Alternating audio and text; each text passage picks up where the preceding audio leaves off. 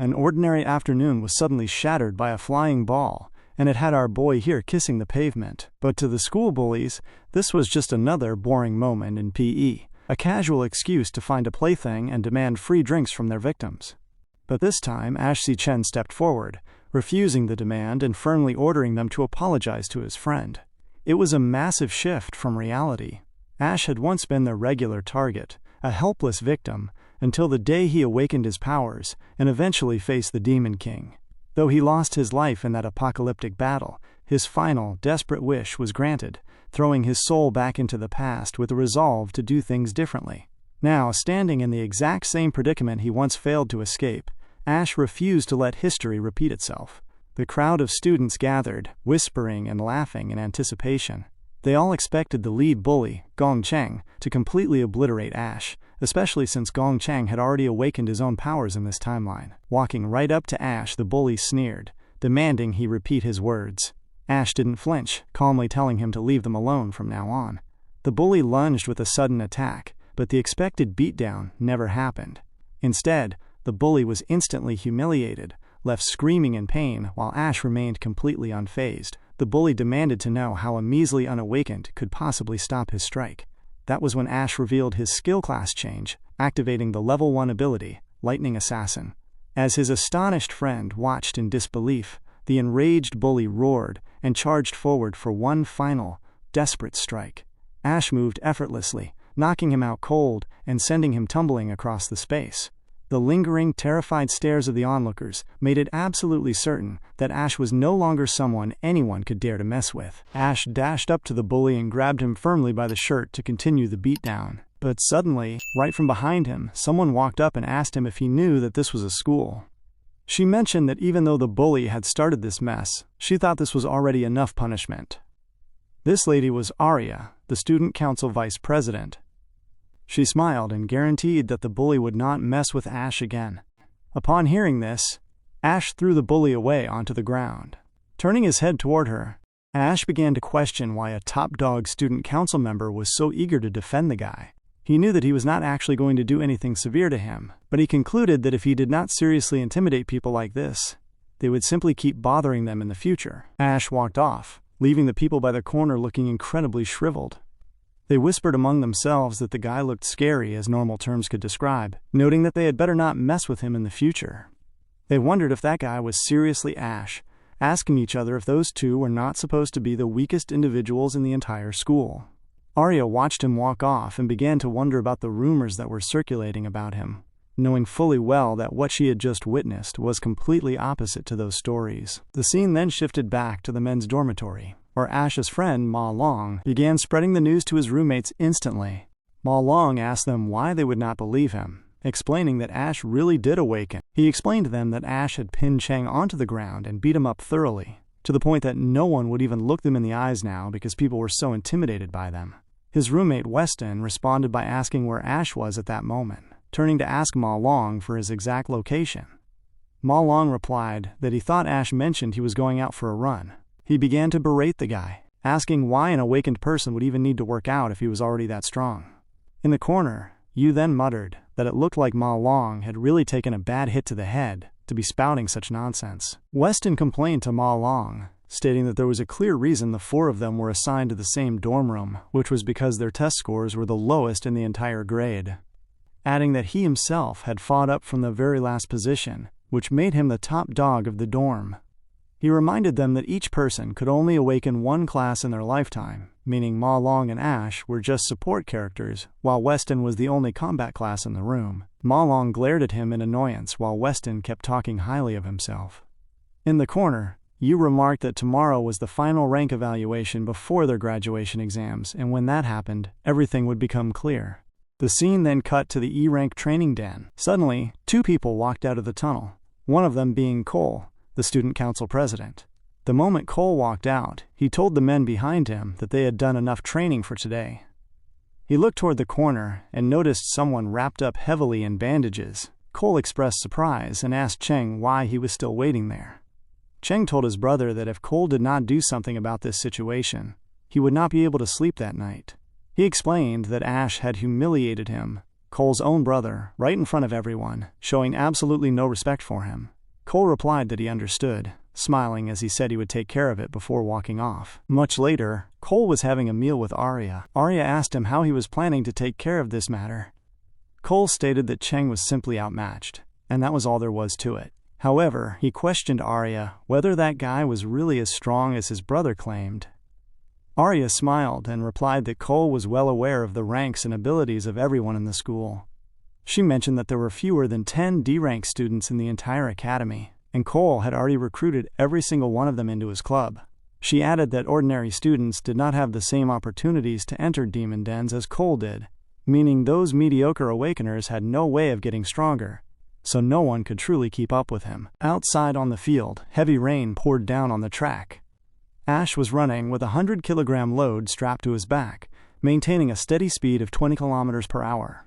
Basic training was the absolute key to building a solid physical foundation. He understood that an awakener's potential was directly linked to their physical strength, and only a powerful body could withstand and unleash the true limits of a class's power. Yet he knew within himself that even this was nowhere near enough. In the past era of the year 2160, the Demon King of Wrath had emerged. His only family, his little sister Yoon, had passed away at the hands of Wrath, dying a very tragic death. It was Wrath who threw open the gates of the underworld, allowing the other demon kings to invade the human realm.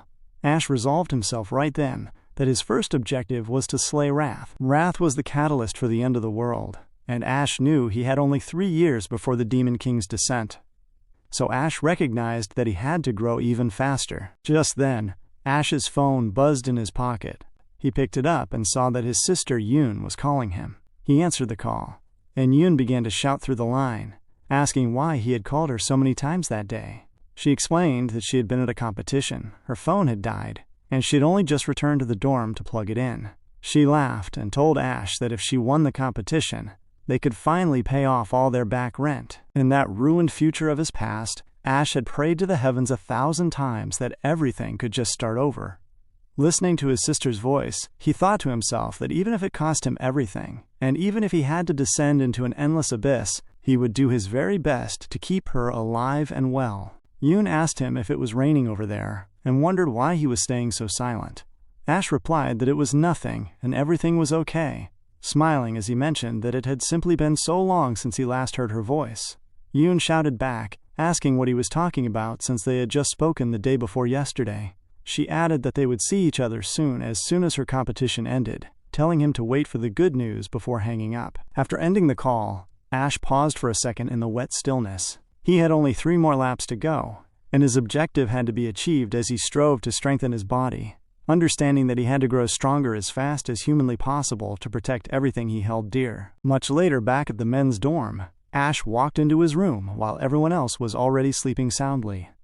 It had been 8 hours since he returned to this era, and he was finally starting to adjust to this body. His physical stats were still low, but this body was much younger now. He deduced that he needed to address the most pressing issue immediately. He reasoned that if he wanted to level up, he had to enter a demon den, but the guilds held a complete monopoly on all of them. Unless a person belonged to the elite, there was almost no chance to grow stronger. He began to wonder how he was supposed to track down any monsters, and he also considered the glutton power he had received in this lifetime, wondering what exactly that power even entailed. Just as he was falling asleep, something began to load directly in his mind, signaling that the system was initializing. Once the loading process finally completed, his consciousness was plunged straight into the Glutton System. Instantly, he plunged from the sky but stabilized himself as he tumbled toward the ground, before landing straight on the hard ground inside that dimension. In front of him stretched a massive, sweeping landscape. Ash experienced a sudden wave of disorientation, entirely confused about how he had actually arrived in this space. Just then, from the corner of his vision, creatures began to emerge from the sea of blood that spread underneath him. These entities possessed ice attributes, causing the very ground they walked upon to freeze instantly. The incoming monsters were identified as gravehounds, holding an E-rank classification, and they immediately prepared to attack Ash. He instantly switched his class as he processed the appearance of the monsters, suspecting that he might be located inside a monster dungeon. Equipping the Lightning Assassin class, he understood that he still lacked a full explanation for what was happening. but he recognized the need to eliminate the immediate threat first. The gravehounds dashed swiftly toward him. However, they were completely unable to track Ash's movements as he smoothly swooped and slashed directly through their ranks, acquiring their fangs right then and there. He struck them down with deliberate, easy movements, knowing that with his current strength, dealing with these E-ranked monsters was a simple task. The physical reality of the space felt entirely authentic.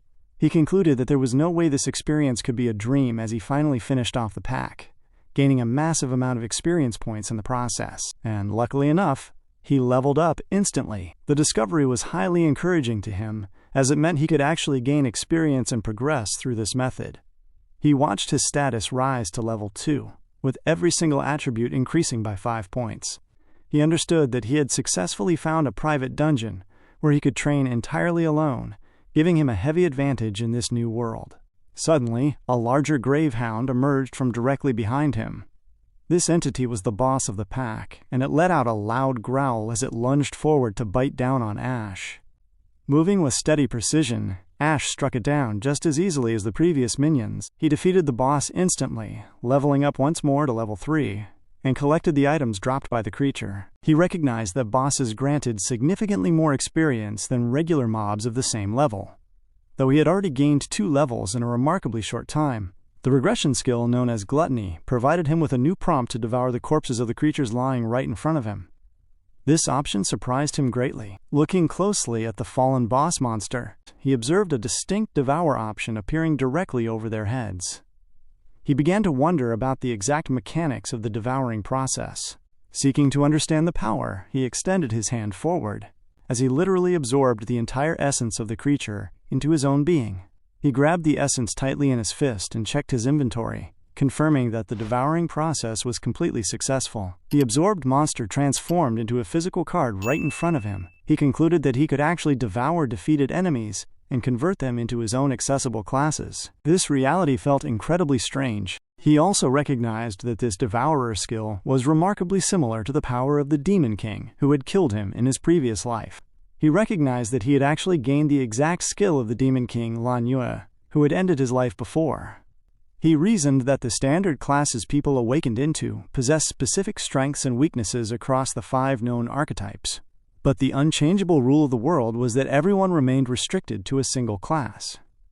Now, he successfully held 2 classes simultaneously. He wondered if he could continue to devour other types of monsters to accumulate an endless number of classes. He questioned why he had been granted this specific power in the first place, while also wondering about the nature of the magic tower standing behind him. Suddenly, a heavy rumble vibrated through the entire space, and Ash felt an overwhelming pressure descend upon the area, leaving him temporarily disoriented by the weight of it. He then heard a deep voice echoing from right ahead of him, stating that he had finally arrived and that he had been waiting there for him for a long time. The figure standing in front of him exuded immense power and carried the clear designation of Lord. Without warning, the creature launched forward and struck the ground heavily where Ash stood. Ash was thrown backward by the force of the impact. A massive duel was now taking place. The government had established a strict ranking system from E to S based on the combat power of both awakeners and monsters. In his past life, he had nearly died simply trying to reach S rank. But currently, his strength was barely at a D rank level. Standing directly in front of him was an S-rank boss wielding 2 massive swords. The gap in power was absolute, and the creature completely outclassed Ash in every combat metric. Ash wondered what kind of monster dungeon he had entered, and why an S-rank entity was present in this location. He had already sustained noticeable damage, resulting in several scratches across his face. With a sudden whoosh, the creature disappeared and reappeared immediately behind Ash, catching him by surprise. They had already traded dozens of blows in a short span, and the creature had possessed numerous opportunities to end Ash's life right there, yet it had purposefully refrained from doing so. It appeared as though the entity was literally toying with him, as every single strike deliberately avoided Ash's vital spots, effortlessly knocking him down over and over again. The creature looked down at him and questioned if Ash was still struggling. Ash slowly forced himself back onto his feet, realizing that the creature wanted him to submit to its authority. The creature urged Ash to think very carefully about the offer it was about to present, asking him to remain in the space to guard the Tower of Darkness by its side. It added that opportunities of this nature were exceedingly rare. Ash looked back at the creature and stated firmly that no matter what happened, there was no way he would remain in this location.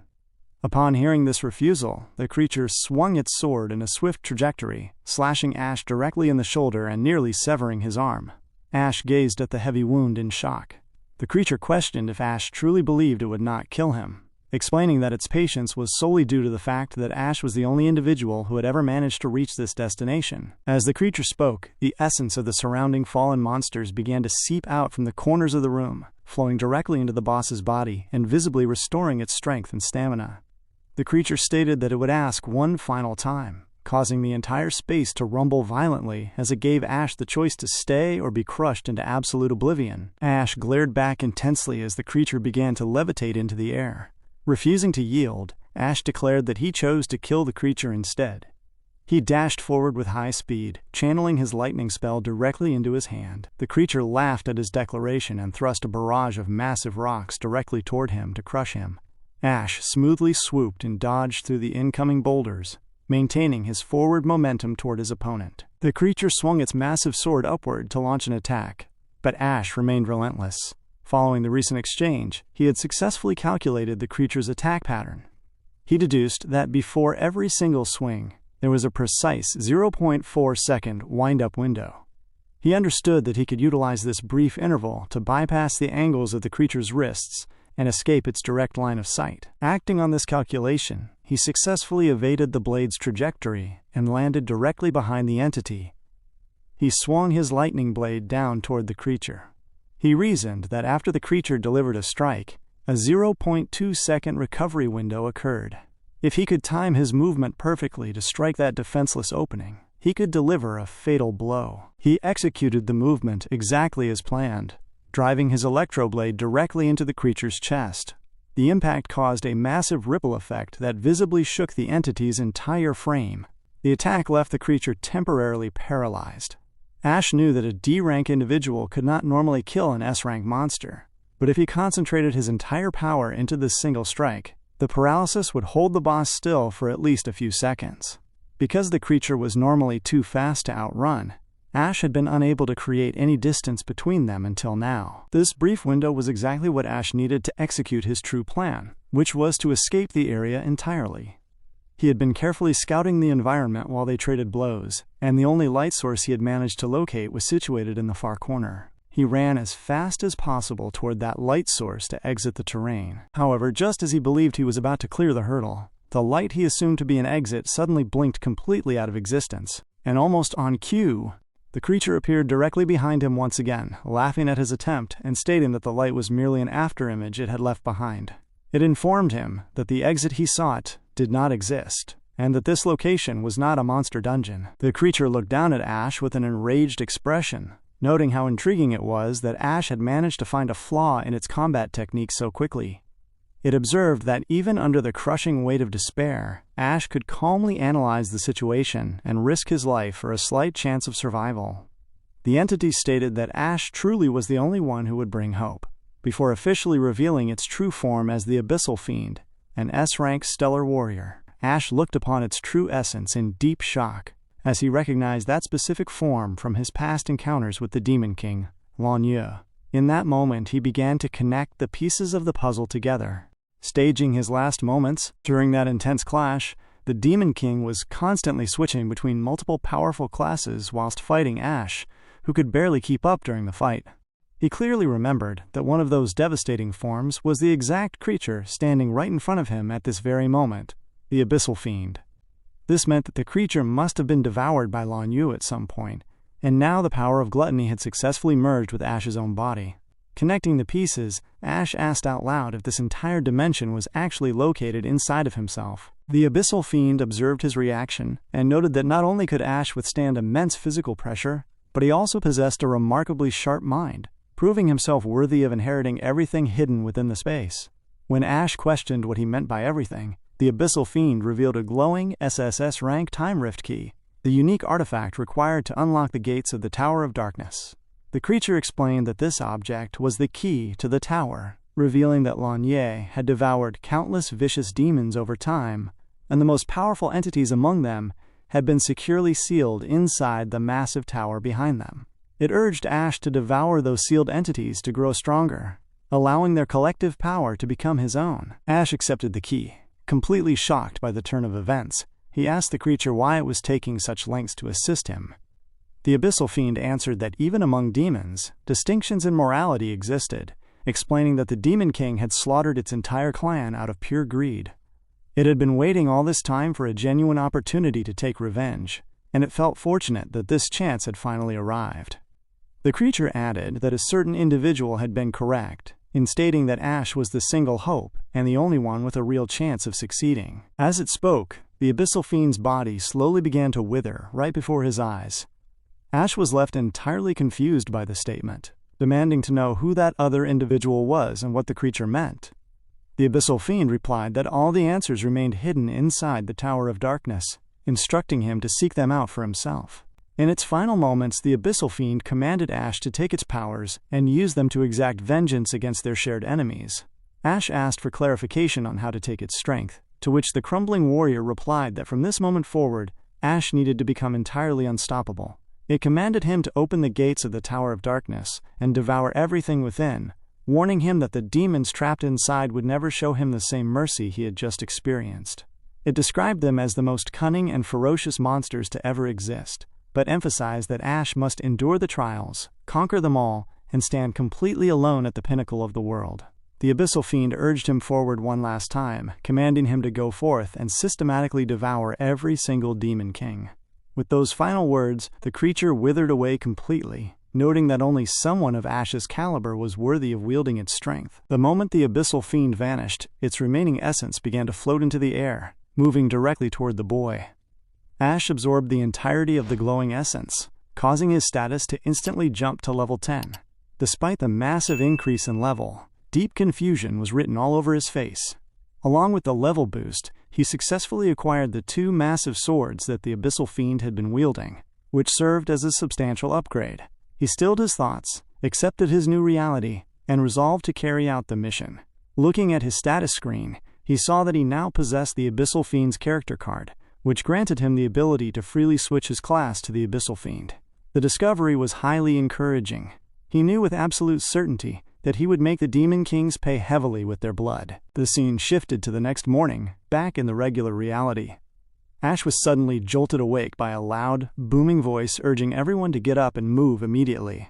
He sat up in an instant, looking thoroughly surprised as he adjusted to the surroundings. Glancing toward the corner of the room, he saw his roommates conversing casually among themselves, making him understand that he was safely back in his own dormitory bed.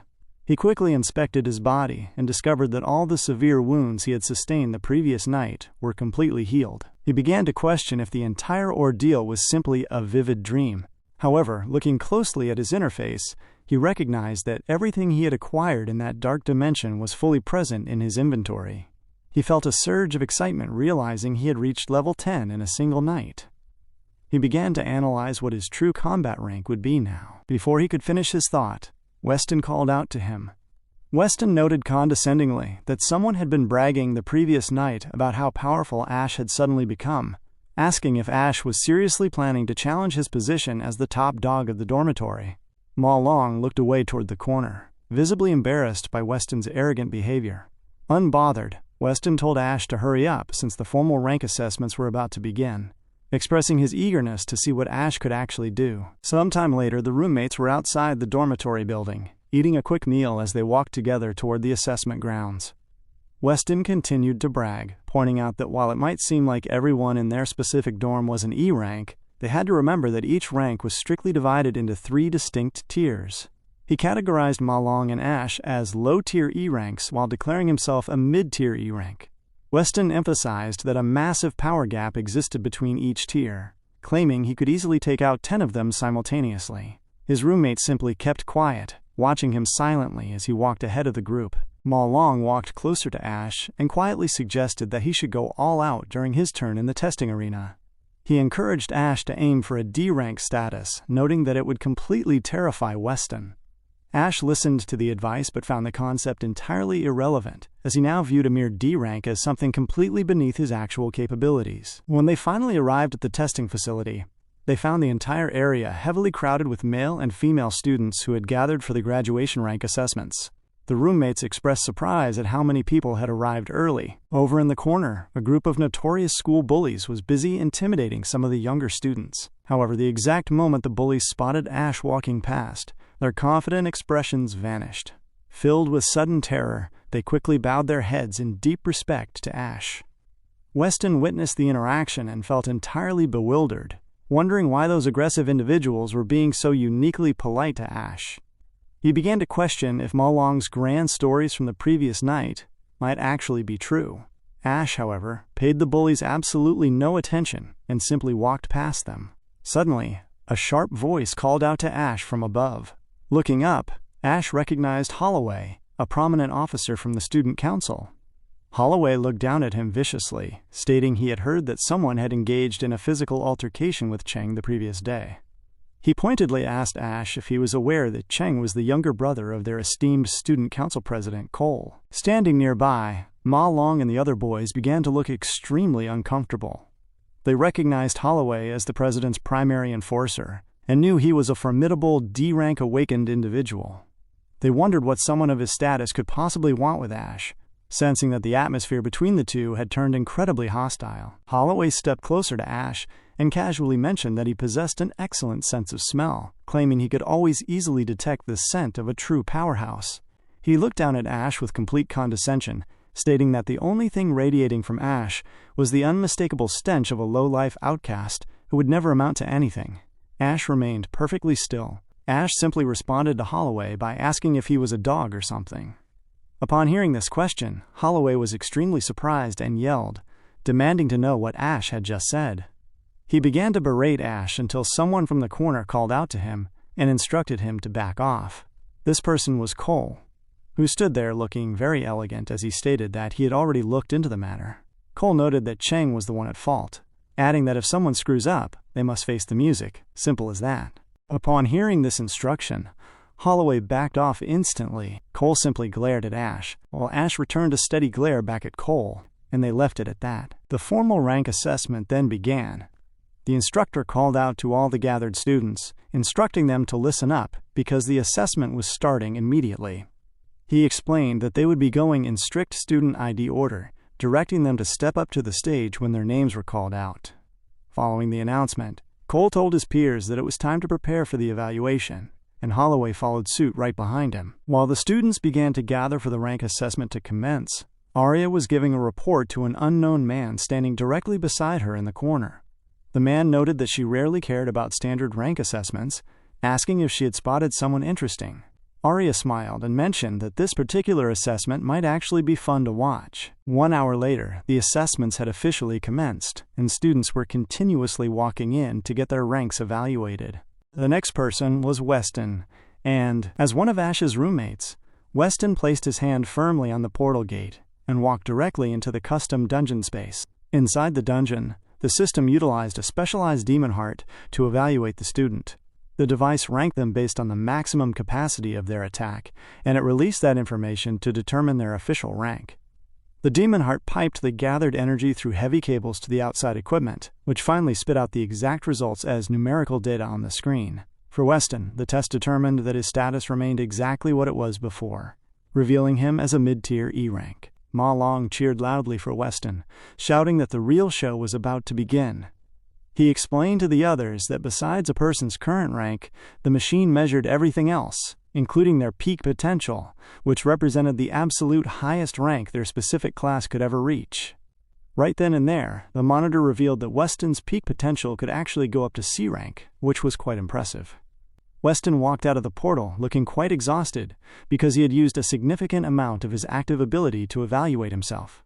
Ma Long and Yu quickly stepped forward to pacify and calm him down since he was visibly drained from the effort. Suddenly, the next results of the assessments were loudly declared across the grounds, announcing that a participant had received a basic tier D rank with a peak potential of B rank. A random young lady walked out of the portal, leaving everyone in the crowd very surprised by her high statistics, and a while later, Holloway walked out of the portal. The monitor showed that he was currently a basic tier D rank with an impressive peak potential to become an A ranker. Holloway immediately began teasing everyone around him with his superior stats.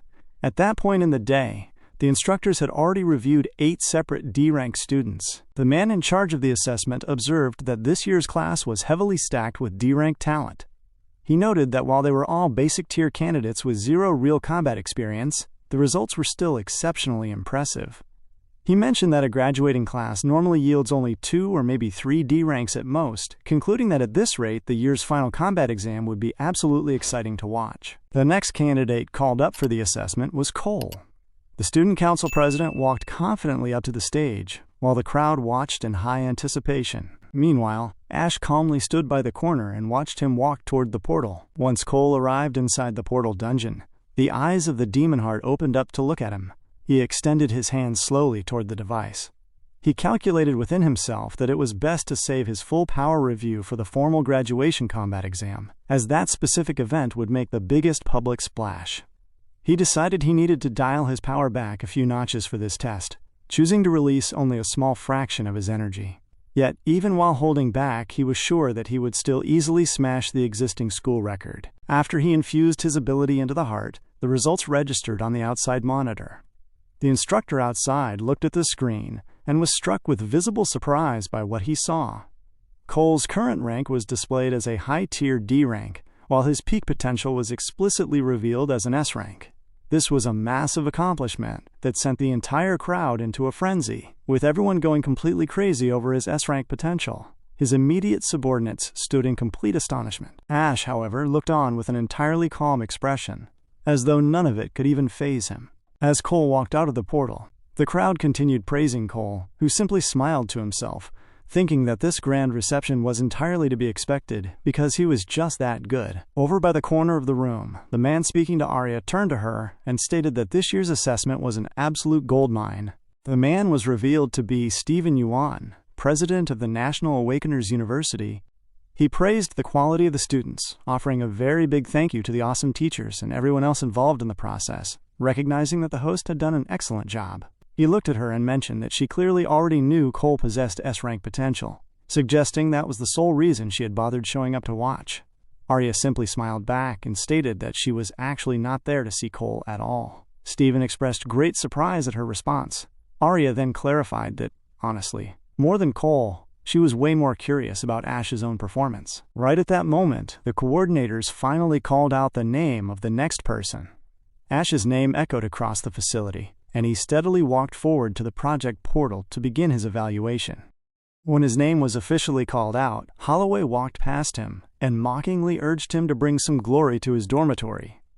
And he continued by making very nasty comments against Ash and his roommates. This comment caused the surrounding students to look visibly gloomy. However, Ma Long screamed back defensively, declaring that Ash was going to completely blow his mind. Ash walked directly into the portal while the crowd wondered if he could actually succeed. The moment he entered, the demon heart within the mechanism appeared stunned as it stared directly at him. Ash returned a steady glare, intending to literally devour the device. He calculated within himself that in this world, the best way to overcome weakness and secure a stable future was to join a top-tier guild. For most ordinary individuals, the graduation combat exam served as the single opportunity to showcase their abilities to those elite organizations. The exam allowed students to form squads of up to 10 people of their own choosing, and whichever squad secured first place would see its members recruited by the nation's most elite imperial guild. Beyond simply evaluating individual ranks, this test served the greater purpose of establishing these critical teams. In this cutthroat environment, the ultimate powerhouse teams would form, while the ultimate reject squads would be left behind. Outside the portal, a considerable amount of time passed without a single sound emerging from the containment area. Onlookers began to laugh, and some even started to walk away from the arena, whispering that Ash was probably so weak that the testing machine could not even read his energy. Holloway turned to Cole and remarked that whatever stragglers were left were total garbage, suggesting they should not waste time waiting since their own squad was already fully established. He proposed heading out for karaoke instead. Cole agreed and instructed him to gather the rest of the crew together. Suddenly, the assessment monitor lit up to display Ash's results. The first score revealed him to be a high-tier D rank. The sudden announcement left the crowd shocked and surprised, with onlookers shouting out the high-tier D rank result in amazement. Ma Long proudly pointed out that his previous statements had been entirely correct, while everyone else stood taken aback by the unexpected numbers. Inside the containment chamber, Ash was not done yet. He deduced that the initial high-tier D rank score represented his baseline form at level 10 without even switching his active classes. He decided to test his weakest acquired class, choosing to switch his status to the level 10 Gravehound King that he had previously absorbed in the Dark Dimension. Immediately, the alphabetical rank began to climb rapidly on the screen, shifting all the way up to a mid-tier C rank. The rapid escalation left the crowd staring in complete shock, and even Cole stood astonished, unable to utter a single word. The instructors expressed confusion, wondering why the rank was continuously fluctuating and questioning if the testing system was experiencing a technical glitch. The demon heart itself appeared visibly flustered by the pressure of Ash's presence. Ash reasoned that this reaction meant his other two main classes were definitively ranked far above C rank. He then switched his active status to the Infernal Rakshasa, drawing upon the unique capability of the Abyssal Fiend.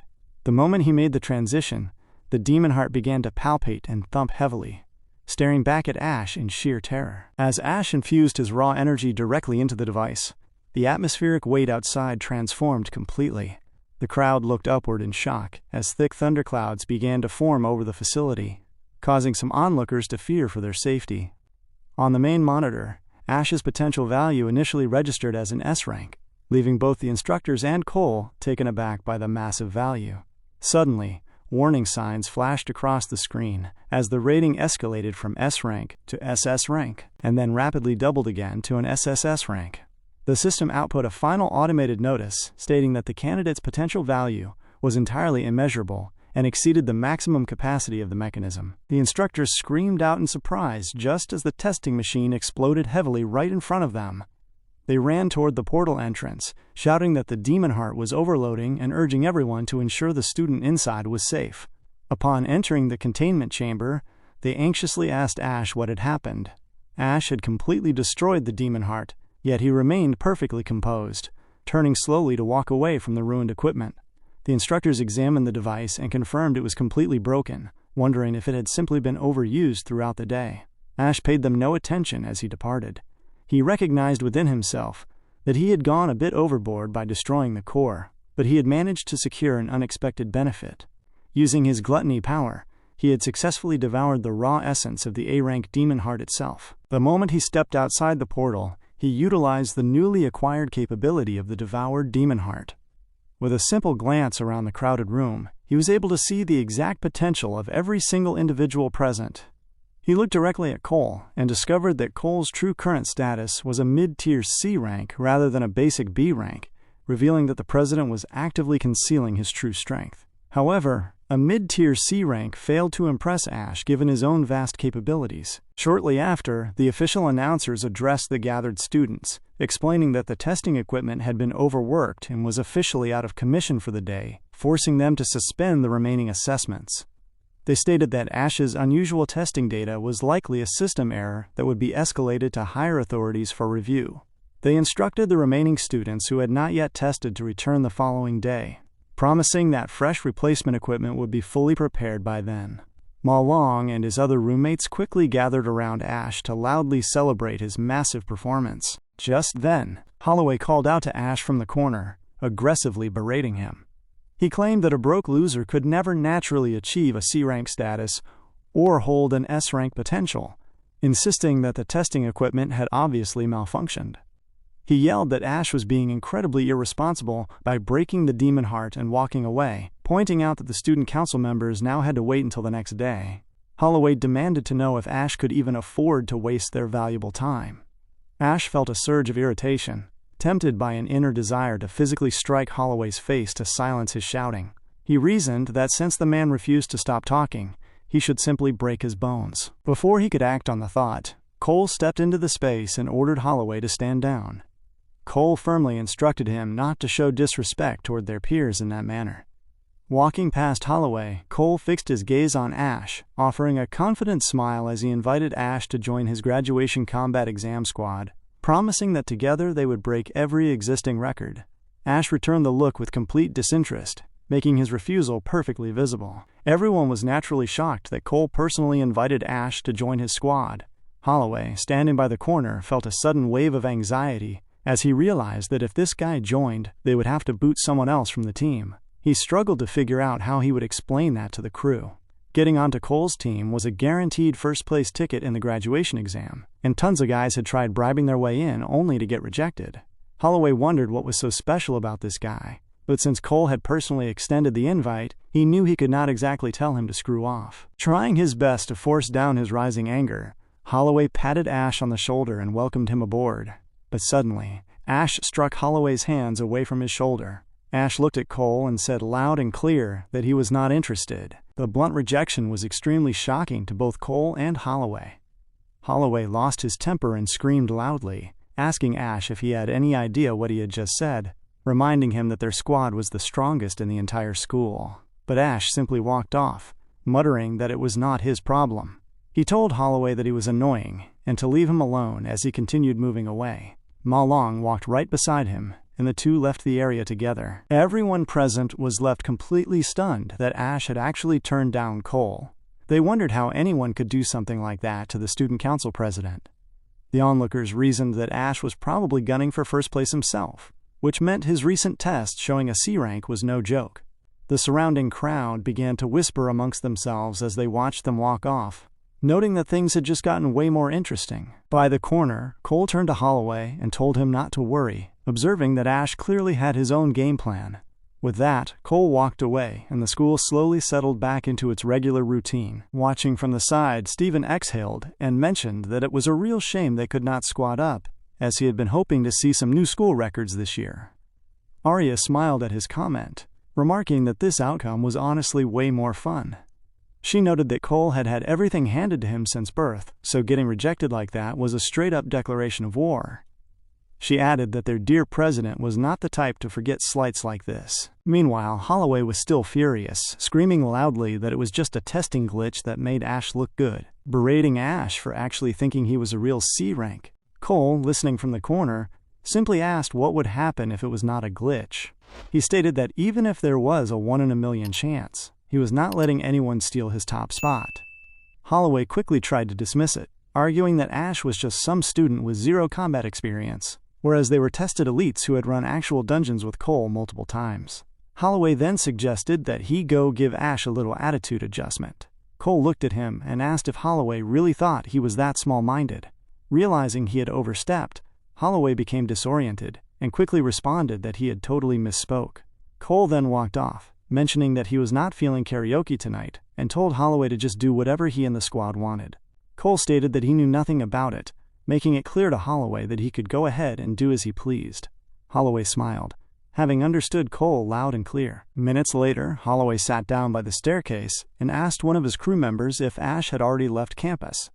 The crew member confirmed it, saying he had just overheard Ash mentioning he had to run home, skipping dinner entirely before bouncing.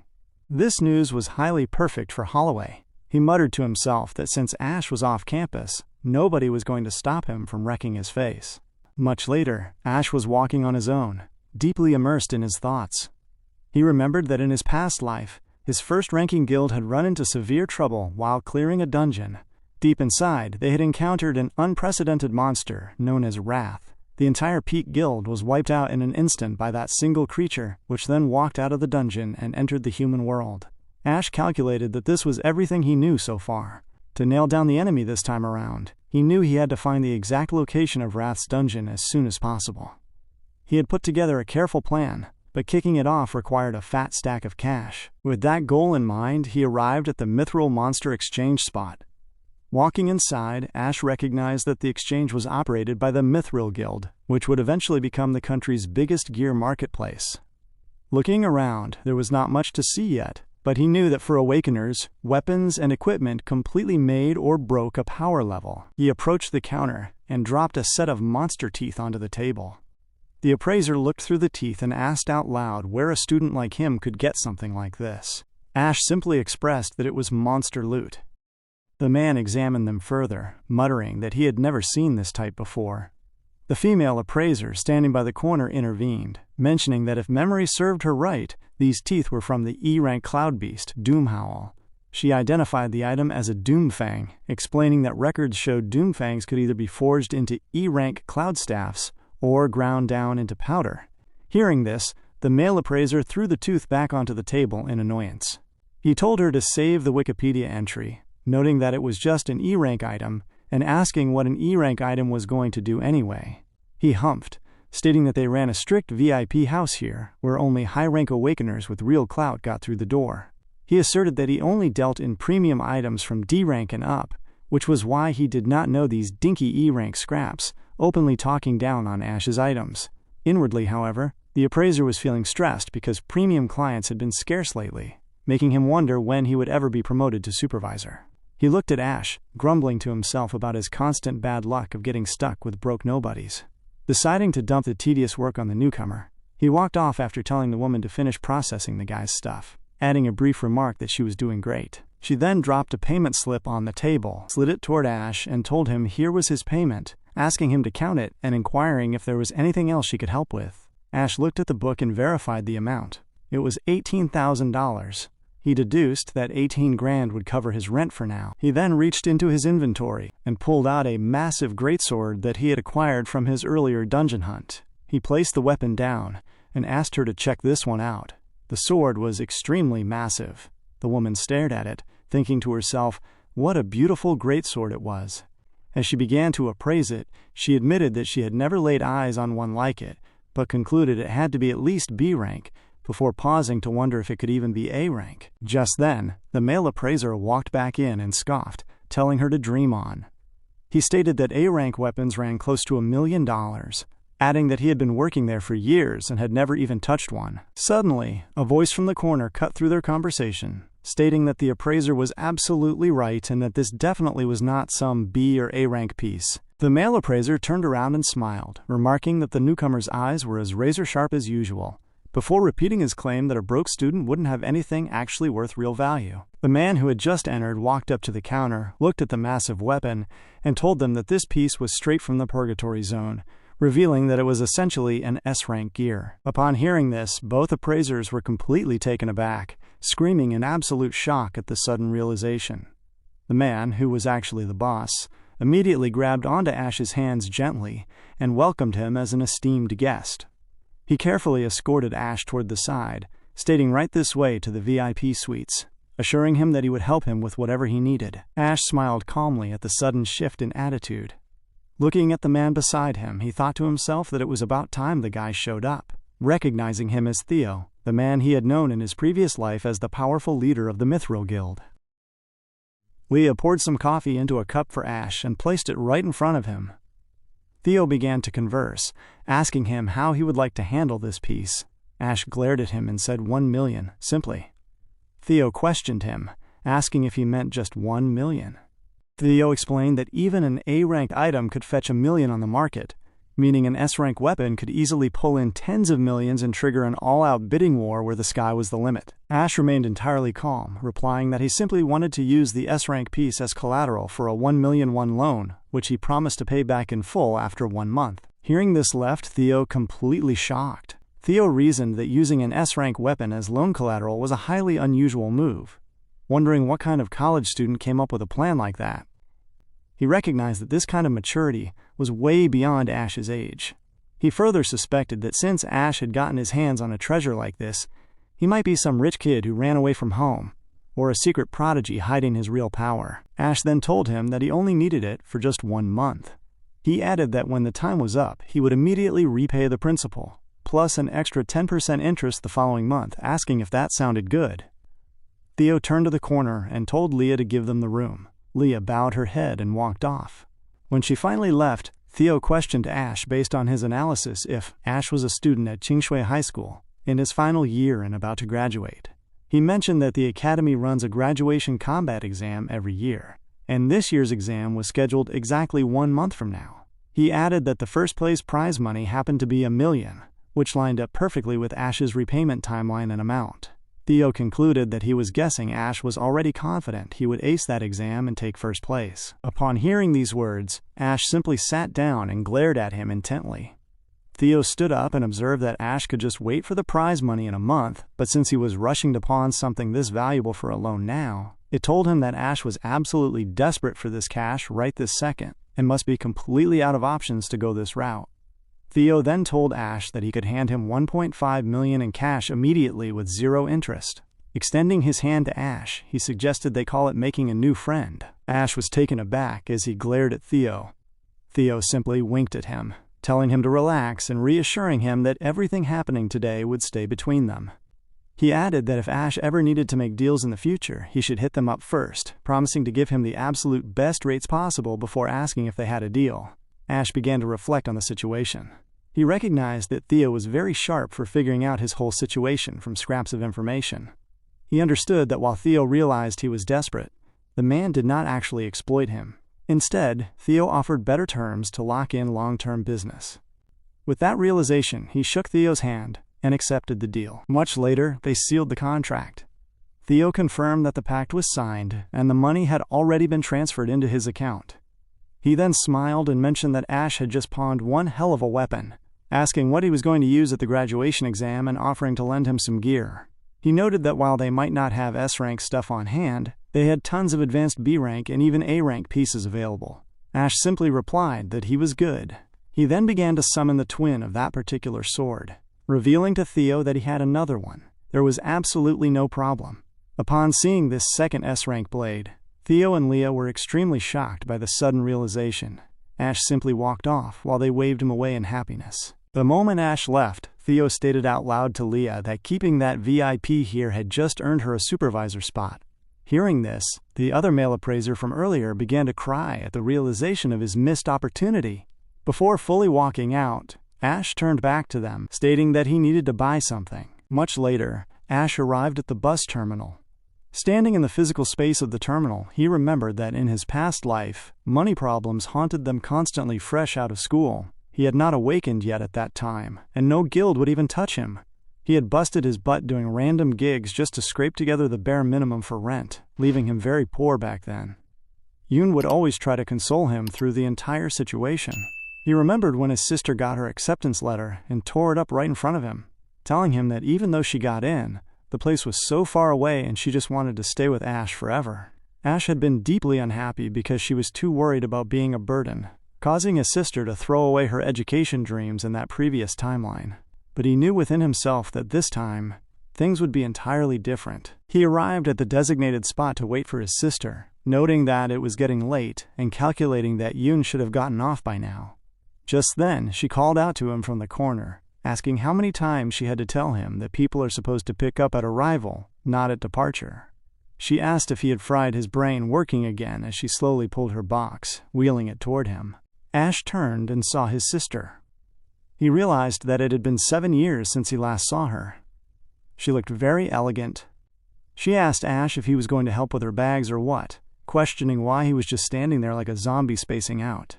But Ash simply walked forward and hugged her in an instant, smiling heavily. This sudden embrace was very surprising to Yoon. As she embraced him back, Ash felt deeply comforted, because after 7 long years, he had finally gotten to see her again. But just then, Yoon suddenly used her fingers to strike Ash right by his ribs. She screamed at him in annoyance, telling him that he was trying to suffocate her. She threw her bag toward him and muttered that he had been acting super weird lately, asking if some girl had turned him down or something. She told him to move it so they could go home already.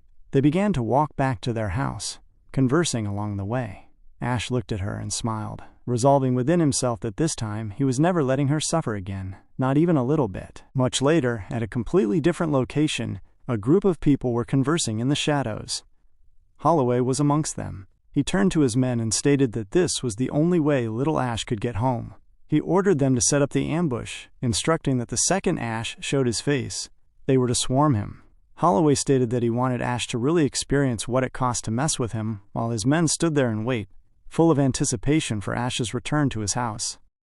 While they waited in the shadows, one of the crew members turned to Holloway, noting that they had brought half the student council with them, and expressing concern that if they went too hard, they might accidentally kill Ash. Holloway dismissed the worry, stating that he had initially planned to go easy and just rough him up a bit, but Ash's attitude had really gotten under his skin. Remembering how condescendingly Ash had looked at him earlier, Holloway ordered his men to beat Ash half to death once they caught him, resolving to cripple him so he would not make it to the graduation exam in 4 weeks, calling Ash an arrogant prick. A short while later, Ash and his sister Yoon began to arrive down the path. Yoon looked at Ash and mentioned that he had been acting off lately, asking if the graduation exam was stressing him out that badly. She added that a no-nonsense guy like him definitely was not moping over some girl, so she urged him to pull himself together regardless of what was going on. She reminded him that he was the one who always told her that life is a marathon, and that his own shot would eventually come. As they reached the walkway, she playfully brought up a song, mentioning the lyrics about believing in yourself. As they conversed, Ash looked at his sister and recognized how sharp she was. He deduced that she had caught on to something being different the exact second they met. He knew she did not even know he had awakened yet, and suspected she probably thought they were still barely scraping by like they used to. He looked at her and insisted that he was totally fine, but Yoon clearly did not believe him and openly disapproved of his deflection. Just then, as they walked toward their house, Holloway's group watched them from around the corner. One of the men asked Holloway why the punk had some girl with him. Holloway smiled at the development, noting that it was even better since there were no cameras in this alleyway, calling it a lucky day for the boys. At that exact moment, Ash instantly spotted them and noticed their presence, identifying them as the student council thugs. He discerned that they had walked out of their hiding spots and were moving toward him because they wanted to take him down right here. To protect his sister from the situation, Ash smoothly removed his earbuds and placed them into Yoon's ears to block out the sound of what was about to go down. He told her that he had been obsessed with this song lately, and that she should listen to it. Yoon shifted her attention to the music, wondering to herself, since when he had been so into music. However, she quickly found herself enjoying the track, reflecting that music truly shows what is in someone's heart. While she was heavily distracted by the melody, Ash turned his full attention toward the men closing in behind him. He analyzed their ranks, calculating that they were merely E-rank compliance pieces, with the sole exception of Holloway, who was a basic tier D rank. While his sister was completely insulated by the music, Ash calmly began walking toward the guys who were dashing at him with clear intent to cause heavy harm. The thugs had absolutely no idea what was coming for them. Ash began to imbue his physical form with the energy from one of his classes. He remembered that in his past life, in the year 2160, he had lost his very last family member, and only now, after being reborn in 2067, did he get to see his sister again. He resolved that this was his first proper family moment in 7 years, and he was furious that they were trying to destroy it. With blinding speed, Ash moved so fast that the thugs could not even track his momentum. While Ash's sister simply listened to the music, Ash dashed forward with his fists folded tightly. He began taking down the student council members one by one with heavy, perfectly timed punches of immense speed. He cleaved through their ranks on his way to Holloway, but more men continued to rush him from the back. One man swung a punch directly at him, but Ash simply caught the incoming hand and instantly shattered the man's bone using his elbow. The guy screamed in agonizing pain from the counterattack. Without pausing, Ash delivered a heavy follow-up punch directly to the man's face, sending him flying backward through the physical space like a bowling ball, crashing hard into the other people lined up behind him. Holloway was completely baffled, feeling a deep sense of terror as he realized what was happening. He wondered what was wrong with Ash, and how the hell he had acquired such immense strength. Ash dashed straight toward him to deliver the final blow to the last remaining defenders. He struck the first guard and then heavily slammed the second guy, completely breaking the man's weapon in the process. With his fists tightly folded, Ash charged directly at Holloway, with clear, unfiltered intent to draw blood. Holloway screamed out that he was the premier cloud assassin, desperately trying to stand his ground. He bellowed and lunged toward Ash, telling him not to think for a single second that he could not take him down. But before Holloway could even form another thought, Ash struck him cleanly right in the face. The impact caused Holloway to drop his weapon instantly, spitting out a heavy amount of blood from his mouth. The sheer ferocity of the strike sent him tumbling backward through the physical space so violently that his shoe flew clean off his foot. Ash was not done yet. While Holloway was still suspended defenseless in the air, Ash closed the distance and unleashed a brutal uppercut. The strike sent Holloway flying higher, knocking out multiple teeth in that exact moment. Holloway tumbled heavily through the air until his head struck the solid wall behind him with a dull thud. Slumping to the ground, Holloway's peripheral vision began to fade into total darkness. Ash slowly walked over, looking down at his defenseless, embarrassing position on the concrete. He reminded Holloway that he had already told him to leave him alone, asking viciously if he needed to spell it out for him. His gaze completely locked onto the defeated bully with dangerous intent. While Holloway was positioned in that brutal stance, he recognized that his ribs were all broken, and he could not even feel his legs anymore. He realized that the test had not been wrong, and that this guy was way beyond a D rank. He began to apologize to Ash. Ash grabbed him tightly by the shirt and told him to shut up. Ash ordered him not to make another peep, adding that one more peep from him, and he would be dead. At that moment, Holloway discerned from Ash's eyes that he really meant his words. He was sure that Ash would actually kill him if he uttered a single word, so he kept completely quiet. Ash looked down at him and told him to listen very carefully to every word. He stated that worthless scum like Holloway could go rot in whatever hole they wanted, but ordered him to stay away from him. Ash added that if Holloway even thought about threatening Yoon, or if he so much as entered her field of vision, he would erase every last one of them without a second thought.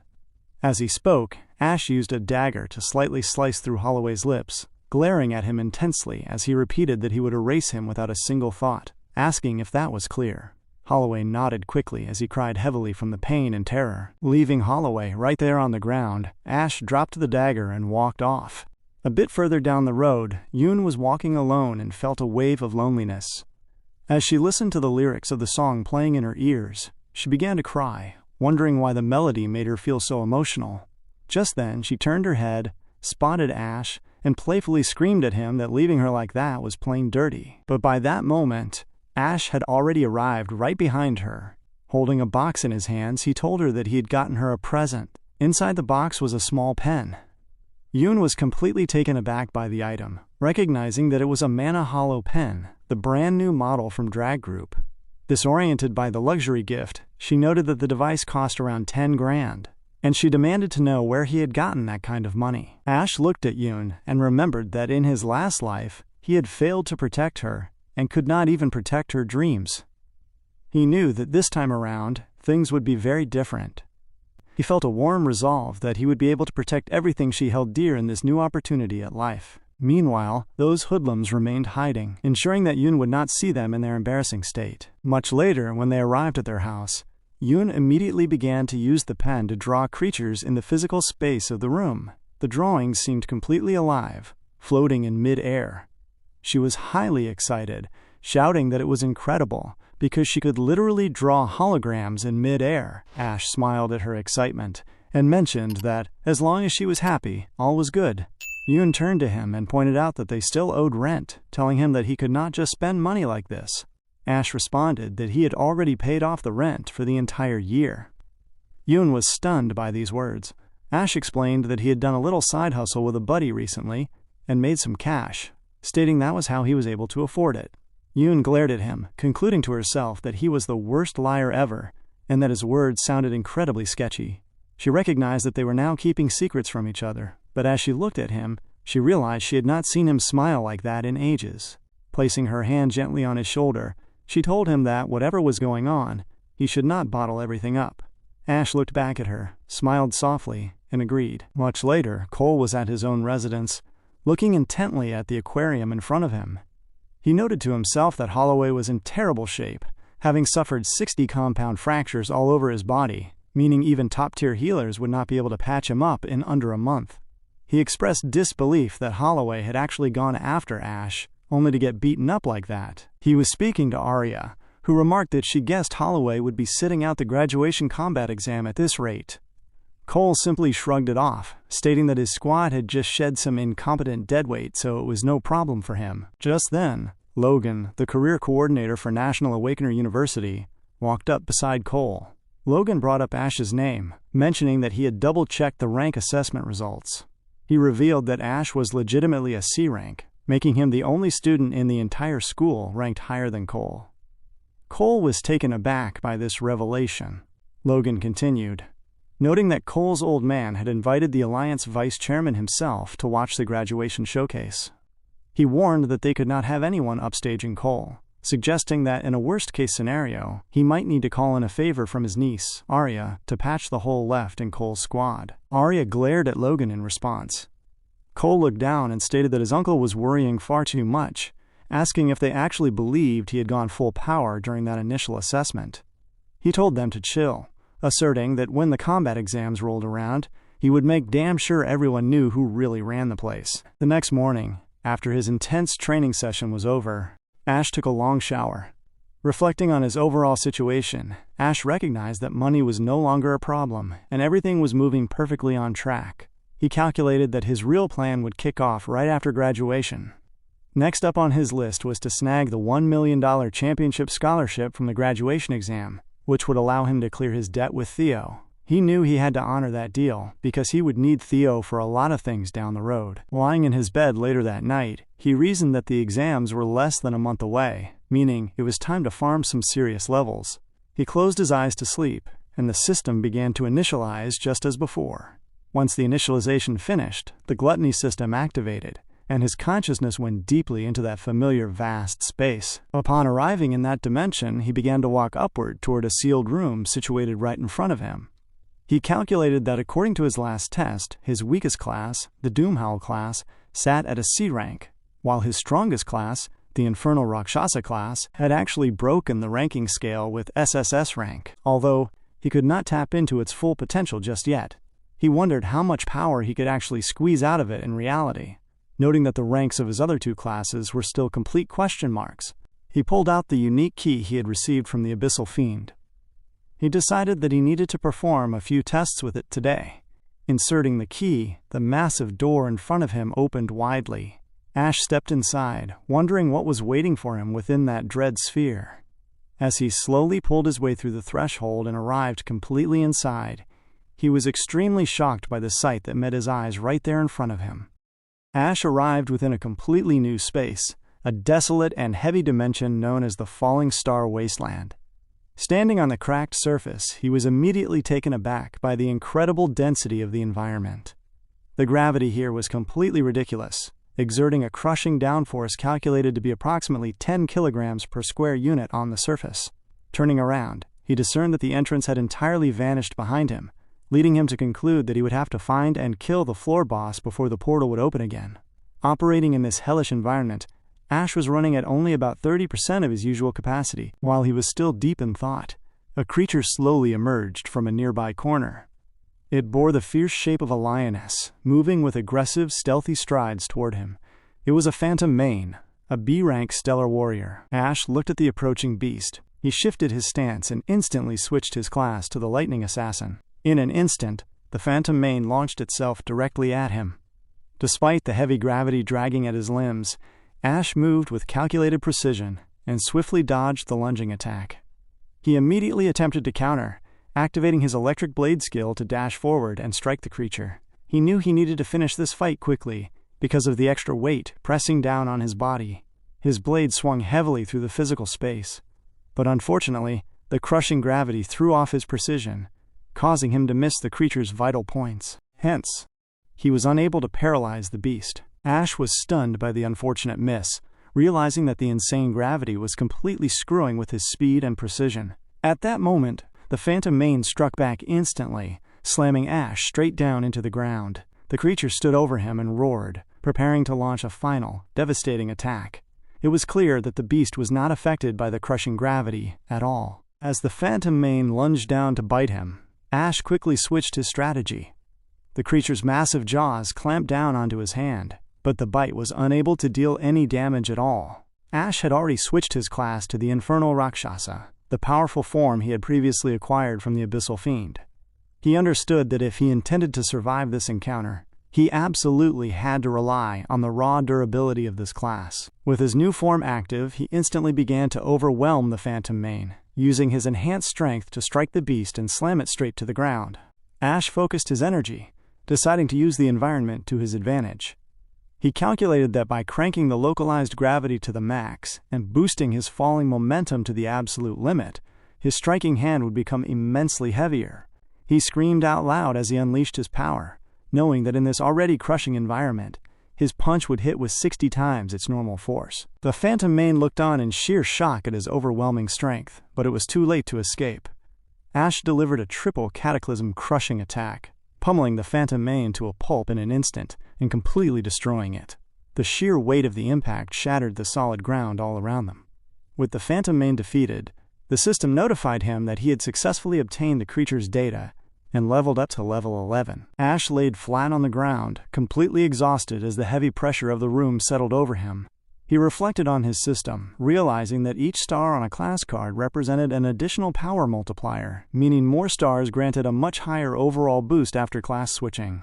He knew the Infernal Rakshasa had more stars and provided a significantly larger boost than the Lightning Assassin, making it rank slightly higher. Yet, even with all that power, he had barely scraped by against a single B-rank monster using every ounce of strength he possessed. He deduced that neither of his classes had truly broken through to reach a stable B rank yet. As he slowly forced himself up from the ground, a sudden realization struck him. He wondered why the system had not flagged the creature with a prompt stating it could be devoured after it died. He also looked around the stillness of the wasteland, wondering where the door to the next floor was hidden. Turning around, he suddenly spotted a warped, unstable portal tearing open right behind him. Multiple creatures began to slowly creep out from the tier. Ash was completely bewildered as he looked at the growing horde. He finally realized that the actual floor overlord had not even appeared yet. The powerful creature he had just killed using every ounce of his strength was simply a trash mob. The real battle was just about to begin.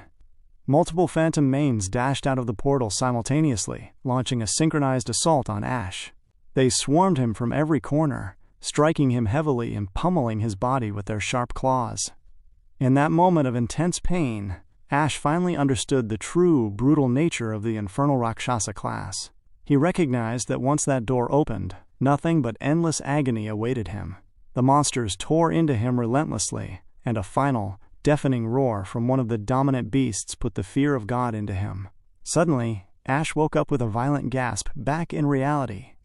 He found himself sitting upright in his dormitory room, huffing and puffing heavily from the sheer trauma of the dimension. His muscles felt as though they were shredding, and he could still feel the phantom sensation of flesh peeling off his bones. He understood that no shortcuts to true power existed in reality.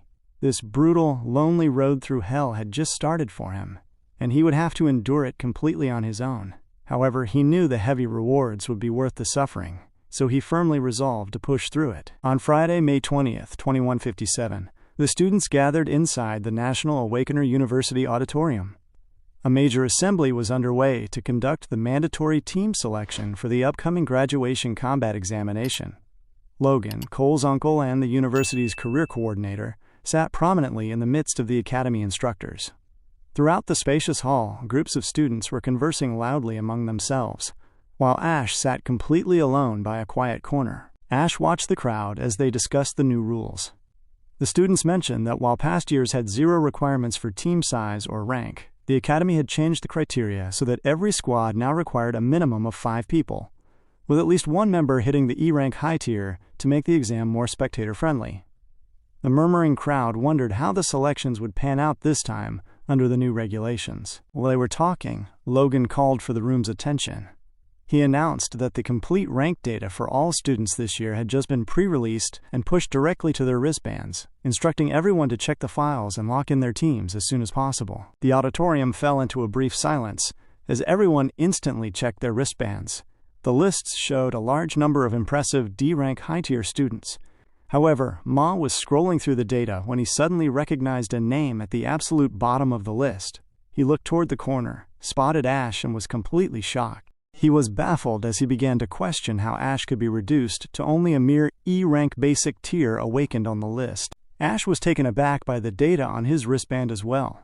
The surrounding students began to murmur right then and there, turning their heads to stare at Ash. They whispered among themselves, questioning how Ash's rank could have tanked all the way down to E-rank basic tier when his initial test had clearly shown a C rank. A few onlookers concluded that the Demon Heart testing device must have truly malfunctioned during his first assessment. Others mentioned that they had been planning to squad up with Ash if they could not get into Cole's team, but noted that since he was stuck at basic E rank, nobody would want to team up with him now. While the students gossiped throughout the hall, Cole sat on his side of the room looking highly puzzled by the sudden drop in Ash's rank. However, he suspected that this sudden development had a lot to do with his uncle Logan. Sitting with the instructors, Logan looked at his nephew and thought to himself that the stupid boy still had no idea how to actually use power and manipulate people. He resolved to let this situation school him, pleased that his rival would not even make it to the starting line of the exam.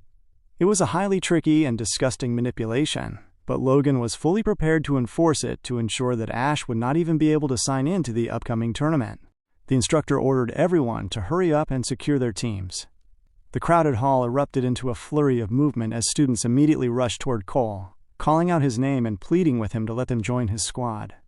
Cole bore them no mind, remaining completely detached as multiple people continued to shout over one another, begging for a slot on his elite team. Just then, the student sitting beside Cole stood up and screamed loudly at the crowd, telling them to pipe down and back off. Despite the warning, even more students pressed forward, pleading for a chance to enlist. Half an hour later, the chaotic team formations were completely finalized, and groups had begun settling around the auditorium. Meanwhile, Ash and his roommates stood by a quiet corner of the hall, entirely separated from the crowd like a group of standard leftovers. Ma Long sighed, pointing out that he had literally asked everyone in the room, and absolutely no one wanted to partner with them, leaving only the 4 of them standing alone, muttering that at this rate, they would not even qualify to register for the graduation exams. Ma Long exhaled heavily, noting that something was incredibly fishy about the whole situation. He insisted there was no way Ash was actually a bottom-tier basic E rank. He reasoned that because the new rules required at least 5 people to register, with at least 1 member hitting the high E rank tier or above, someone was obviously targeting their dormitory on purpose to disqualify them. Ash stood in the quiet space, reflecting on the situation.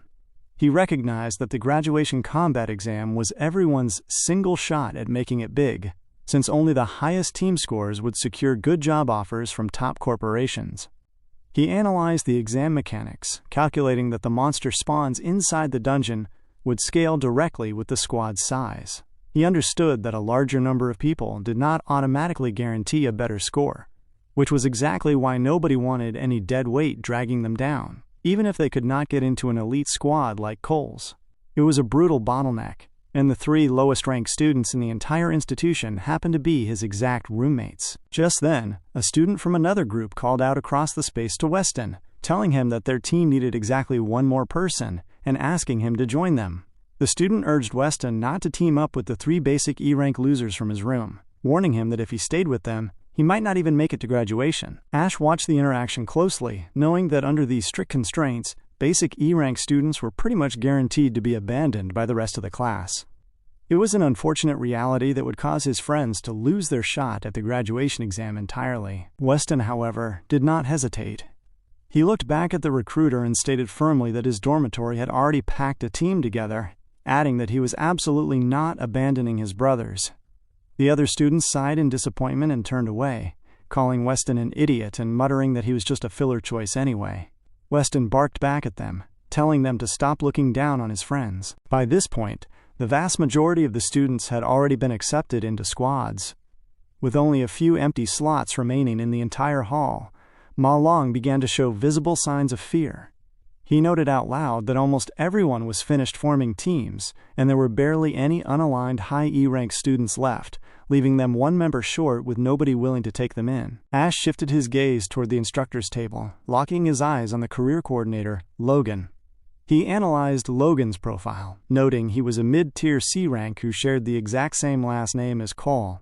Ash deduced that Logan was undoubtedly part of the prominent Gong clan. He recognized that the man had deliberately changed the critical exam rules on a whim and faked Ash's rank assessment simply to prevent other students from teaming up with him. Ash wondered if the Gong clan truly viewed him as such a massive threat to Cole. He understood that people with power would do whatever it takes to get what they wanted, but he firmly resolved that he was taking this graduation exam no matter what obstacles they threw his way. Ash began to quietly circulate his energy, preparing to switch his class. He resolved that, since they were choosing to play dirty, he would not hold back either. He knew the official test was not the only way to prove his true capabilities. Seeing the sudden shift in his demeanor, Ma Long nervously asked what he was planning to do. Ash simply stepped forward and began walking directly toward the instructors. As he moved, arcs of visible electricity began to crackle and exude from his body, causing the surrounding students to grow frightened by his sudden momentum. Ash reflected on the Academy's regulations, knowing that Awakener schools maintained one special, deep-rooted tradition to help students master their classes and combat skills. A student could challenge anyone to a one-on-one duel, anytime, anywhere. While it was a risky move, it remained the absolute fastest way to demonstrate what a warrior was truly made of. Ash knew most people would chicken out from a random challenge, but Cole definitely would not. His calculated plan was to walk straight up to Cole and challenge him in front of everyone. Cole looked back, his eyes meeting Ash's across the room. He instantly discerned what Ash was planning to do. Ash knew that all he had to do was defeat the top student, and every classmate hunting for a high score would come begging to join his squad. But before he could issue the challenge, a clear voice called out to Ash from behind, asking if his squad still had an open slot. Ash was completely taken aback. He turned around and realized the speaker was Arya. She walked forward and elegantly announced to the room that she would love to join his team for this year's graduation exam. She noted that she had already hit the D rank back in middle school, so she promised she would not drag them down and would be of genuine help. The members of Ash's team were stunned by her sudden appearance, their faces lighting up with immense excitement as they watched Arya walk toward them. Across the hall, Ching blew his top, screaming loudly to demand what she thought she was doing.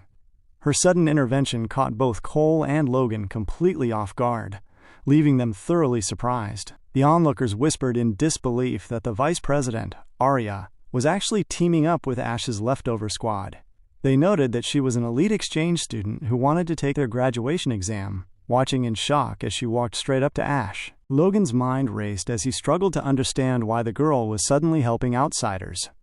He called out to her immediately, pointing out that as an exchange student she did not technically qualify for their graduation exam. He added that she had never completed a formal rank assessment since transferring to the campus, meaning he had never seen any official documentation of her current rank. He asserted that her participation was completely against standard registration regulations. Suddenly, the physical space near the stage shifted as Steven instantly appeared in the room. He walked forward, confirming that Mr. Gong was absolutely right. Logan was profoundly shocked by the sudden arrival, wondering why the president himself was intervening in a student assembly. Steven turned to Arya, mentioning that since she was only here for a short exchange, he wondered why she was getting mixed up in all of this. Ash watched the high-level conversation unfold right in front of him. He recognized that the president's primary class was a warrior, leaving him briefly analytical as to how the man had managed to appear so instantly across the space. Steven looked at Arya, stating that if she participated, it would break the overall fairness of the competition. He added that the graduation exam only truly mattered when the students showed their own real strength. Arya gave a slight disappointed shrug, muttering that it was a total bummer. Meanwhile, Ash quietly attempted to analyze the ranks of both Steven and Arya, but he quickly realized his system could not read their profiles at all, meaning their power completely outranked what his current abilities could fathom. Logan quickly nodded in agreement with the president, affirming that their university held such a stellar reputation precisely because they always strictly followed the regulations. However, Steven turned back to Logan, his tone shifting into something far heavier. He stated that the National Awakener University's true mission was to cultivate top-tier awakeners and provide them with the absolute best stage to prove themselves, ensuring a steady pipeline of talent to the world. He reminded Logan that the graduation combat exam was a decades-old tradition and one of the most critical turning points in a student's life. The ambient temperature of the room seemed to drop, as Steven added that if students were to lose their chance due to manufactured special circumstances, the school would not be able to live with itself. The heavy weight of the president's words fell squarely on Logan. He felt a wave of cold sweat, wondering if the old man was actively calling him out. He worried that Steven had caught on to the fact that he had rigged the rank data. Logan knew the president never got involved with small fries, leading him to suspect that Steven and Arya were working together specifically to protect Ash. Recognizing that it was completely pointless to pick a fight with a powerful president, Logan quickly calculated his next move. He looked toward Cole, reasoning that this was all he could do for his nephew at this stage. He noted that since all the other top-tier students had already finished forming their teams, Ash would be forced to drag his 3 low-ranked roommates into the dungeon, meaning Cole's elite squad should still easily breeze through the competition. With his decision made, Logan turned and bowed deeply toward the president, proclaiming that the president was absolutely right, and that his office had been far too short-sighted by not considering how the current rules might exclude certain individuals. Turning back to the entire auditorium, Logan loudly announced that teams with fewer than 5 members, or those without a high-tier rank, were now officially permitted to register. He declared that the doors to the graduation combat exam were officially open to everyone. This sudden rule reversal made it fully possible for Ash and his roommates to register as a valid 4-man group. Ma Long, Shengju, and Weston were extremely excited, loudly hyping themselves up in that moment. As the commotion settled, Steven and Arya sat down together near the front.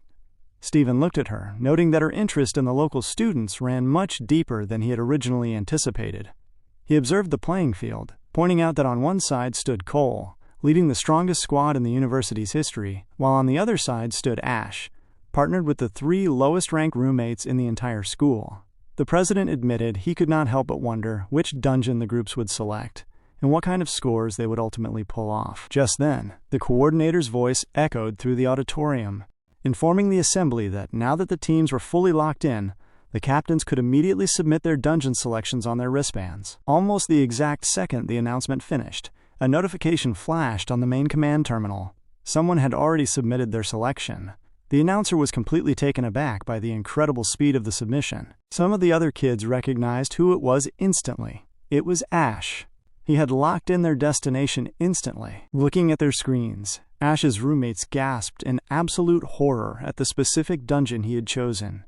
The entire auditorium fell into a shocked stillness as the surrounding students realized what had just been selected. Ash bore their shouting no mind. He simply stood his ground at the center of the hall, knowing exactly what he was doing. The graduation combat exam serves as the students' very first shot at tackling a real dungeon as a cooperative team. Inside the dungeon, squads rack up vital credits by slaying both the floor overlords and the standard trash mobs. The grading criteria are incredibly strict. Achieving a 100% clear rate is worth exactly 10 points, while defeating the main overlord earns a team 20 points. Managing a shorter, more efficient clear time awards an additional 20 points. Different dungeon ranks indicate entirely different difficulty tiers, and they carry distinct score multipliers. For instance, if a squad selects a standard F-rank dungeon, their maximum possible score is capped at 75 points. However, by choosing an E-rank dungeon, a team can theoretically reach a perfect 100 points, which is considered a highly respectable score. The top-scoring teams traditionally receive immediate job offers from the prestigious Imperial Guild, while the overall most valuable player secures a coveted management slot at the Imperial Guild, alongside a straight-up $1 million cash bonus. While waiting, one of the students mentioned that the current school record stood at 90 points. A feat set by an Academy legend back in the day who now leads the elite King Squad. Another student responded that E-rank dungeons are incredibly brutal, noting that a squad would realistically need at least 3 D-rank awakeners just to have a prayer of clearing one. They added that Cole's squad might actually break the long-standing school record this time around. It was at that exact moment that Ash submitted his squad's dungeon selection on his wristband. When the data processed, the Academy instructors were completely taken aback, their eyes widening in sheer shock as they stared at the command monitor. Ash's leftover team had locked in a D-rank dungeon. He pointed out that no graduating class in the history of the institution had ever successfully cleared a D-rank dungeon, concluding that the idiot who submitted it must have fat-fingered the choice by accident. Inside the hall, Ma Long continuously screamed at Ash, demanding to know why he would do such a thing and begging him to take the selection back immediately. Behind them, Weston was also sweating and crying heavily, calling Ash an absolute lunatic and wondering why he had teamed up with a group of psychos. The system required every member of the squad to either accept or reject the submission before the team could move forward. Ma Long kept shouting at Ash, asking him if he was absolutely sure about this, reminding him that a D-rank dungeon literally means pure hell. Ash looked back at him with an unshakable calmness and confidently confirmed that he was sure. Suddenly, a notification chimed across the auditorium. Cole had just selected a D-rank dungeon for his squad as well.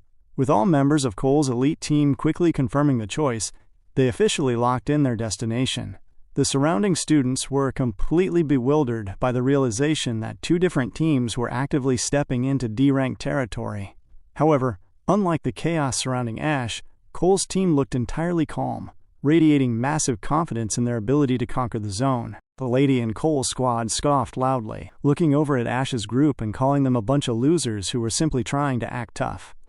She remarked that they were too blind to see how completely outclassed they were, adding that since Ash's team knew they were scraping the bottom anyway, they were likely just trying to make a spectacle of themselves. She sneered that their team would never actually sign off on a D-rank zone, advising them to get out while they still could and find another squad to join as her teammates laughed down at them. Ma Long, however, stopped shouting as he noticed the look in Ash's eyes.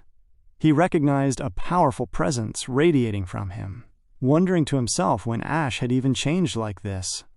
He reflected on the fact that he had spent all 4 years of academy training having Ash watch his back. Yet the man standing before him now felt entirely different. Moved by that unwavering confidence, Ma Long suddenly pressed the confirmation button on his wristband. He shouted out that since they had made it this far together, he guessed he would stick with Ash until the bitter end. Right after him, Yu accepted the request as well, stating that since they were already dead last anyway, it didn't matter if it was a D-rank or an F-rank dungeon. He reasoned that since they had come this far, they might as well see what a real D-rank dungeon looked like. Weston gritted his teeth, looking at his brother and Ma Long. He complained that he was supposed to be the boss of their dormitory, so he was baffled as to how he ended up being the very last one to decide. With a grin, he slammed his confirmation button, telling them to count him in. He stated that it was all or nothing, and since they were graduating anyway, if they were going to go crazy, they might as well go completely crazy together. With all 4 members officially accepting, the automated announcer cleared their registration. Ash looked at his roommates, briefly surprised by their sudden willingness to believe in him and let him carry them through this trial. He looked at them and apologized for picking such a high-risk zone, explaining that they needed the D-rank multiplier if they wanted to take the MVP title. Cole overheard the statement and paused, visibly shocked by the sheer scale of Ash's ambition. Ash turned to his group and added that now that they were all stuck gambling their futures together on this thing, they might as well snag that top score together. Cole walked straight up to Ash, looking down at him condescendingly. He stated flatly that the MVP title belonged to him, asserting that only one person got to be known as the strongest in the entire university. Ash turned his head, calmly meeting Cole's gaze without flinching. Watching from the front row, Arya noted that it was the first time she had ever seen that specific, intense look on Cole's face. She recognized that because of Ash's bold move, the fierce rivalry between the two students had just officially gone public. Stephen, sitting right beside her, observed the scene and remarked that the youth of today were remarkably fearless in the face of the unknown. Arya countered softly, noting that Ash picking a D-rank dungeon was way too ballsy. She reasoned that even if Ash was a true C-rank awakener, carrying a team of low-rankers through a D-rank dungeon completely solo was practically impossible. She calculated that while a D-rank dungeon granted a massive 3x multiplier that theoretically maxed out at 150 points, it remained multiple times harder than an E-rank zone. Given their team's current firepower, she deduced that this was clearly not the smart play. Stephen remained in his seat, noting that Arya was exactly right. He calculated that the students had barely 2 weeks left until the exam, meaning there was absolutely no way Ash's crew would experience a major power spike in that short time frame. He muttered that he could only hope Ash's squad could put up something halfway decent when the time came. With exactly 17 days remaining until the exam, the scene shifted to the academy training grounds. Ash was out in the open field, putting his roommates through an intense physical workout. Ma Long walked over, heavily complaining about the regimen. He shouted that everyone else was currently grinding inside the high-tech operation chambers, working on elemental control and simulated monster fights, and demanded to know why Ash had them doing dodgeball and suicide sprints instead. He questioned what the point was, snapping that their exam was not the frickin' Olympics. Ash stopped and looked at his exhausted friends. He told them flatly that right now, drilling elemental skills and simulated fights was completely useless because those digital simulations were not real. He explained that when they step into an unknown dungeon and face monsters they have never seen before, the terror and chaos will come crushing down on them all at once. He insisted that what saves a warrior in that exact moment is not textbook knowledge rattling around their skull or some half-baked ability combo thrown together at the last second. Instead, he told them that only their raw guts and honed instincts would save them. Ash explained that the stamina, burst speed, and reaction times they were drilling right now were entirely meant to sharpen their body's raw, physical instincts. He pointed out that school simulations could only take them so far, whereas what actually mattered was real combat inside actual dungeons. However, he noted that regular people could not get anywhere near real training dungeons for practice. He stated that the individuals who had access to those perks and high-level connections were the folks who were not regular to begin with, clearly referring to Cole and the elite families. He noted that those clans would do whatever it took to keep the gap between themselves and everyone else extremely wide, ensuring they stayed on top forever.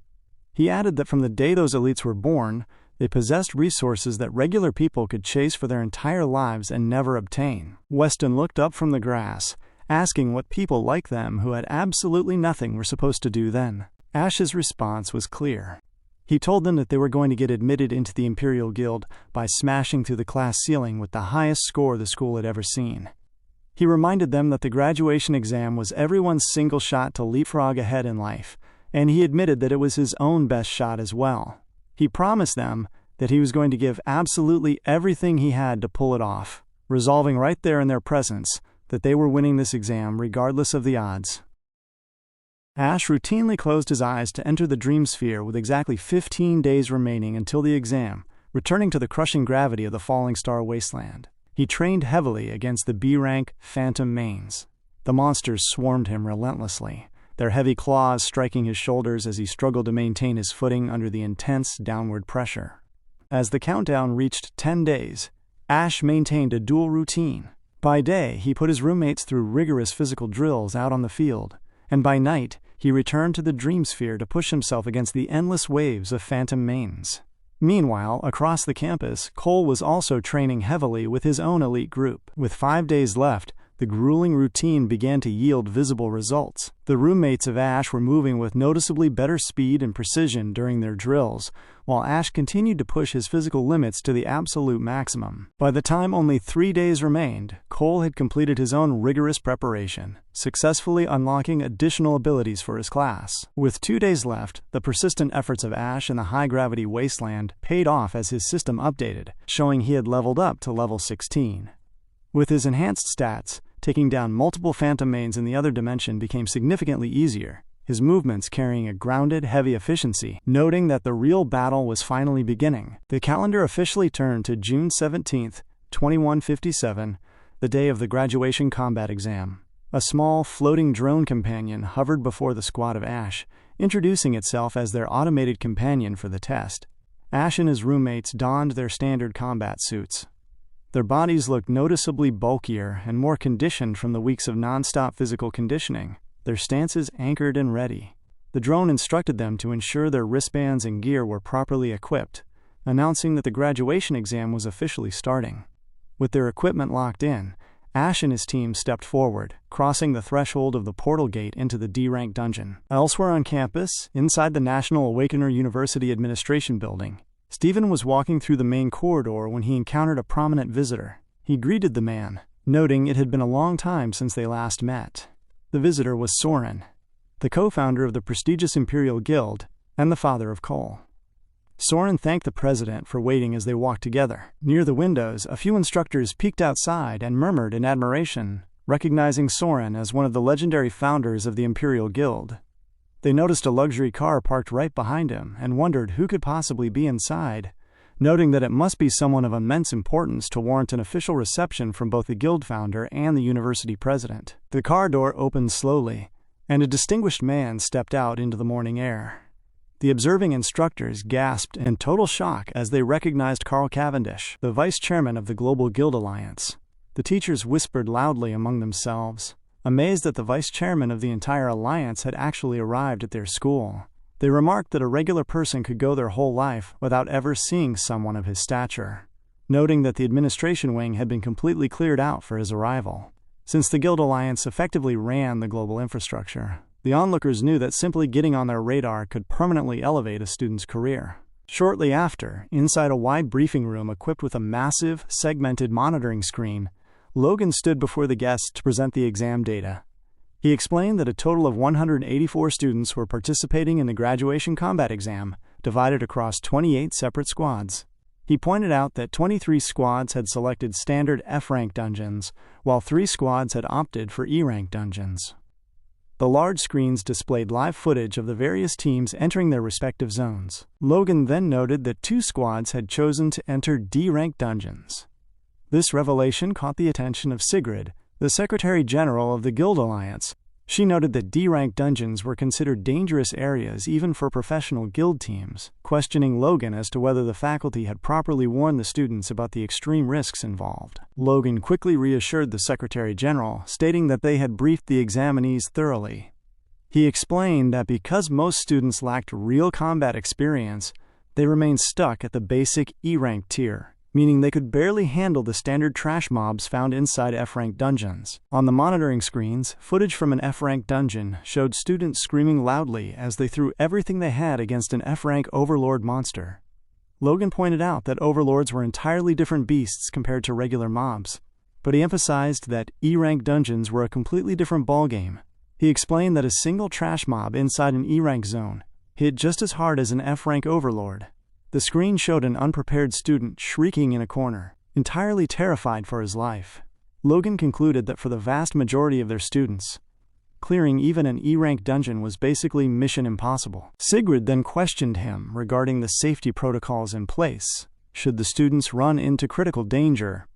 Logan explained that the Secretary General had no need to worry, asserting that the students were the university's most valuable assets. He revealed that armed Imperial Guild units were stationed right outside every single dungeon entrance on standby, ready to intervene the moment a critical threat was detected. Furthermore, he noted that the exam wristbands were equipped with a built-in emergency function. If the students chose to forfeit, or if the examiner called it quits from the command center, the device would instantly pull them straight out of the dungeon and back to the base. Sigrid nodded, observing that even with all those safety measures, it was remarkable that 2 squads still possessed the nerve to select a D-rank zone. She remarked that the university seemed to have some genuine talent this year, noting it would be interesting to watch how it unfolded. Logan turned his face back toward the massive screen, keeping his thoughts to himself. Looking directly at the sector displaying the team of Ash, he silently noted that he could not wait to see how long the leftovers lasted before bailing. He reasoned that the brats would come crawling back through the emergency portal at any second. Inside the chilling environment of the D-rank dungeon, known as the Cold Frost Crevice, the team of Ash advanced cautiously. The air was perfectly still until they noticed movement above. Perched on the heavy branches of the frosted trees were multiple monkey-like creatures with leathery wings, known as ghost wing apes. Ash remained entirely calm, his voice steady as he identified them as ghost wing apes. He explained that they were a cloud-type monster that specialized in aggressive swarm tactics. Before he could even finish his warning, the pack of ghostwing apes launched themselves simultaneously from the trees, dropping through the frozen air to attack the group. Ash shouted to brace for impact. The apes swooped down with heavy momentum, but to their own surprise, the roommates of Ash executed rapid, fluid movements, dodging the initial claws of the D-rank monsters in an instant. Ma and the others scrambled back, completely stunned to realize they had actually dodged the assault of a D-rank creature. Suddenly, a heavy thud echoed through the stillness of the crevice as a ghostwing ape crashed heavily onto the frozen ground. The roommates looked over, completely taken aback by the sight. Moving with absolute efficiency, Ash had already intercepted the trajectory of the dive bombs, killing 2 of the monkey-like beasts before they could even reset their stances. Ash turned to his roommates and told them that with their current strength, they still could not handle these creatures. He instructed them to focus entirely on staying safe, adding that they should leave the rest of the horde to him. Upon saying this, he instantly dashed away to take down the bat monkeys. Just as he had commanded, the other boys concentrated entirely on their positioning, trying their very best to dodge the incoming aerial attacks from the remaining creatures. During the scramble, Weston was forced back against a large, frosted tree trunk, finding himself temporarily cornered by one of the beasts.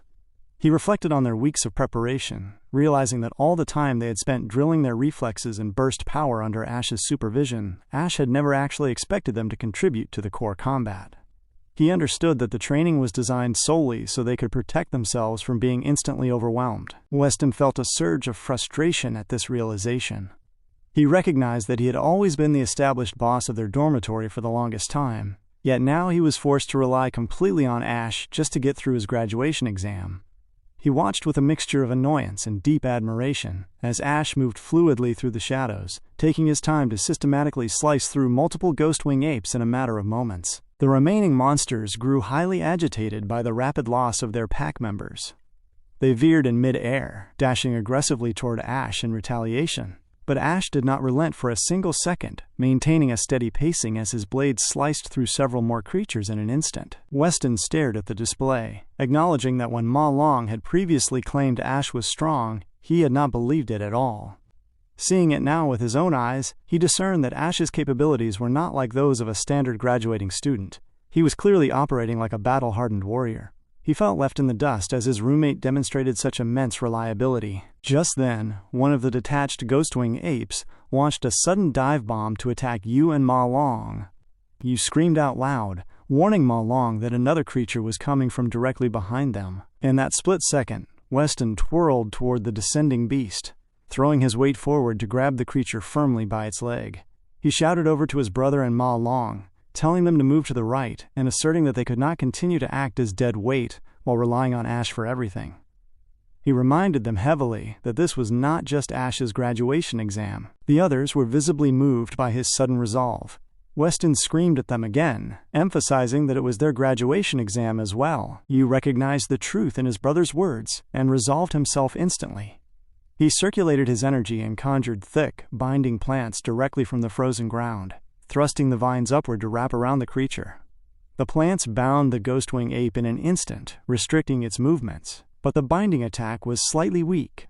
The D-rank creature flexed its muscles and broke through the vines in an instant. You shouted in frustration that the monster had broken free.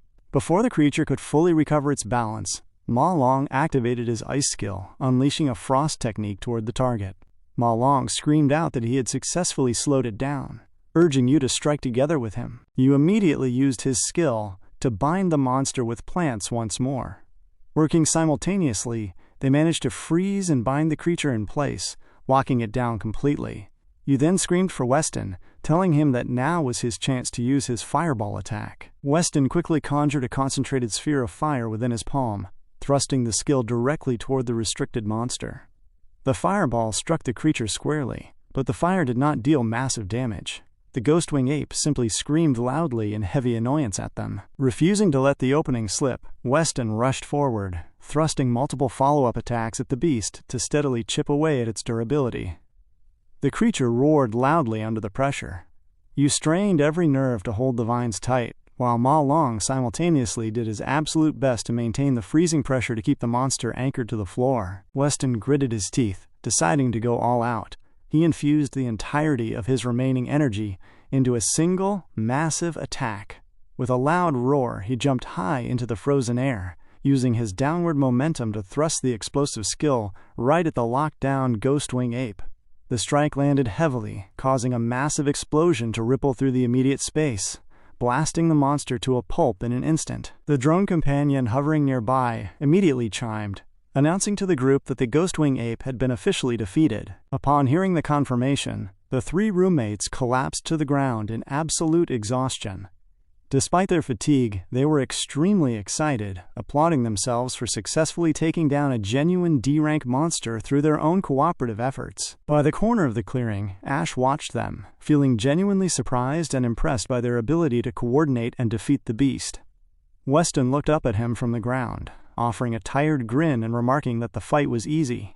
Ash smiled back at them warmly, affirming that they had actually done incredibly well. Although Ash had already systematically taken down the vast majority of the other monsters occupying that specific layer, the drone companion updated its display, announcing that all regular monsters in this layer had been successfully defeated. Meanwhile, inside the central control room where the administration faculty was monitoring the live streams, Logan stood completely frozen in shock. He stared at the screen, bewildered as to how such an outcome was even possible. He reasoned that these useless students possessed zero real combat experience, making it highly improbable for them to kill a D-rank monster well above their designated skill level. Standing nearby, Soren and Steven looked on, quite impressed by the performance. Carl looked closely at Ash's display.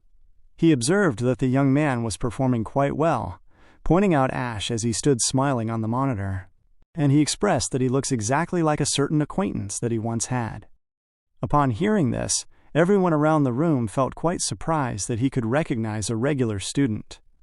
But just then, Logan began to laugh, pointing out that the other team choosing a D-rank dungeon had already fought halfway through their area as well. Sigurd observed that their coordination was flawless, remarking that they looked exactly like a professional guild raid team. Carl found the situation interesting, adding that this year's graduating class was turning out to be quite impressive. This filled Logan with excitement, as he privately reasoned that the battle had only just begun, and the real show was still ahead. The environment shifted to a different space within the Greenvine Grottos of the D-rank dungeon. One of the support members on Cole's team immediately applied a debuff skill to the creatures, while another member in the corner activated a skill that gathered the enemies, pulling them tightly together like a magnetic force. At that exact moment, Cole dashed forward and drew his sword. He swung the blade with heavy force, striking them with a fiery skill that caused the entire gathering of monsters to explode in an instant. He calmly returned his sword to its sheath and stared straight ahead. Cole calculated that these exam monsters were identical to the ones they had faced during their training sessions, making the combat feel like second nature at that point. Nearby, some of the other team members similarly gathered that life became much easier when knowing the right people, believing they would become the champions in no time. Cole began to walk forward, and Chen called out for the remaining members to follow as they advanced further into the depths of the dungeon. Meanwhile, the scene shifted back to Ash's team as they navigated the heavy, snowy terrain. They eventually arrived at the Cloud West Summit Peak within the D-rank dungeon. Weston expressed his disbelief to the team, mentioning that he could hardly believe they had actually made it to the top of the mountain. Right in front of them they spotted a different creature known as the Frost Wraith Ape, a massive, heavily built gorilla that was busy tearing apart a monkey bat for its meal. Observing the large beast, Ma and Weston felt a sudden wave of fear. While they were quietly talking amongst themselves, the creature suddenly noticed their presence and turned its eyes directly toward them. Ma panicked because he recognized that the beast was staring straight at them, and the creature wasted no time, roaring loudly through the chilly air before charging directly at them. While Ma and the Shang brothers turned and ran away, Ash stood his ground, fully prepared to face the massive ape directly. Ash dashed forward instantly and delivered a heavy kick to the ape's face, causing the large creature to tumble backward, crash onto the hard ground, and bounce upward into the air. Instantly, Ash quickly moved to the other side, took a firm stance and cleanly sliced the massive ape into multiple pieces with absolute precision before it could even hit the ground.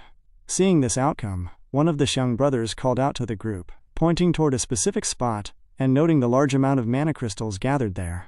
He suggested that the large beast must have stashed the crystals inside the tree hollow, judging by the sheer volume, and he suspected there had to be at least mid-tier mana crystals inside.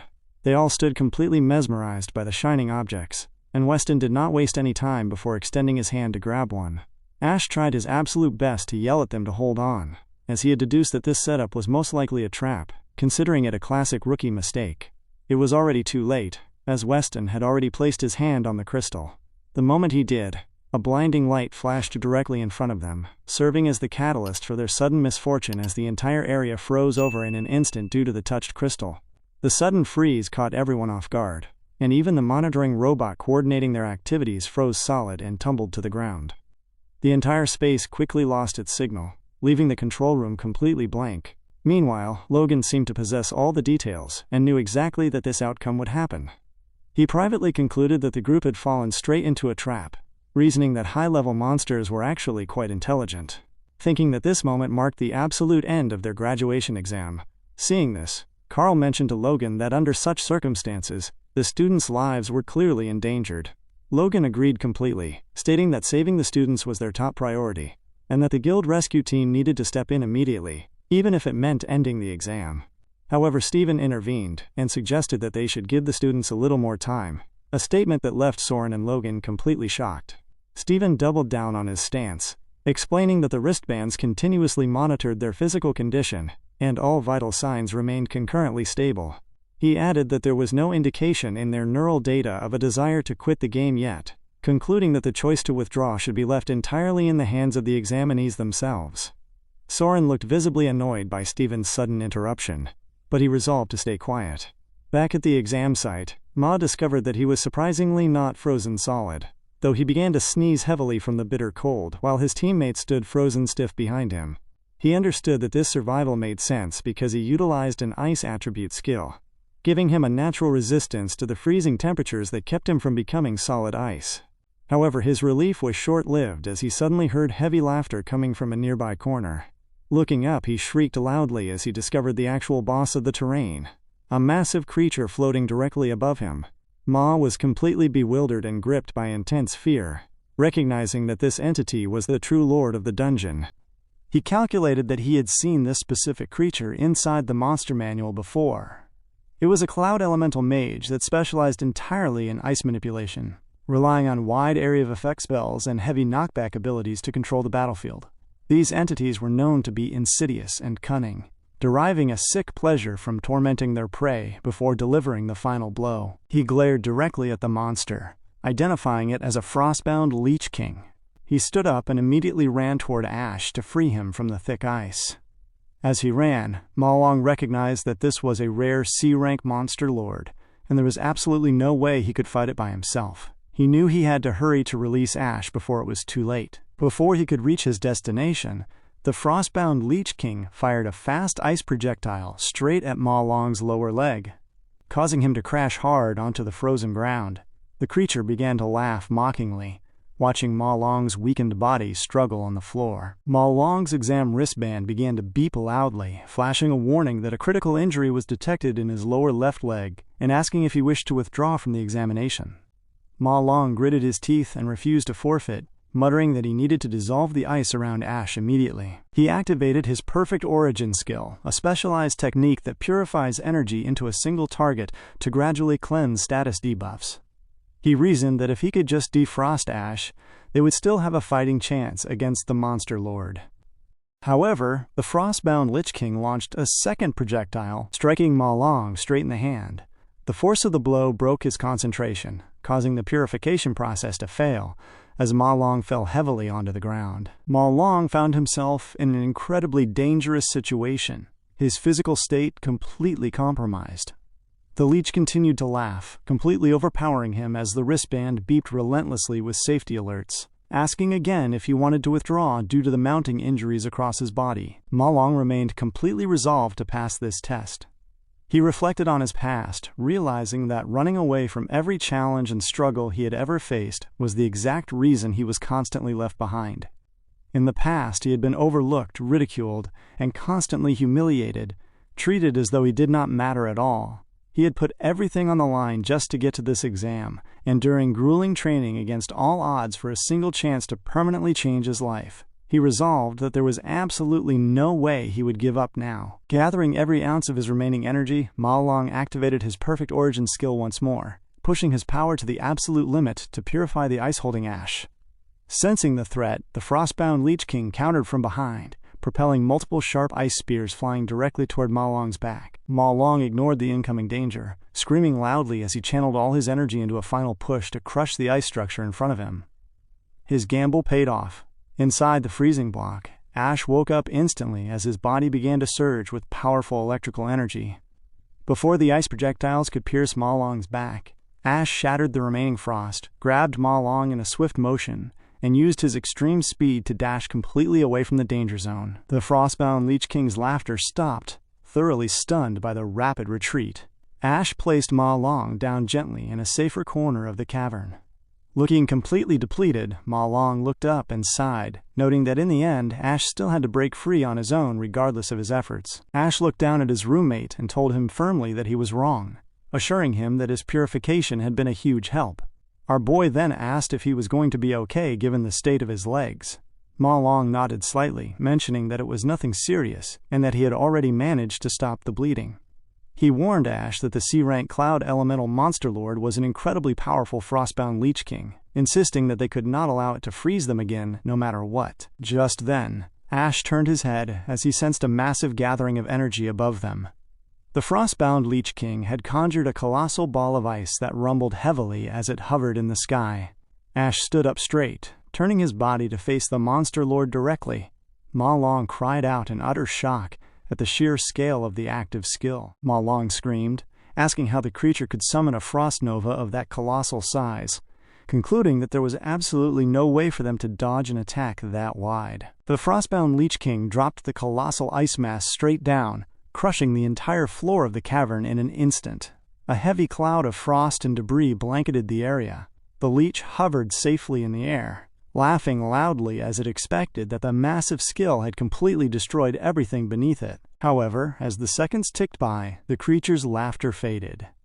It looked forward in total surprise, sensing that something strange was happening directly within the impact zone. As the frost cleared, it revealed that Ash had utilized his class-switching ability to assume the form of the Gravehound King, granting him a specialized frost physique. The system updated, showing that this form guaranteed total immunity to freezing temperatures while significantly increasing all his resistances in low-temperature environments. The Leech King screamed loudly in absolute shock at the sight. Behind him, Ma Long was completely bewildered by the sudden display of power. He asked Ash what had just happened to him, questioning if he was truly a lightning elemental assassin, or if he was actually a 1-in-a-million type of awakener. Ma Long realized with dramatic certainty that Ash was a rare dual-class user. Ash stood firmly in the frozen clearing, utilizing his system to switch his active class once more. He looked back at Ma Long and apologized, stating that he had misjudged the baseline difficulty of the dungeon, and admitting it was his fault that the three of them were put in such extreme danger. He declared that the danger ended right now. With a deliberate movement, he shifted his class to the infernal Rakshasa form, imbuing his body with the dark, heavy energy he had previously acquired from the Abyssal Fiend. Gripping his massive sword tightly in his hands, Ash assumed his fully transformed Abyssal form. He looked back at Ma Long one last time, stating flatly that he would finish this fight right away. This sudden class change was very frightening to Ma Long. Normally, an awakened individual could only awaken into a single class, but in extremely rare cases, about 1 in 10 million, an awakened could awaken into 2 distinct classes. Across the whole world, there were fewer than 10 of these dual-class awakeners. Once someone like that was discovered, every major guild party immediately fought to recruit them. However, what Ma Long was witnessing in this moment was entirely beyond reality for him.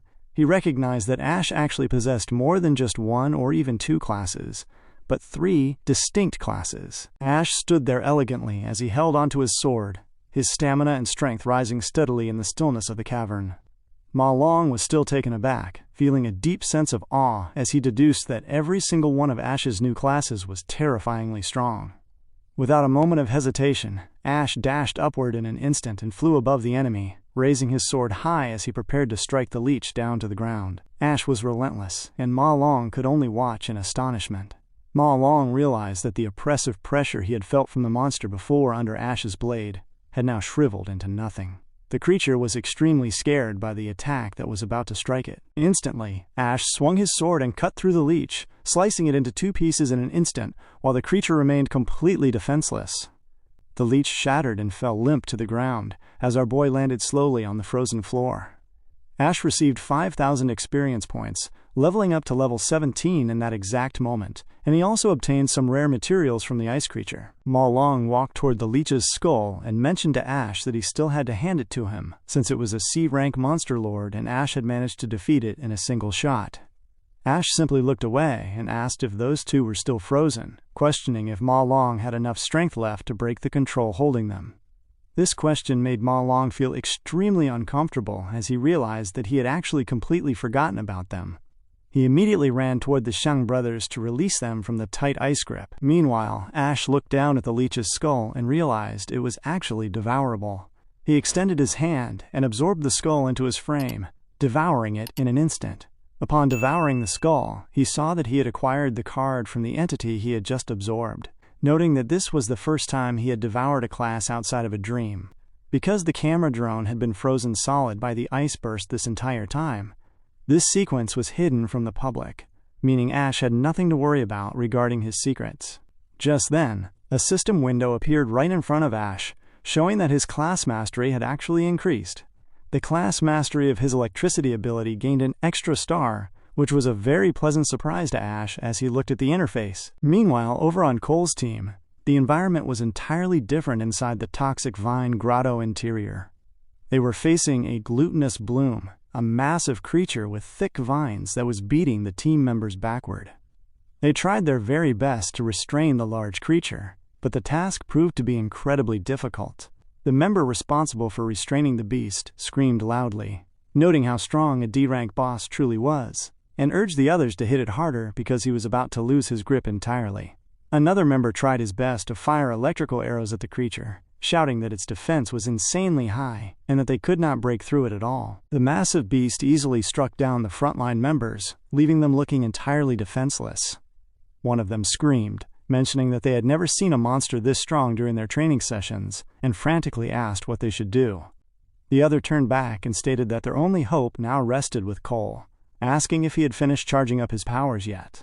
Nearby, the enhancers were actively using their abilities to boost Cole's strength, trying to make him powerful enough to face this massive D-rank creature. Finally, Cole told them that it was enough.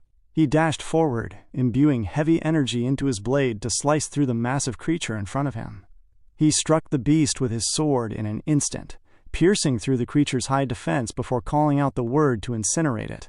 Instantly, the creature began to burn from within, as a blazing penetration caused the beast to burn from the inside out until it died right then and there. The surrounding team members were extremely excited, loudly praising Cole for his massive feat. The supervising robot coordinating the activity then announced that Cole's team had successfully cleared the D-rank layer with a total clear time of 35 minutes.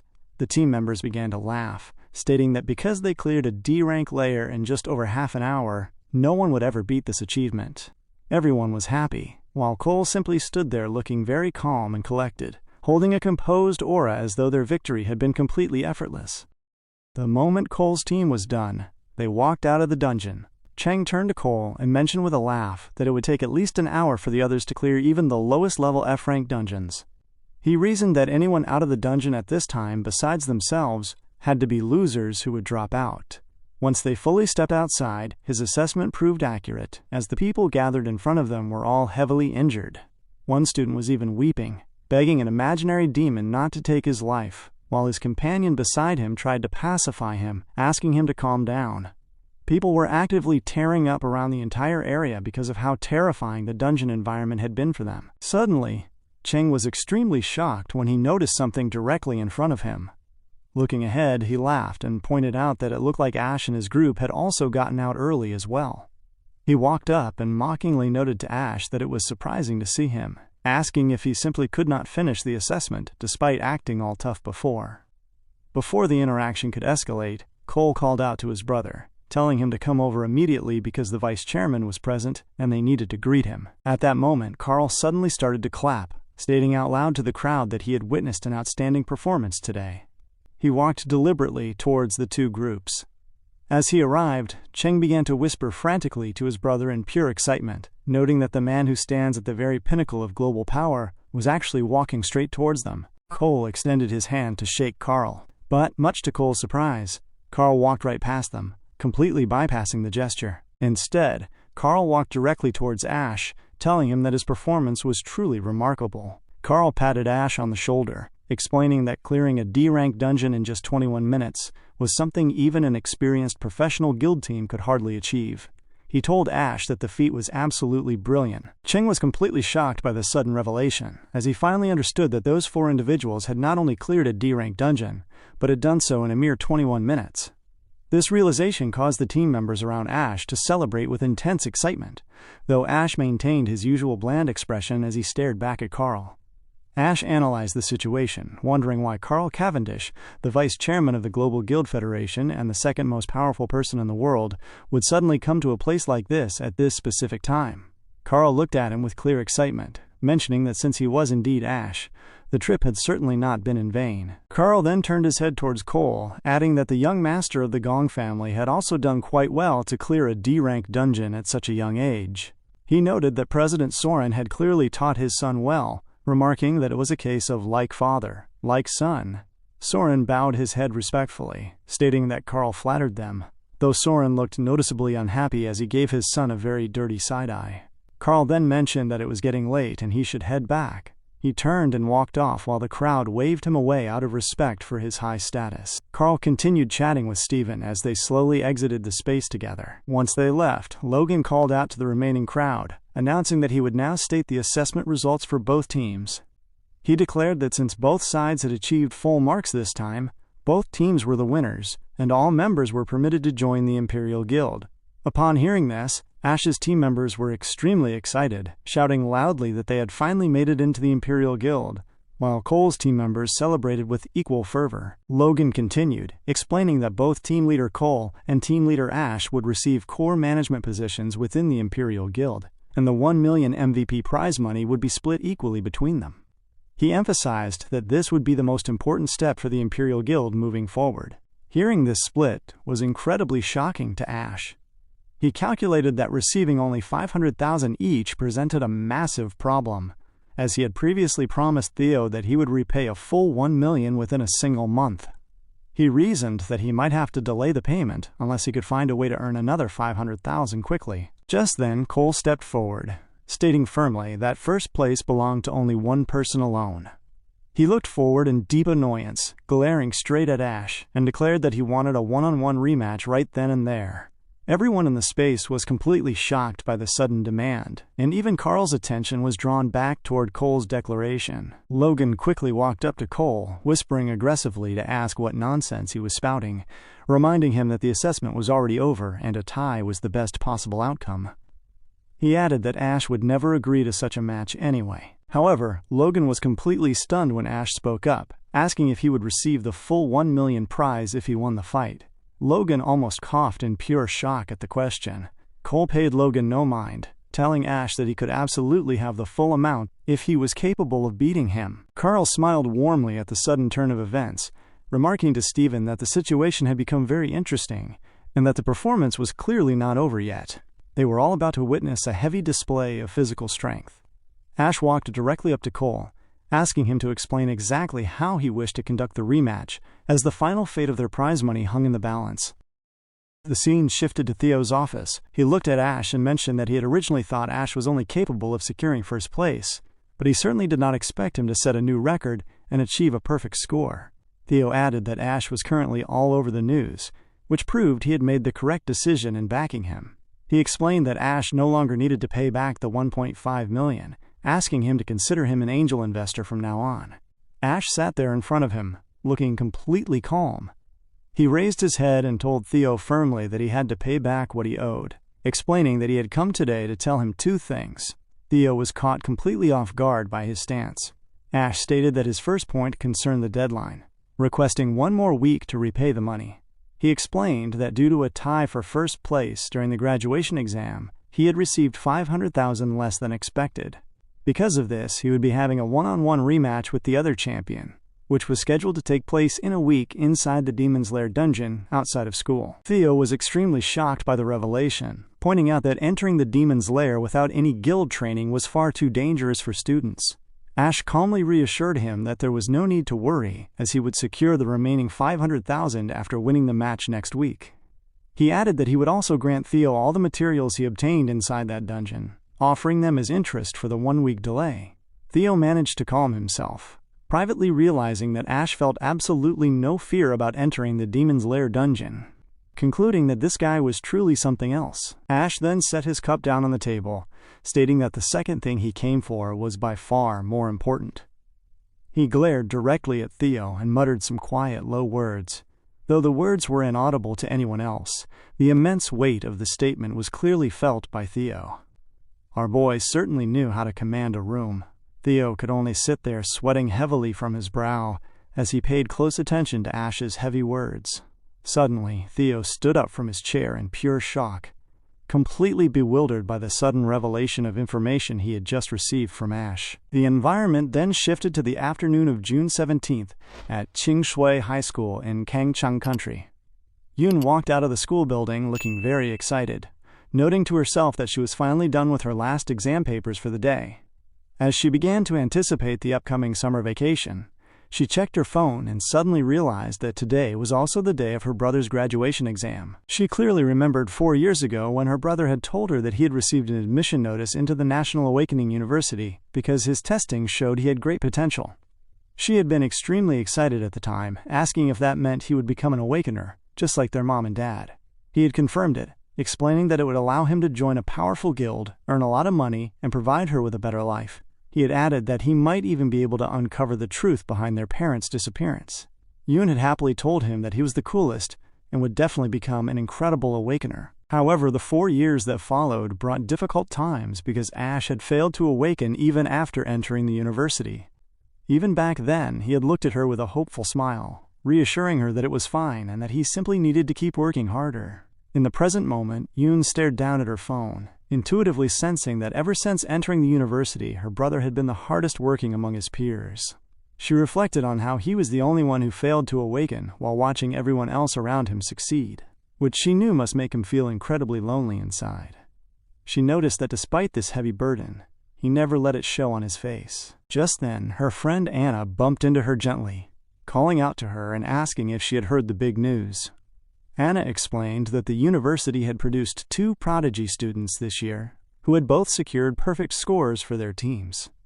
Anna looked at Yoon and mentioned that even the vice chairman of the Guild Federation had personally met and praised them, adding that they were all over the news and were going to make Gangcheon country famous. She smiled at Yoon, asking if her brother wasn't a student at that school as well. Before they could finish conversing, a handsome student named Jin stepped in front of them, greeting Yoon and mentioning that he had booked a private room at the top floor of the Feng Tower for 8 o'clock tonight. He asked if she would be free to join him. Anna was stunned by the sudden invitation from the school heartthrob, but Yoon simply ran off in sheer embarrassment. Anna called out after her, asking why she was running away. As she hurried along, Yoon felt a deep sadness, mistakenly believing that while everyone else was making headlines, her brother was still an unawakened person. She had absolutely no idea that Ash was actually far more impressive than she could ever imagine. She ran straight toward their house, resolving that she needed to hurry home and cook him a massive feast to cheer him up after his exam. Much later that evening, inside their rented apartment, Yoon prepared a large meal and set the table just as her brother returned. Ash looked at the spread and asked when she had managed to cook this much food. They sat down together to enjoy the fragrant dinner while the evening news played on the television in the background. The reporter announced that the National Awakening University had successfully concluded its graduation examination that morning, noting that Vice Chairman Carl Cavendish was present to warmly interact with the students. Ash ate his food quietly while his sister watched him gently. Yoon privately deduced that her big brother was simply pretending to be strong again, reasoning that failing the graduation exam would be a massive blow to anyone, yet he refused to let the disappointment show on his face. Meanwhile, the television broadcast continued as the reporter explained that this year's examination had produced a rare double champion, with both prodigies attaining perfect scores for their respective teams. The reporter stated that Vice Chairman Cavendish had offered glowing commendation during his interview, specifically highlighting one of those exceptional students, Ash. The moment Yoon heard her brother's name spoken clearly on the news broadcast, she stared at the screen in absolute shock, suddenly realizing that the incredible prodigy the entire country was talking about was actually her brother. The scene then cut to a dark and tense space within the Gong establishment, where a massive leather whip rested on the ground. Soren was furious, shouting at his son that he had personally set the stage and gathered the audience for him, yet Cole had completely ruined the performance by failing to win outright. Soren was heavily beating Cole in that moment, expressing his deep annoyance and demanding to know if he had to do absolutely everything for him, because he was incapable of achieving results on his own. Soren made it completely clear that no matter what, first place would only ever belong to the Gong family, asserting that this fact would prevail in the school forever. The news broadcast continued playing, reporting that Vice Chairman Carl stated Ash's performance was deeply impressive and expressed high hopes that the nation would continue to produce such elite talent. Hearing this, Yoon turned to her brother and asked if the Ash mentioned on television was actually him.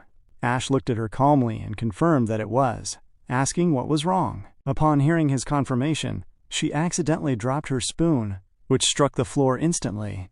Yoon was gripped by an overwhelming realization. She understood that in the graduation examination, her brother had not only led his team to victory, but had also been personally praised by the vice chairman of the Global Guild Federation. She covered her mouth as tears suddenly filled her eyes, realizing that her brother had truly achieved something massive this time. Ash simply stared at her in surprise, noticing how deeply emotional she had become in that quiet moment. The scene then cut to the night of June 17th, following the graduation combat examination.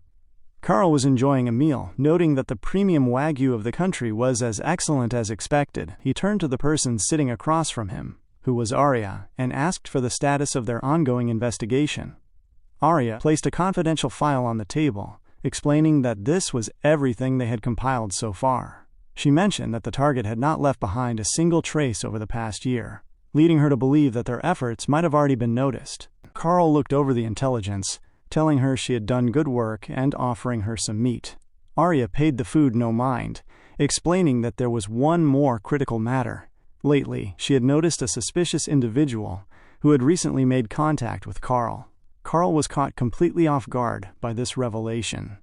Arya explained that in a remarkably short period, that specific individual's rate of growth had been abnormally high. Meanwhile, the scene shifted to the Tower of Darkness, where Ash was training inside that separate dimension. He calculated that he had spent over half a month on the first floor of the tower, wiping out almost all the monsters residing there. By this point, he had finally fully adapted to combat under the intense pressure of tenfold gravity. Following the graduation examination, his Lightning Assassin class had gained an extra star, increasing its overall proficiency. He realized that frequently using a specific class steadily improved its mastery, meaning that the more he utilized his attained skills, the stronger he would become. None of his 4 current classes had reached their maximum potential yet, allowing plenty of room for growth. He chose to allocate the stars to the most vital statistics of his assassin class, specifically his speed, bringing it on par with a professional A-rank assassin. Even with this immense speed, as he stood in the center of the chamber surrounded by phantom mains, he noticed a male phantom main standing at the far corner. This particular creature served as the lord of this floor, and Ash recognized that he still could not land a single clean blow on it. Suddenly, the surrounding phantom manas dashed directly toward him. Ash activated his Lightning Assassin Godspeed skill, moving with heavy momentum as he dashed forward to meet them. He passed right through their ranks in an instant, aiming straight for the Lord situated directly behind them. Ash analyzed the Phantasm Lord's ability, realizing it was incredibly bizarre. Every time he managed to find an opening and attempted to strike the beast, the Lord would instantly disappear and teleport to the position of the female phantom main farthest away from him. The creatures constantly adjusted their positioning based on the flow of combat, but their formations still possessed distinct openings. 2 female phantom mains always engaged Ash in close combat while the other 2 remained on standby, allowing the Lion King to always stay at the maximum distance.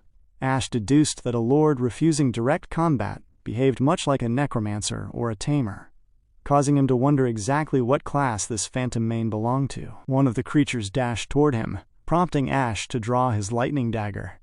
He swung the blade cleanly, striking the phantom main straight in the mouth, but before he could deliver a decisive blow, the creature teleported away from the space. Ash felt a wave of annoyance as this distraction occurred for the second time. He understood that whenever he tried to eliminate one of the female beasts, it would instantly vanish and reappear safely next to the Lion King. Immediately afterward, another creature would rush inward, deliberately baiting his next attack. The repetitive format of the battle was highly frustrating. Ash focused his mind, drawing multiple daggers and thrusting them forward in rapid succession to strike the mains. However, true to their pattern, they all teleported away from his blade and materialized safely behind their lord. Ash knew that they were strictly maintaining their formation, cooperating perfectly within this challenging environment. They continuously attacked, vanished the moment he countered, and repositioned themselves around their lord before launching another assault.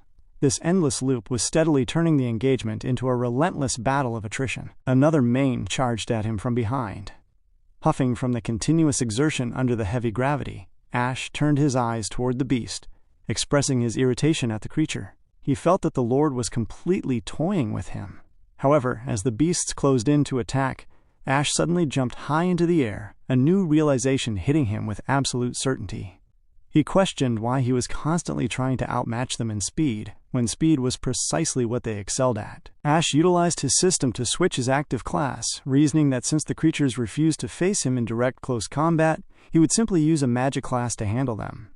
He smoothly shifted into his frostbound Leech King form, imbuing his body with the heavy, icy essence of the creature to face the phantom mains and their lord. The moment he changed his class, the tables began to turn completely.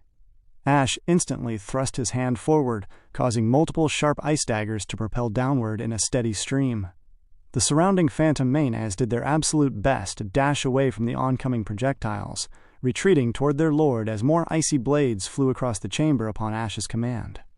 Ash calculated that while mages are typically weak when it comes to close combat, they excel at long-range erosion and crowd control. He smoothly shifted his focus, firing a dense cluster of daggers directly at the lord instead.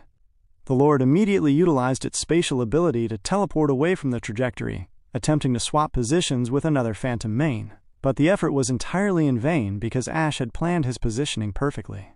He used the ice daggers to trap the leader of the lionesses, surrounding the creature in an instant. Ash reasoned that once he pushed all the entities into his active attack range, they were completely finished. At that moment, the leader of the phantom mains looked up, sweating heavily in shock as it saw a massive Arctic nova forming directly above the clearing. Ash remained entirely relentless. He glared at the trapped entities, telling them that they would have nowhere else to run. The king lion was clearly terrified by the sheer scale of the active skill, letting out a loud roar. It was no use, however, as Ash dropped his hand instantly. The Arctic nova crashed down, shattering the floor of the cavern and trapping all the creatures firmly within blocks of thick ice so they could not move. With his targets completely restrained, Ash utilized his system to change his class to the Abyssal Fiend. He dashed toward them with heavy momentum, knowing that the battle on the first floor of the Tower of Darkness ended right now. He felt a deep sense of irritation because of how long it had taken him to reach this point.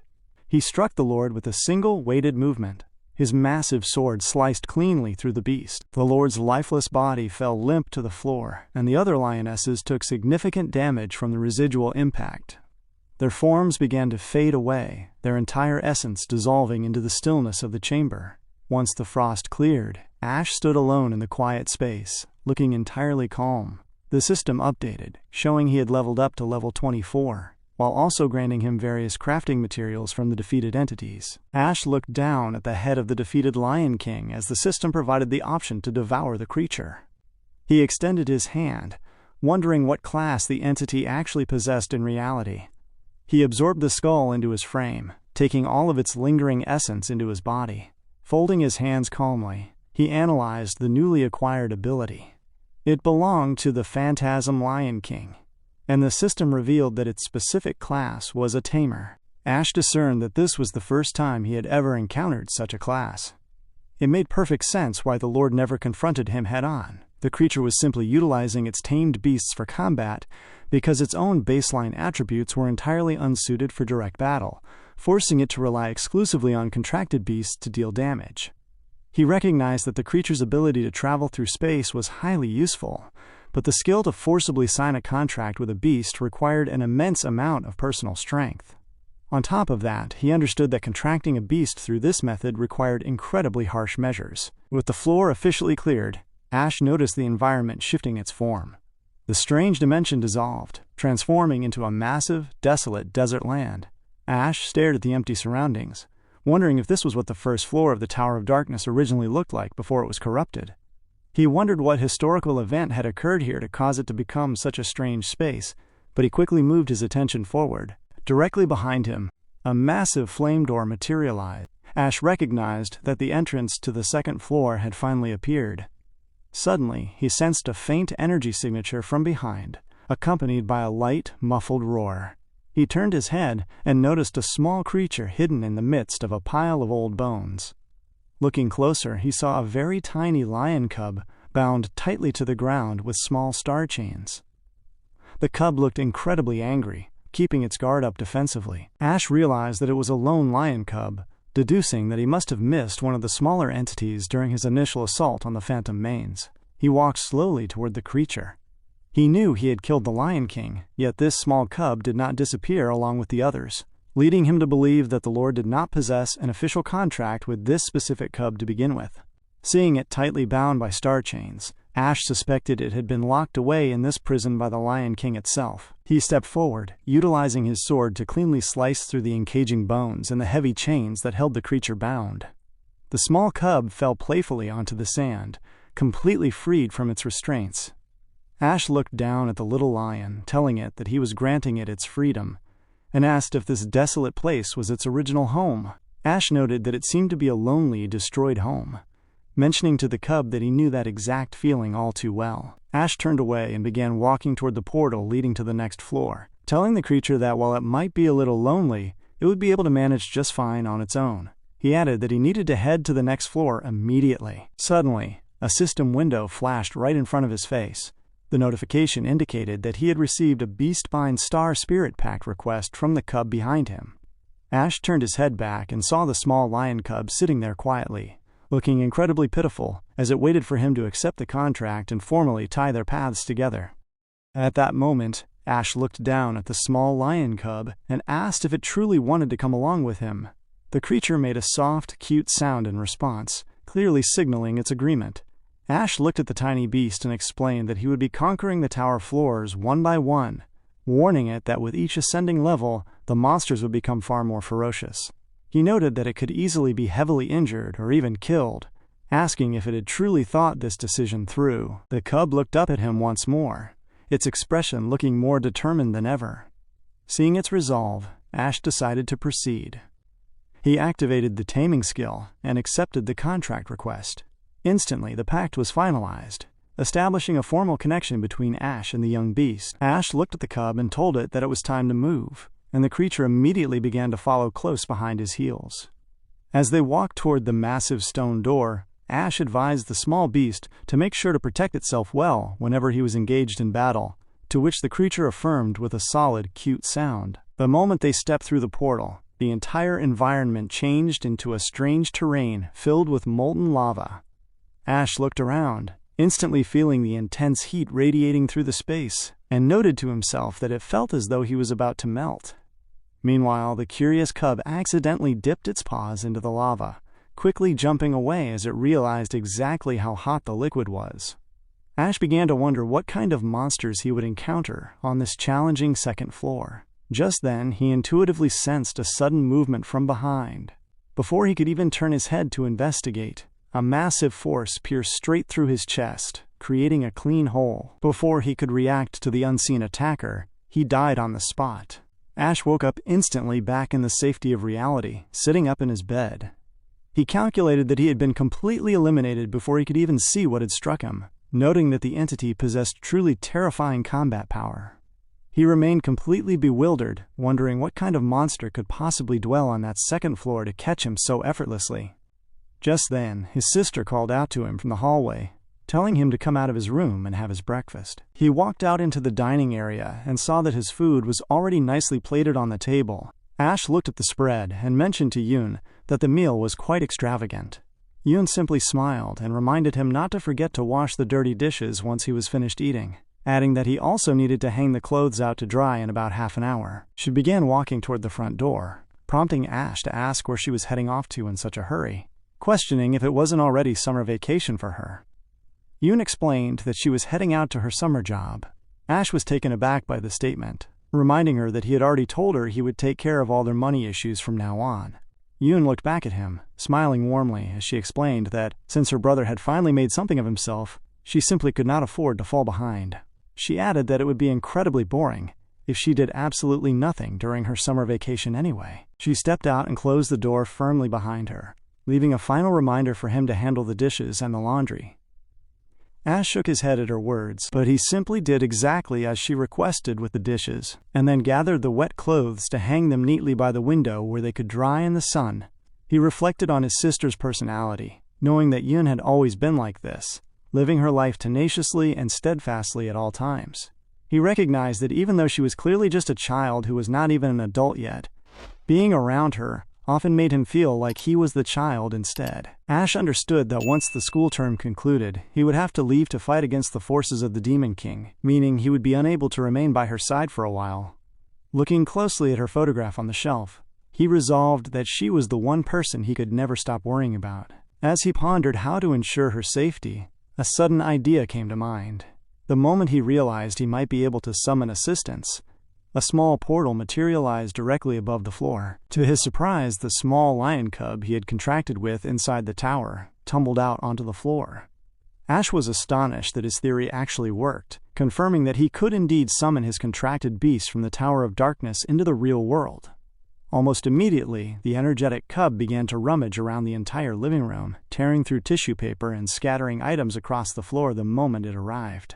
Ash observed the mess but reasoned that when he was away, he could simply have the cub follow Yoon around as a hidden protector.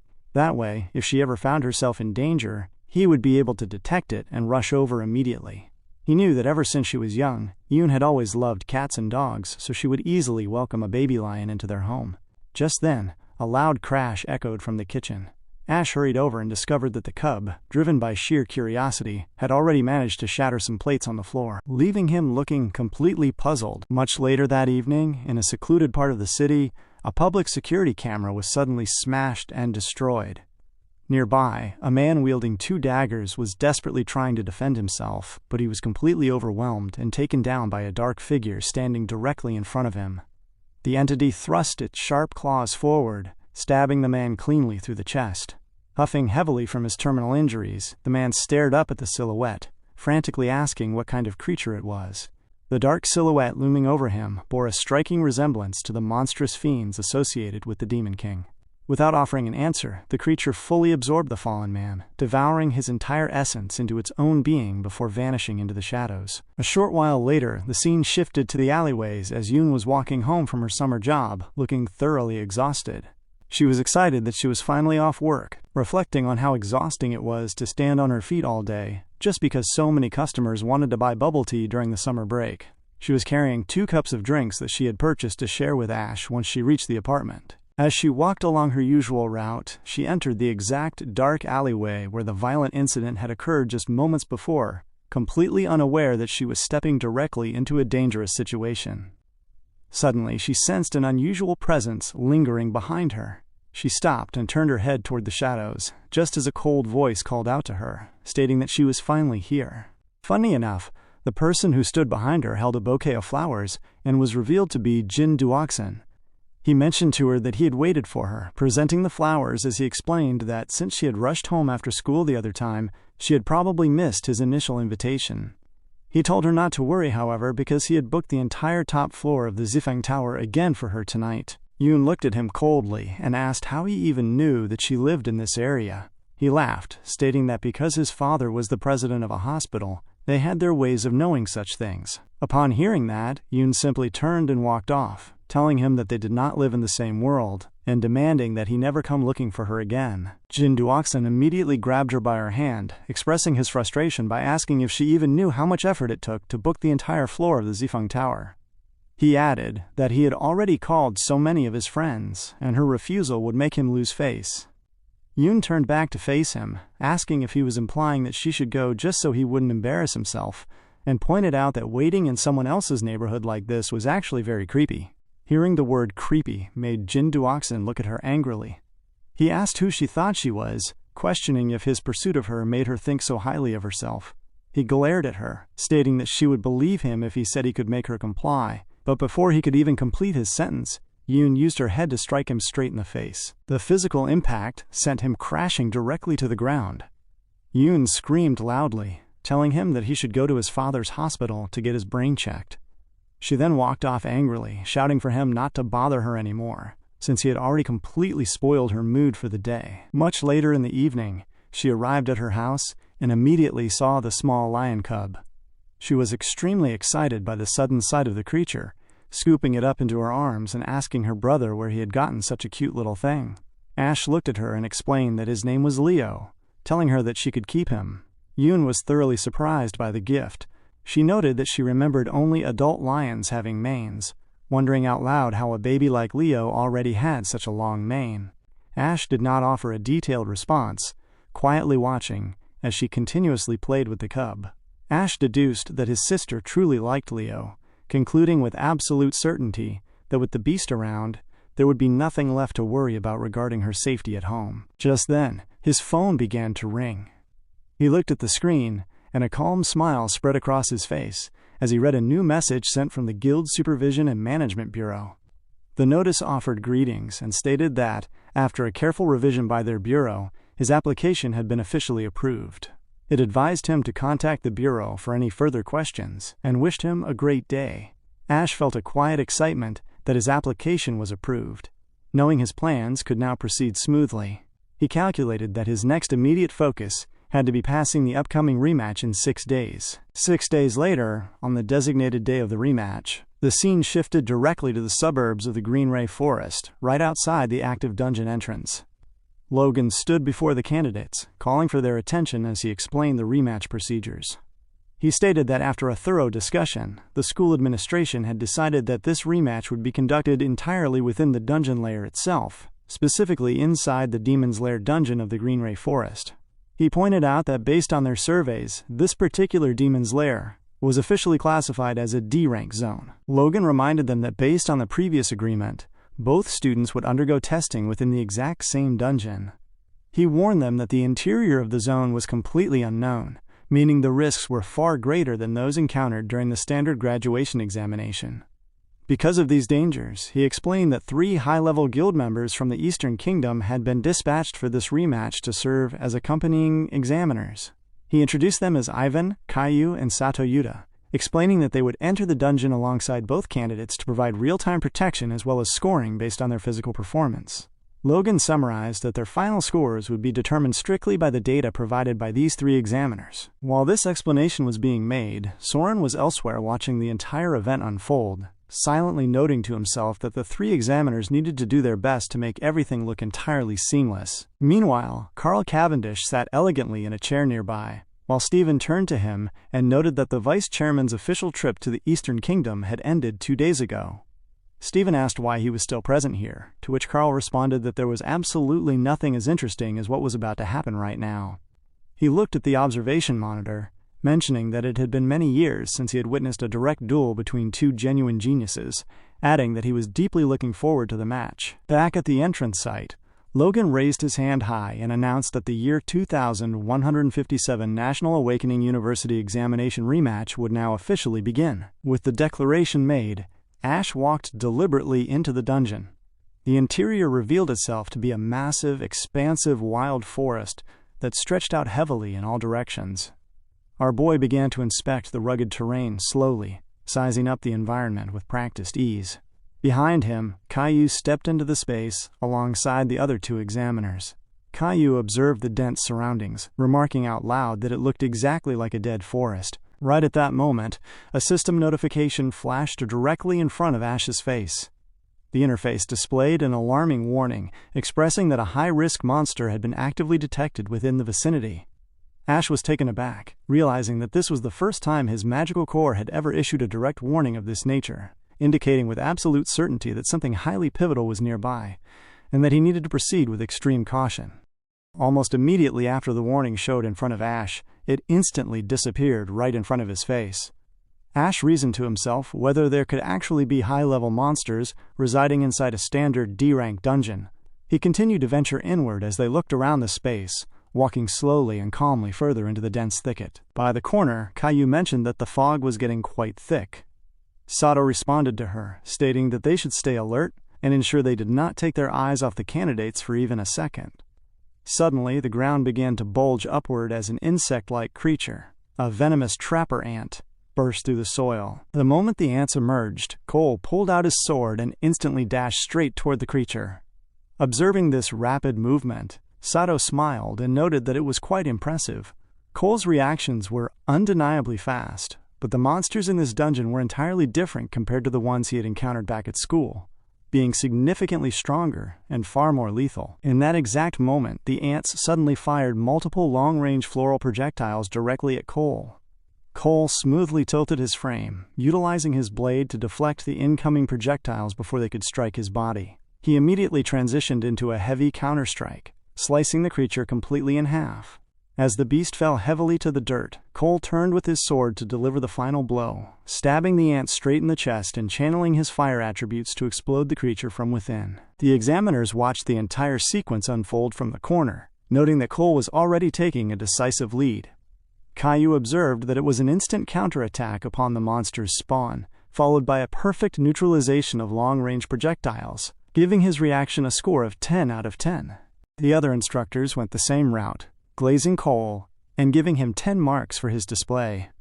They concluded that his movement, crowd control, and execution were as precise as a surgeon's scalpel, finding it truly remarkable to see a student handle a D-rank monster with such composure. They then turned their attention away, noting that the other candidate, Ash, had not even reacted when the monster spawned and was simply wandering around by himself, which they viewed as a failing grade performance. Meanwhile, Ash had his own plans. Cole stared over at Ash as our boy began to wander further into the brush. Back at the observation area, Carl called out to Stephen, asking what he thought Ash was looking for. Stephen smiled and shared his guess, suggesting that the young man was pinpointing something unique within the environment. Ash stepped forward slowly, tapping his foot against the base of a tree trunk as his eyes locked onto a specific patch of earth ahead. In a flash, a crackling sword of pure lightning materialized in his grip. Whispering that he had found his target, he plunged the blade deep into the earth, and instantly, the impact sent a violent ripple of electricity surging through the ground, triggering a massive subterranean rumble. Dozens of poisonous ants erupted from the soil, sent flying into the air in a chaotic swarm. Watching the spectacle unfold, the instructors were in absolute shock, causing Caillou to scream, asking if he was crazy for charging straight into the monster's nest. Sato also shouted in panic, stating that those were D-rank monsters and his actions would put everyone in lethal danger. Cole was completely taken aback by this feat, realizing with sudden clarity that Ash was trying to secure the highest score in a single instant before anyone else could react. Ash activated his Godspeed attribute and dashed forward with heavy, steady momentum. He cleaved effortlessly through all of the poisonous ants that spawned out of the ground, neutralizing them before they could even move to launch an attack. Ash sliced through the entire cluster in a moment's thought, and the creatures shattered in the blink of an eye. Ash landed firmly on the ground, looking entirely composed as the remains of the creatures fell behind him. The instructors were left completely shocked by what they had just witnessed. He noted that the official reports classified him as an E-ranker, questioning how he could possibly slaughter a group of D-rank monsters like it was nothing.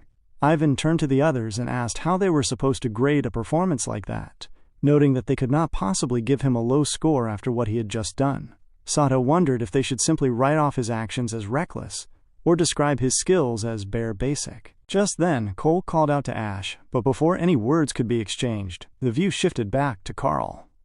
Carl began to laugh heartily, telling Stephen that he had guessed it perfectly. He noted that the assessment had only just started, and they were already seeing an incredible display. He wondered aloud how Cole planned to respond to Ash's sudden performance. Nearby, Soren was extremely annoyed by the sequence of events unfolding right in front of him. Suddenly, the observation screen went completely blank, losing its signal entirely. Stephen was thoroughly surprised, wondering if the feed was cutting out again. Outside the entrance of the Demon's Lair dungeon, error alarms began to wail as the personnel operating the equipment experienced a massive signal anomaly. The risk indicators on the monitoring console suddenly fluctuated wildly, shifting from a standard D-rank regular risk level and skyrocketing to an unknown question mark risk level in an instant. The controller outside was extremely shocked by the data, calling out to Logan nearby to ask what was happening to the dungeon. To the shock and surprise of everyone watching outside, the dungeon entrance slowly closed up and completely vanished from the spot where it used to stand. Deep inside the sealed environment, a distinct, heavy melody began to play, echoing through the vast space. The moment the sound reached Ash's ears, he recognized the unique resonance from a dangerous entity he had faced in the past. The familiar melody made him feel incredibly uncomfortable, and he recognized then and there that this was a melody from the Demon King of Wrath playing at that very moment. Back outside of the dungeon, the personnel were still frantically screaming that the entrance had vanished. The technician mounting the computer monitoring stations expressed that he had absolutely no idea what was going on, noting that the tracking devices had suddenly displayed a massive abnormality signal. His technical update was cut short by Logan, who shouted loudly and ordered him to hurry up and request immediate backup from the guild supervisors. Logan anxiously wondered if something had gone wrong inside the depths of the demon's lair. Meanwhile, the scene shifted back inside the sealed dungeon terrain. The accompanying examiners began conversing amongst themselves to figure out the source of the sound. The moment Ash discerned the actual source of the melody, he became extremely worried. He knew the entity was not supposed to appear for another 3 years. His system interface began to flash repeatedly, notifying him of a high-ranking abnormality present within the immediate zone. He paused for a brief second, sensing a presence behind him, and tracked the source of the trailing music to a dark corner nearby. An eerie cackling sound began to echo from the shadows. Sato looked visibly shaken, asking what that thing was as they all fixed their eyes on the dark opening. A massive ant creature, radiating a dense and heavy aura, stepped gently out from the mouth of the cave. The insect-like beast suddenly spoke the human language, calling out to the group and stating that they had willingly taken the bait. Sato screamed loudly, demanding to know what the creature was talking about. He pointed out that a monster capable of human speech had to be at least a C-rank high-tier entity, wondering how something so powerful could possibly exist inside a standard D-rank dungeon lair. The confrontation was officially set. Sato instantly conjured his weapon and leaped downward, shouting that monsters of this caliber were far too dangerous for the student candidates to handle on their own. He landed heavily directly in front of Cole and Ash, instructing them to stand back while he handled the creature. However, before he could even swing his weapon, the ant creature moved with blinding speed. Sato's wrist was slit completely open in a fraction of a second. His hand flew clean off his arm, and blood gushed out heavily across the floor. The remaining instructors standing behind were left in total shock by the sudden violence. Without breaking its momentum, the creature swung its arm blade heavily in an attempt to cut Cole down as well. Cole was completely disoriented by the rapid turn of events, leaving him unable to react as the creature's massive blade stabbed him straight through the shoulder. The creature loomed over him, stating slowly that he was going to die here in the dark. Hearing those words, Cole forced his focus back and resolved himself. He swung his sword upward with a heavy, desperate arc, cleanly severing the blade hand from the creature's arm. The ant creature was thoroughly shocked by the sheer ferocity of Cole's sudden counterattack. Cole instantly followed up, jumping forward to deliver a powerful kick straight into the creature's frame, propelling the beast backward across the chamber. The creature scraped against the stone floor but managed to use its raw grit to halt its momentum before striking the far cave wall. Cole quickly called out to Ash, stating that the Lord had attacked him first, which meant that by the rules of priority the monster belonged to him alone. He told Ash that he was strictly forbidden from interfering in this duel, emphasizing that the match was strictly between himself and the Lord. Ash calmly accepted the terms, keeping quiet and stepping back to observe. Ash inspected the two combatants. His system indicated that Cole was a C-rank mid-tier warrior, while the ant creature in front of him was classified as a C-rank high-tier monster. He began to calculate how this matchup would realistically play out. At that moment, the other instructors rushed down to the floor. Ivan approached Cole, stating that Sato needed immediate medical treatment for his severe injury. Caillou strongly suggested that they temporarily suspend the examination and retreat from the dungeon immediately, warning Cole that this lord was far too dangerous even for someone of his caliber. Cole completely ignored their warnings. He activated his fire attributes, channeling the heat directly to cauterize and seal the open wound on his shoulder. He told the examiners to back off and stay out of his way. As Cole sealed his injury, Ash glanced at the creature, watching the young warrior prepare to go toe-to-toe with the monster. Meanwhile, the narrative shifted back outside the sealed entrance of the dungeon. An elegant man walked into the staging area, catching the attention of the frantic staff. He explained that there had been rare instances in the past where a demon's lair entrance would suddenly disappear, indicating that the dungeon contained a highly intelligent demon. The man was Lin Wuke, the leader of the Imperial Guard.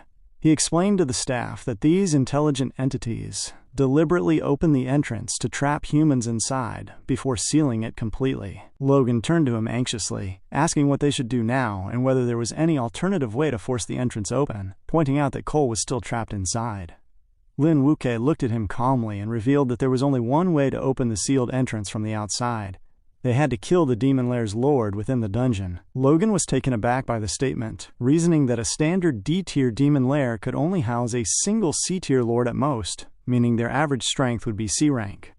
He noted with relief that taking down such a lord shouldn't be too difficult for the candidates inside. Lin Wuke shook his head, delivering a grim correction. He explained that this so-called D-rank designation was merely a clever disguise manufactured by the lord residing inside the zone. He revealed that from his professional observations, this specific demon lair was highly likely the real culprit behind the long-standing cold case of awakeners disappearing within the region. The revelation sent a wave of fear through Logan. Lin Wuke finalized his evaluation, stating directly that the dungeon they were currently witnessing was actually an extremely high-risk B-tier zone.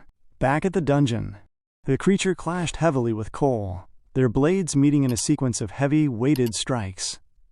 The momentum of the monster slowly pushed Cole back across the uneven ground, taking a firm step to anchor his frame, just as the creature raised its weapon to deliver a downward strike. Cole jumped away from the point of impact. The monster's weapon struck the dirt, becoming momentarily stuck in the ground and exposing a clear opening. While still in the air, Cole twirled his body and cleanly sliced the creature's head off, stating that its opening had finally been exposed. The severed head tumbled across the floor and came to a stop in the corner of the chamber.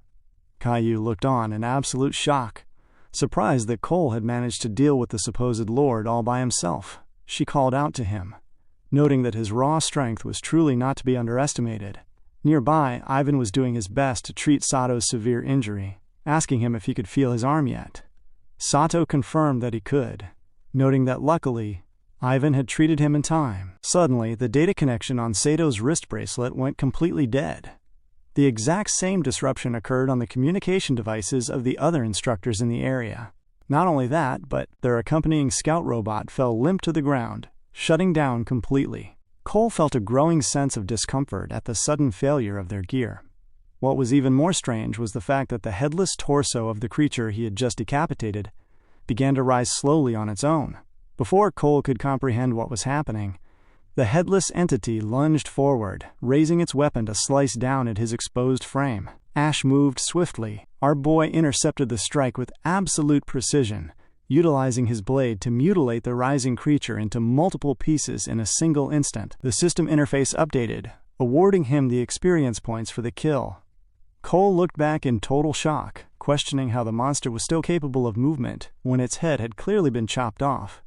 Ash turned to him calmly and explained that the monster was not a lord at all, but had been hypnotized from the very beginning, which allowed it to continue moving even after suffering a fatal injury. He warned the entire group that they needed to leave this demon's lair immediately, or they might be the next ones to fall under the hypnosis. Cole questioned how he could possibly know all of this, while Sato shouted in anger, asking what nonsense Ash was spouting. Sato pointed out that there had to be at least a C-rank lord inside of this area, arguing that since this monster was a C-rank high-tier entity, it had to be the lord of the zone. Right then, the warning indicators flashed repeatedly inside Ash's mind. The eerie melody originating from the cave grew significantly louder and more ferocious. Within seconds, the surrounding instructors fell under the spell one by one, their expressions becoming blank. Ash instantly plugged his ears with a prepared device to disrupt the sound waves, but it was already too late for the others, as everyone else in the area had succumbed to the auditory control. Ash recognized the exact nature of the sound waves from his past life. He remembered that the entity associated with the Demon King utilized these specific frequencies to hypnotize and destroy countless ordinary people globally. Seeing the hypnotized group slowly marching in a uniform line toward the cave, Ash recognized with absolute certainty that the true lord of this lair was directly connected to the Demon King. He decided to follow the entranced group to see exactly what was happening deeper inside the cavern. They walked deliberately into the dark tunnel, tracking the steady flow of the music. The closer they drew to the source, the more frequently Ash's system issued high-risk warnings. When they finally reached the center of the massive cavern, they discovered dozens of large eggs scattered across the floor, alongside a massive creature representing the forces of the Demon King, surrounded by 3 large snakes encircling its frame. Looking around the wider space, Ash noted multiple mutilated bodies of previous awakeners who had entered the dungeon to clear it, only to be completely destroyed. Ash analyzed the situation, remembering that this particular hypnosis method utilized specific alpha waves. To counter the effect, he had prepared a customized beta wave audio device in advance to neutralize the frequency, which was exactly what he was listening to through his earpieces. He knew that the people around him possessed no anti-hypnosis defenses and could die at any moment, meaning he needed to take down the true lord as quickly as possible. The massive creature in front of him shifted its gaze, addressing Ash directly as a piece of flagrant flesh. Ash stood his ground, looking entirely calm on the outside, but as he looked up at the towering monster, his mind filled with a deep rage regarding the devastation this entity had caused in his past life. Suddenly, the scene cuts directly to a memory from the past. Carl was holding a heavy wooden stick, using it to mercilessly beat his brother Gong Cheng when they were much younger. Their father, Soren Gong, stood nearby and noted that Carl had won again today, which he commended. At that time, Cole was just 8 years of age, and his father explained that only the winner was allowed to come up and eat a meal with him at the table. Cole walked up to join his father, while Soren Gong stated that the loser would be forced to kneel on the floor for the entire night. This left Gong Cheng, who was also merely 8 years old at the time, kneeling on the hard ground throughout the dark hours. Much later in the evening, Gong Cheng's belly was grumbling from hunger in the dark, when Cole quietly brought some food to him, urging him to eat.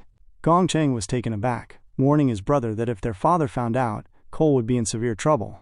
But Cole told him to stop talking and just eat. Later in that same memory, the situation had shifted. Cole was taking a real beating from his father, Soren Gong. Soren Gong looked down at him and asked if he knew exactly how the Gong family had managed to get to where it was today, explaining that it was because their father was always the winner. He emphasized that the winner gets to set the rules, telling Cole that both brothers must strictly follow his rules. Cole looked up at his father and asked if he managed to win against him, wouldn't he be the one setting the rules instead? His father simply laughed loudly at him. The scene then cuts to a slightly later time. Cole was down on the floor, coughing heavily after just fighting a powerful opponent standing directly in front of him. Cole screamed loudly, pointing out that Soren Gong was the one he had officially challenged, demanding to know why he had brought someone else from the Imperial Guild to fight his battle for him. The person who had just defeated him was Lin Wuke, who was much younger at this time. Soren Gong looked at his son and explained that his true power consisted not only of his personal strength, but also of his extensive resources. He told his son that the rules of this world were not as simple as he might think, but stated that one thing remained entirely absolute, and that was winning. He maintained that if a person is a winner, they can set the rules, adding that the specific methods used to win the game were completely unimportant because only the final results mattered. He demanded that, as his son, Cole had to ensure he was always number one, stating that he must abandon his responsibilities, his loved ones, and even his sanity if that was what it took to win. Hearing those words, Cole wondered to himself if winning was truly the only value of his entire existence. As a young child, he could not fully process such heavy thoughts, and the realization weighed heavily on his mind. The narrative then cuts cleanly back to the reality of the present time, inside the dark dungeon of the True Lord. The monster had successfully taken control of almost everyone, and only Ash remained completely unaffected by the auditory hypnosis, because he had used his own method to deflect the sound waves. Ash stood firmly in the space, calculating that the entranced people possessed no anti-hypnosis defenses and could die at any moment, meaning he needed to quickly take down this lord. He began to conjure his weapon into his hand, but before the blade could fully materialize, Cole suddenly reached out and grabbed him by the wrist. Cole looked at him and stated that while he did not know what kind of methods Ash was using to avoid being hypnotized, he too possessed his own hidden methods to maintain his sanity.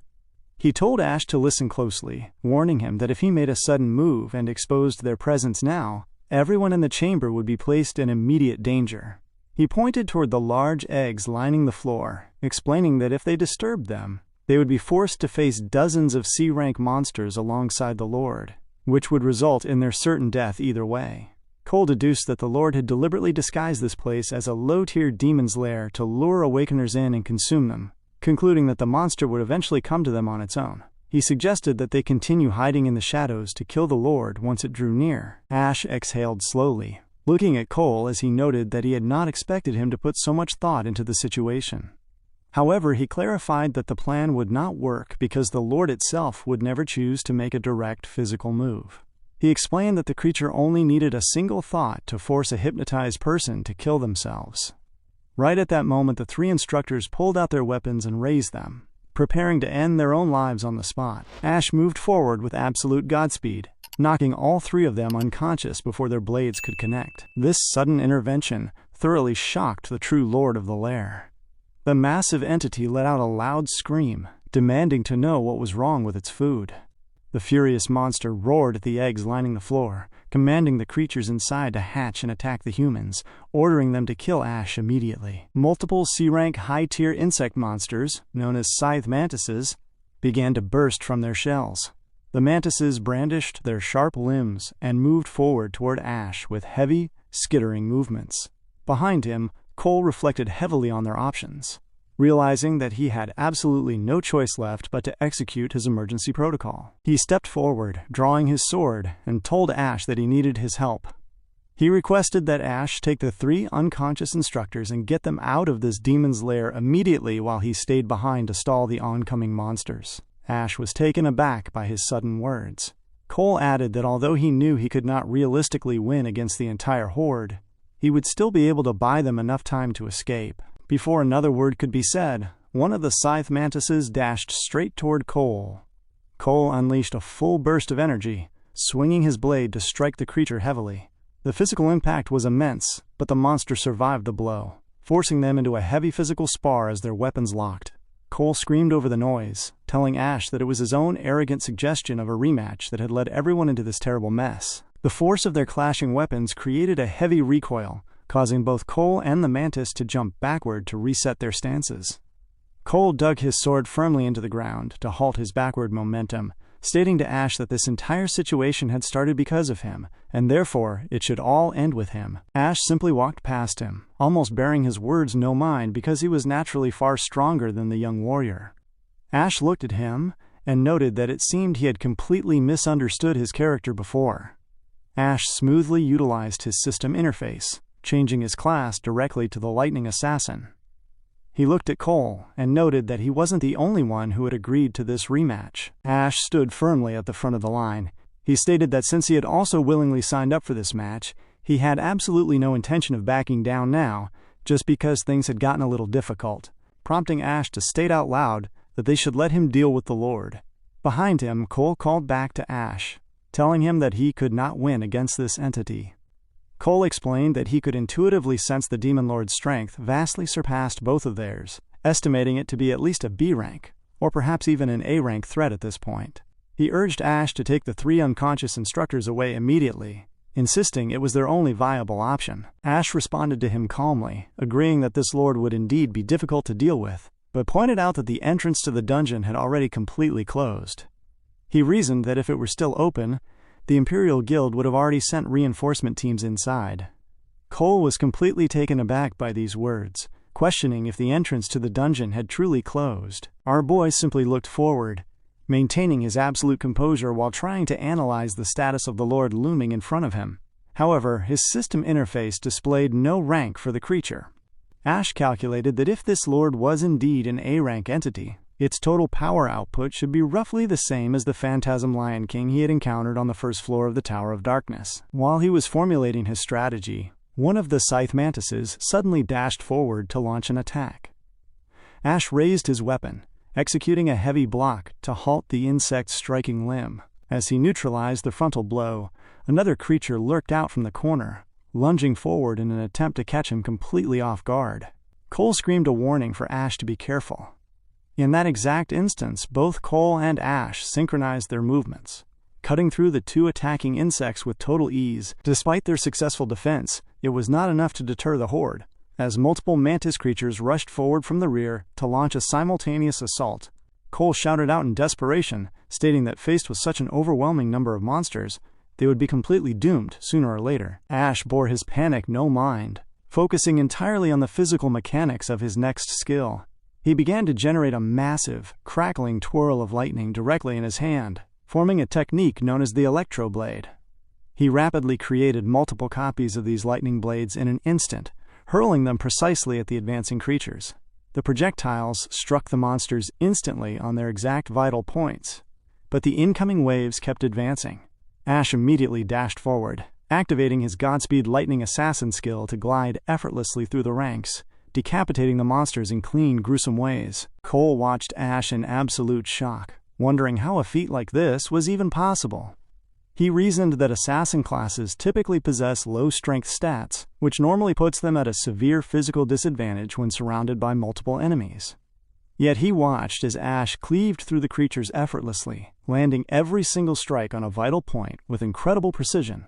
Even as they descended upon him in their multitudes, Ash simply glided through the space, using his weapons to systematically dismantle the insects. Cole stood completely stunned as he realized that Ash was fully compensating for his lack of raw strength, with his sheer velocity and unmatched skill level, deducing that his current speed was at least on par with an A-rank hunter. Ash continued elegantly cleaving through the creatures, cutting off their heads and slicing their heavy bodies into pieces. Watching Ash fight gave Cole a sudden surge of hope, and he realized that they might actually have a genuine chance of winning this battle if Ash continued to take the lead. Spurred by his teammates' momentum, Cole began to imbue his own sword with a dense layer of mana. The display thoroughly annoyed the Lord. The massive demons screamed out loud, declaring that their resistance was incredibly irritating. The Lord immediately activated an ultimate enhancement skill, channeling dark energy into all of the remaining mantis creatures in the cavern. The insects suddenly underwent a physical evolution, growing significantly larger and more powerful right in front of Ash. Ash was taken aback by the sudden enhancement of their physical frames, while the Lord screamed at the evolved monsters, commanding them to hurry up and get rid of Ash immediately. Ash stood his ground firmly as the first enhanced mantis brought its limb down, striking the exact spot where he stood. Ash jumped away from the landing attack, transitioning smoothly into a counteroffensive to continue cleaving through the enhanced creatures. Behind him, Cole watched the heavy exchange, noting to himself that Ash needed to hang on just a bit longer so that he could finish charging the final attack necessary to cleave through the remaining monsters all at once. Ash continued doing his own thing, refusing to let the monster's physical enhancements slow his pacing. As he dashed forward across the stone floor, he intuitively sensed a creature moving into position behind him to attempt a blind ambush. Before the monster could even execute its movement, Ash instantly zapped directly behind the ambusher. He struck the creature from its blind spot, slashing its rear frame with his dagger in a single fluid motion. The creature creaked in extreme shock from the counterattack, but it quickly recovered, launching its heavy arm forward to strike back. Ash managed to dodge the incoming blow, but the sheer force of the movement propelled him backward across the cavern. He planted his feet firmly against the dirt, stabilizing his frame before he could fall heavily to the ground. Ash began to breathe a bit heavily, sweat dripping down his face from the physical exertion. He analyzed the situation, realizing that the durability of these enhanced monsters was rapidly nearing B rank, and their hardened exteriors made it incredibly difficult for his blades to pierce straight through to their vital points. Just then, Cole called out to Ash from behind, expressing his gratitude. He explained that Ash had successfully bought him enough time to fully charge his final attack, and he prepared to unleash a massive wave of heavy damage against the remaining mantis creatures. The scene cut back to Ash's rented apartment. Anna walked into Yoon's room, carrying the drinks. She apologized for being late, explaining that the beverages had taken longer to secure than she had anticipated. Yoon expressed her excitement about her friend's arrival and told her not to worry because her brother was not back yet anyway. Anna was surprised to hear this and asked if Ash was still not home. As Anna sat down, Yoon mentioned that Ash did not even know she had passed the Academy of Arts exams yet. She explained that she had told him she had something huge to share with him today. Guessing that he was probably just running late, Yoon suggested that they dig into the food without him. While pulling a glass jar from the counter, Yoon noticed they were entirely out of garlic sauce. She asked her friend to hold on a moment, deciding that she and Leo would make a quick run to grab the garlic sauce along with some snacks. Yoon went to the convenience store to grab what she needed. When she was finished, she looked into the bag where Leo was tucked inside, munching quietly on something. She remarked that Leo was such a little angel, noting that he had not made a single peep the whole time, and had been perfectly quiet and good. While playing with the lion cub, she told him it was a good day, and promised to get him cookies next time. On her way home, a few men watched her closely from the shadows. They were holding her photograph in their hands, evidently acting under instructions to kidnap her. Just then, an instruction came through their earpieces, telling them to stay on her easily and wait until they were out of camera range before taking care of it. It was a very sticky situation because Yoon walked back home while the men slowly followed from behind. However, she was fully aware that they were on her tail. She noted to herself that those guys had been following her ever since she stepped out of the store, wondering what exactly they wanted. At that moment, Leo began growling at the sight of them. Yoon patted his head to calm him down, instructing him to stay hidden and not come out. Turning her back, she remarked that tonight had just gotten interesting. The scene cut back to the dungeon. At that moment, Cole called out to Ash, stating that the time Ash had bought him was enough because his skill was finally fully charged. Cole screamed out to Ash that here was his ultimate move. Swinging his sword heavily, Cole shouted to the Overlord that he would blast it into nothing. A massive wave of flame flew through the space, incinerating all of the higher C-rank mantis creatures and burning them to ashes. The wave continued moving toward the Demon King of Wrath, who sat at the back of the space. As the attack approached, the Demon King looked momentarily flustered. A massive explosion followed, completely engulfing the entire space. Immediately after, the energy was entirely depleted from Cole's body, and his knees fell limp to the ground. His stamina, mental control, and elemental control were completely drained by the massive attack. Looking forward, he exhaled, believing that he had finally taken them down and that it was over. Suddenly, a laugh echoed from the creature sitting in front of him. The Lord of the Terrain asked if that was really all Cole had to offer. They realized that the creature had used a massive shield to protect itself from the flame attack. The creature remarked how disappointing the assault was. Cole felt completely powerless, shocked that his final skill had failed to lay a single scratch on the Lord of the Terrain. He knew he had given it every last drop of strength he possessed, yet it had done nothing. Ash was also taken aback and began to calculate what had happened.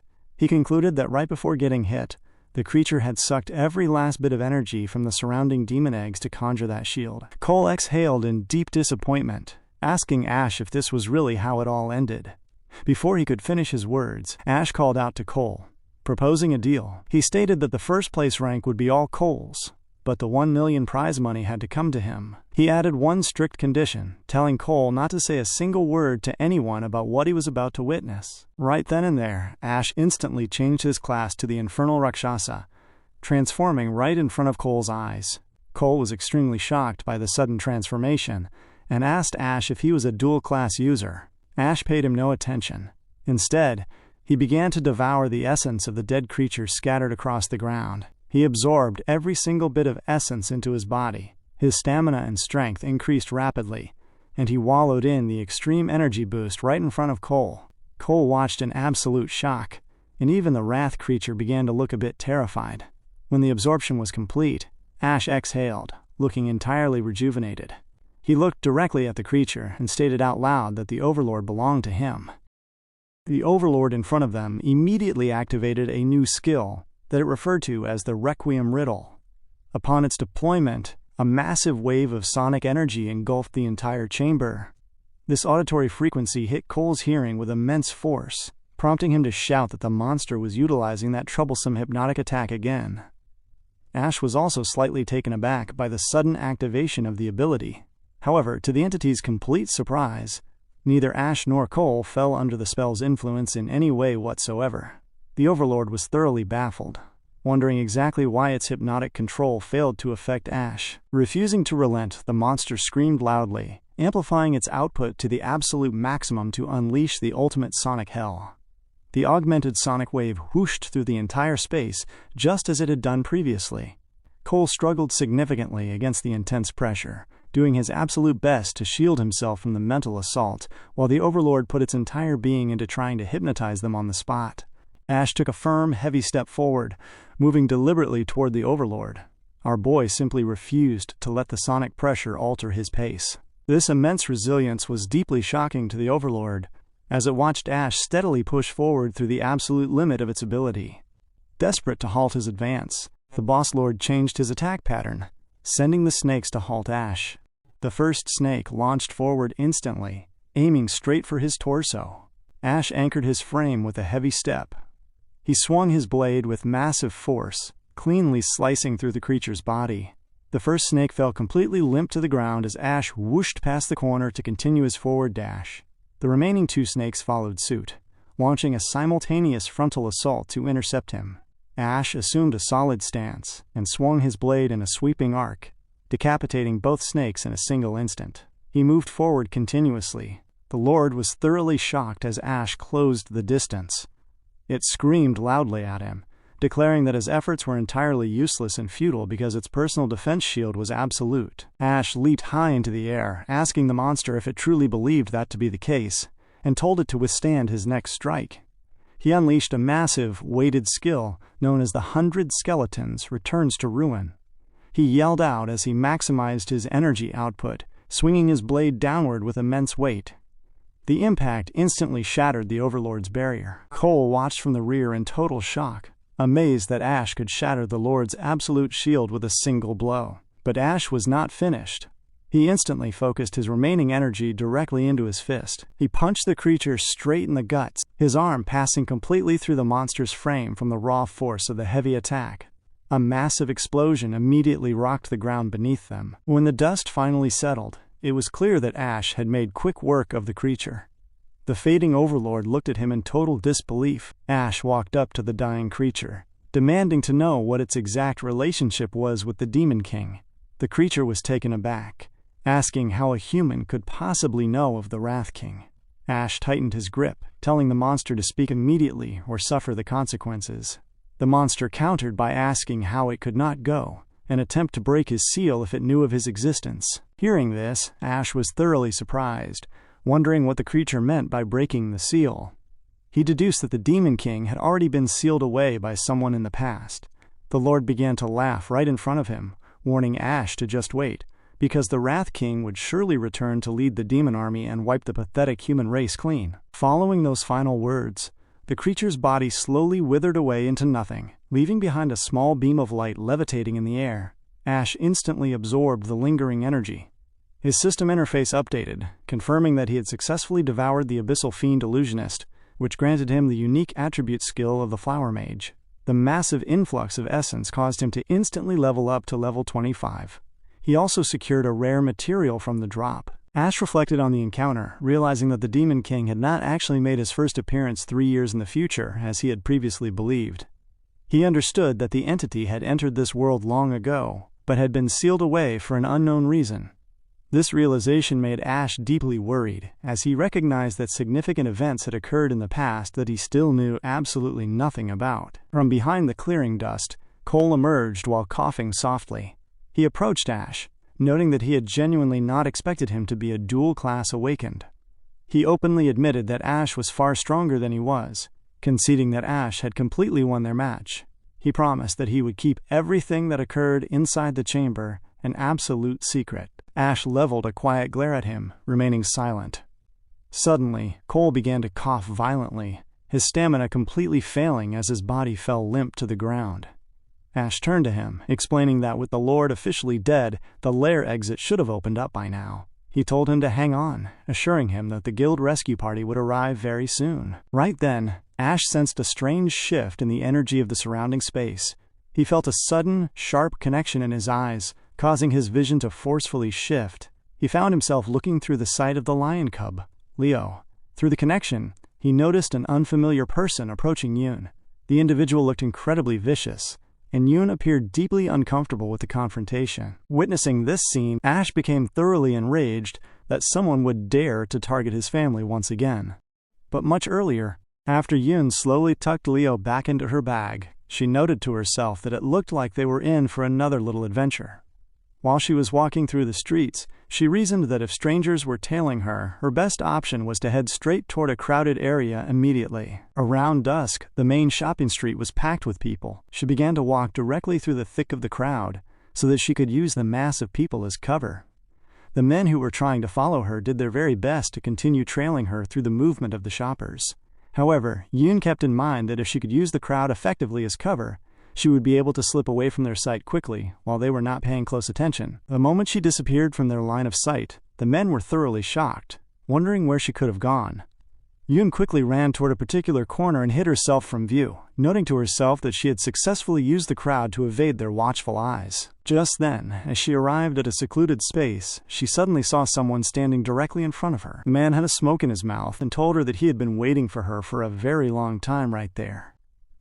Yoon jumped back and asked who they were and how they even knew where she lived. Before he could answer, the other men who had been trailing her through the crowd suddenly arrived from behind, blocking her escape. With 3 of them now present, she was completely surrounded. Yoon instantly turned and ran in the opposite direction to get away from the group. Suddenly, one of the men activated his elemental abilities, sending a sheet of ice to hook her leg to the ground. The sudden loss of momentum caused her to fall heavily to the floor. Her bag flew clean out of her grasp upon impact. Stranded on the ground, she sustained a slight injury from the tumble. The man standing in front of her looked down and asked if she was entirely tired out. The man beside him eyed her with a nasty expression, telling her to just be good and play with them for a while. Yoon looked up at them with fear in her eyes as they closed the distance. Suddenly, a massive paw struck the lead man straight in the face with immense force. The heavy blow propelled him backward away from Yoon, causing him to fly through the air and strike his head hard against the concrete staircase. The other man standing by the corner was completely taken aback by the sudden violence unfolding in front of him. A massive, heavy paw struck the ground as a huge, white lion stepped directly in front of Yoon to shield her frame. This was Leo, fully prepared to protect her regardless of the cost. Yoon was thoroughly shocked when she saw Leo, wondering how the small cub was mechanically capable of transforming into such a massive beast. The man who had been struck in the face staggered up, screaming loudly to know where the hell this lion had come from. He muttered that when the person hired them for this job, they never mentioned they would be dealing with a creature like this. The men grew visibly terrified as Leo unleashed a loud, booming roar at them. Seeing the threat, one of the remaining attackers began to channel his electricity abilities to strike the beast. However, Leo suddenly transformed back into his original form. His mana was completely exhausted from the forced growth, causing him to fall limp to the ground and faint on the spot. Yoon screamed out for Leo, dashing forward to scoop his small body off the ground. She asked him what was wrong, as she held him tightly. The man who had cornered her laughed at the sight, noting that he thought the beast would be some kind of badass entity, but it turned out to be nothing special.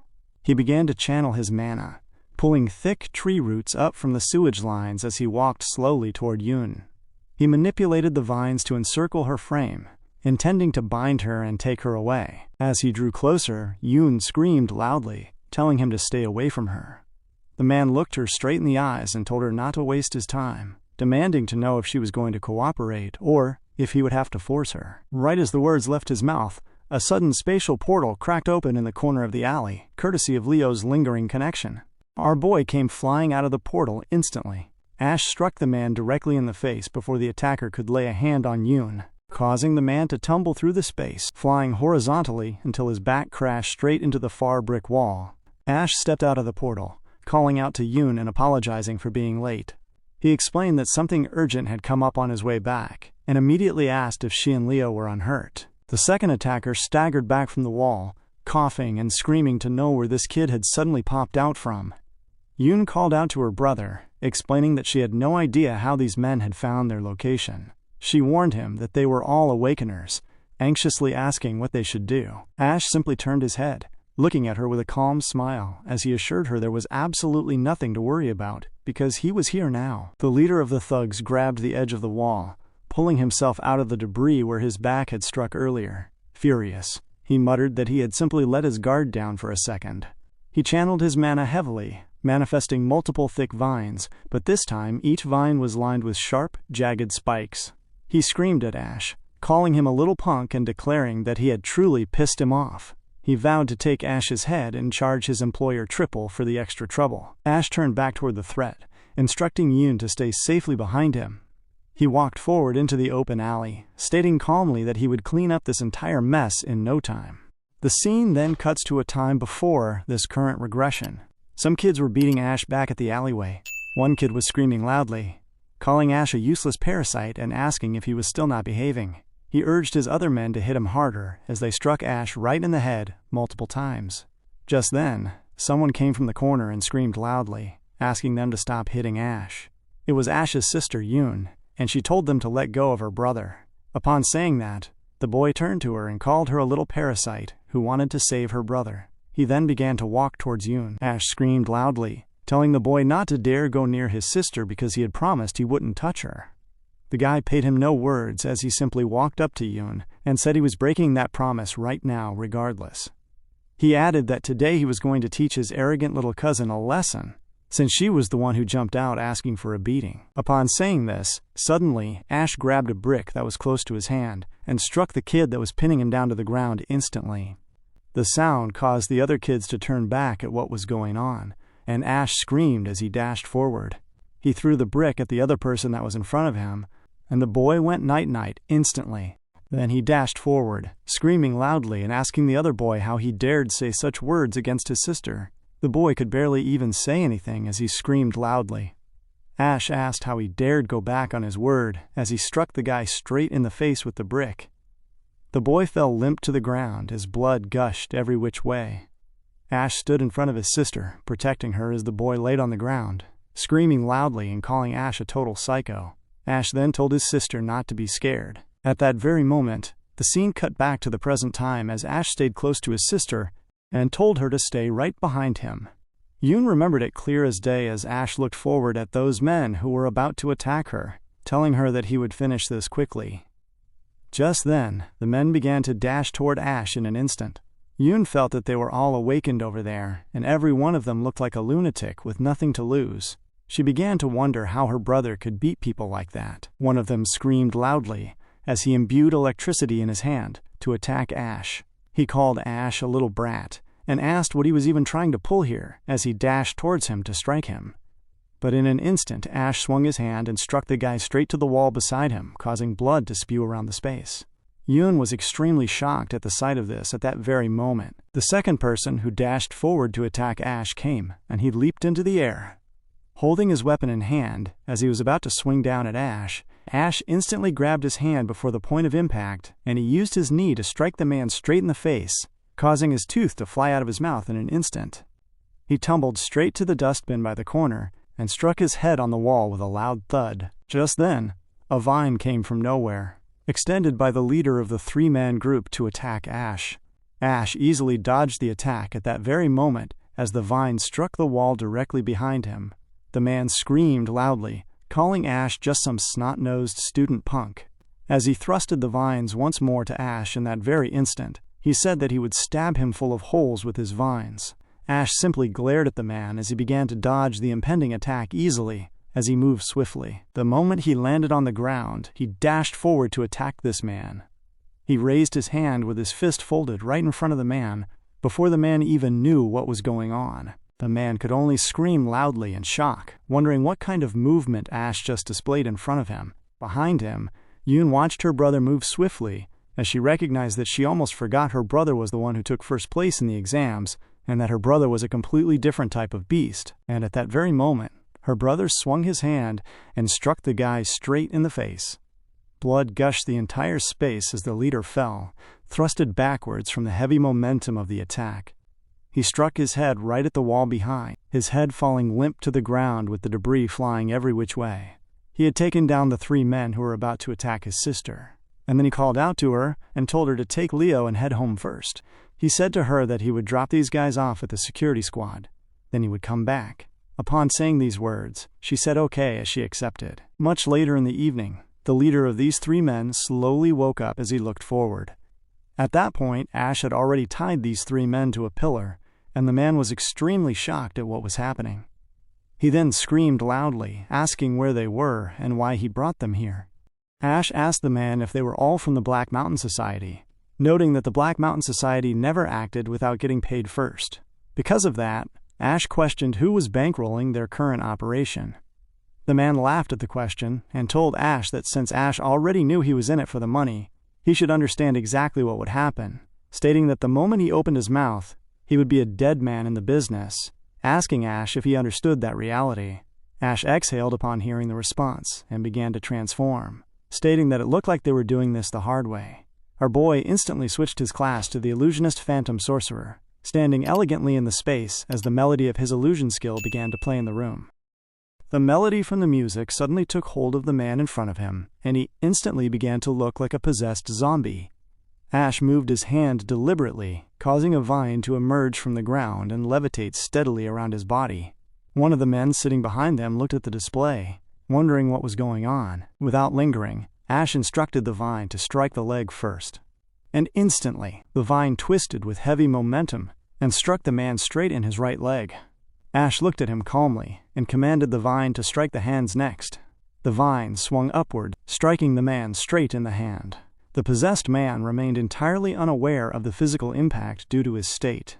Ash observed him, stating that this was exactly what he deserved for putting his hands anywhere near Yoon. The man sitting beside the leader screamed loudly, asking what Ash had just done to him. Our boy simply turned his gaze toward him. Ash stated that it was now his turn, directing the levitating vines toward the second man. The man screamed in terror, pleading with Ash to stop and offering to talk. Crying heavily, the man confessed that the mastermind was the son of the first hospital director, whose name was Jin. The narrative shifts to a party at the rooftop pool on the top floor of the Purple Pig Tower, where someone was offering Jin more booze. Jin looked quite angry, and almost on cue, one of his friends walked up to him, mocking him by asking if it was true that the same girl had rejected him twice. The friend added that Jin could not even charm one junior schoolgirl, questioning what had happened to their legendary campus heartthrob. Jin looked up at his friend, stating that the girl had made him look like a complete idiot in front of everyone twice that night, and vowed that she would regret every single second of it. He stood up heavily and walked off. When the lady asked where he was sneaking off to, Jin replied that he was taking a leak and told her to leave him alone. Inside the quiet quarter of the floor's toilet, Jin stood taking a piss. Suddenly, the lights behind him began to buzz and went off completely. Jin was taken aback by the sudden darkness, turning back to mutter that even the lights were against him. However, the moment he turned around, he froze in shock upon seeing Ash standing directly behind him. Fear filled his eyes. Ash glared at him coldly, demanding that he reveal his identity, asking if he was Jin Duoshin. Meanwhile, in the security control room, one of the guards sipped his tea and remarked to his colleague that the spoiled rich kids had bought out the entire top floor of the Purple Pig Tower again. The second guard replied that it was no worry, as every single camera up there had been switched off, allowing them to have the time of their lives. The first guard shook his head, leaning closer to mention that most of the girls up there had not come willingly, but had been lured into a trap. The second guard looked flustered, asking if he was serious. The first guard affirmed the situation, explaining that not long ago, a student had taken her own life after they did unspeakable things to her in that room. He added that the entire incident vanished because their parents buried it under a mountain of money. The second guard expressed shock, while the first guard continued, stating that the list of disgusting things those people had done would fill a whole novel. He warned him not to let the expensive clothes and pretty faces fool them, because behind closed doors, they were nothing but animals. Back in the toilet, Jin stood screaming in terror, asking Ash what he was doing there. He yelled that the floor was completely off limits to the public, demanding to know how Ash had even gotten up there. Jin threatened to call the police immediately to have him thrown out. In response, Ash pulled out a phone and dialed a number, causing Jin's own phone to ring. Jin looked at his screen in complete shock, recognizing the phone as belonging to the man he had sent to attack Yoon. Ash stated flatly that Jin was the one who had sent people after his sister. Jin screamed, asking why Ash had Blackie's phone and demanding to know what he had done to him. Ash simply squeezed the device, breaking it in his hand with an instant heavy crunch. Jin screamed at Ash to stay back, frantically asking who he was. Before he could utter another word, Ash delivered a heavy punch to Jin's face that instantly sent him flying through the space, shattering a glass wall before he landed limp on the floor. Crawling weakly on the ground, Jin looked up and screamed loudly for help. He then realized that everyone outside was already fast asleep, leaving him completely baffled as to what had happened to the crowd. Ash walked into the shattered space, imbuing the atmosphere with the illusionist ability he had recently acquired. Pure terror showed in Jin's eyes as he turned his head, frantically asking what was wrong with Ash and why he was attacking him. He begged Ash to stay back, questioning if he was deaf as Ash steadily closed the distance between them. Desperate, Jin screamed about his family status, stating that his father was the director of the first hospital, and threatening that if Ash touched him, his father would have him buried. Ash commanded him to shut his mouth, instantly deploying his ability. The melody took hold of Jin, cutting off his heavy crying and leaving him in a rigid, zombie-like state where he could no longer move on his own. Ash glared down at him and commanded him to pick it up. Jin slowly extended his hand and grabbed a piece of broken glass from the floor. The narrative recalls the earlier tragedy involving the girl who had taken her own life after they had wrongfully taken advantage of her without giving any thought to her consent. At that time, Jin had calmly told his flustered companion to relax, instructing everyone to say she had simply slipped and fallen in a tragic accident. He had confidently explained that the autopsy results would say whatever his father told them to say, demonstrating how they used their wealth and power to ensure no consequences ever stuck to their actions. Ash understood the true nature of the person in front of him, and so Ash instructed Jin to proceed with the action. Jin raised his hand holding the sharp glass, while Ash watched with absolute resolve, demanding that he carry out the action, knowing he would not flinch for a single second to protect someone precious to him. Much earlier, before the event of the attack at Yoon's location in the dungeon, Ash was speaking to Cole. Ash told Cole that the Overlord was down, and the exit should be clear as well. He explained to him that he needed to hang on just a little longer, because the guilds were on their way. Cole replied to Ash that when they got out, he was telling everyone the truth, that Ash was the one who saved them that day. At that very moment, Ash suddenly saw through Leo's eyes as the Phantom Mane spotted the individual who was about to attack. Ash realized that something was wrong, noticing that Yoon was in danger, before he then suddenly disappeared. Cole was left extremely shocked by the sudden disappearance, realizing that Ash actually possessed more than 2 classes at the same time. Remembering the Lightning class and the Infernal Rakshasa class, Cole began to wonder just how many secrets Ash had, concluding that he was still hiding even more from him. Just then, people who had run into the dungeon began to scream that they should find them just ahead.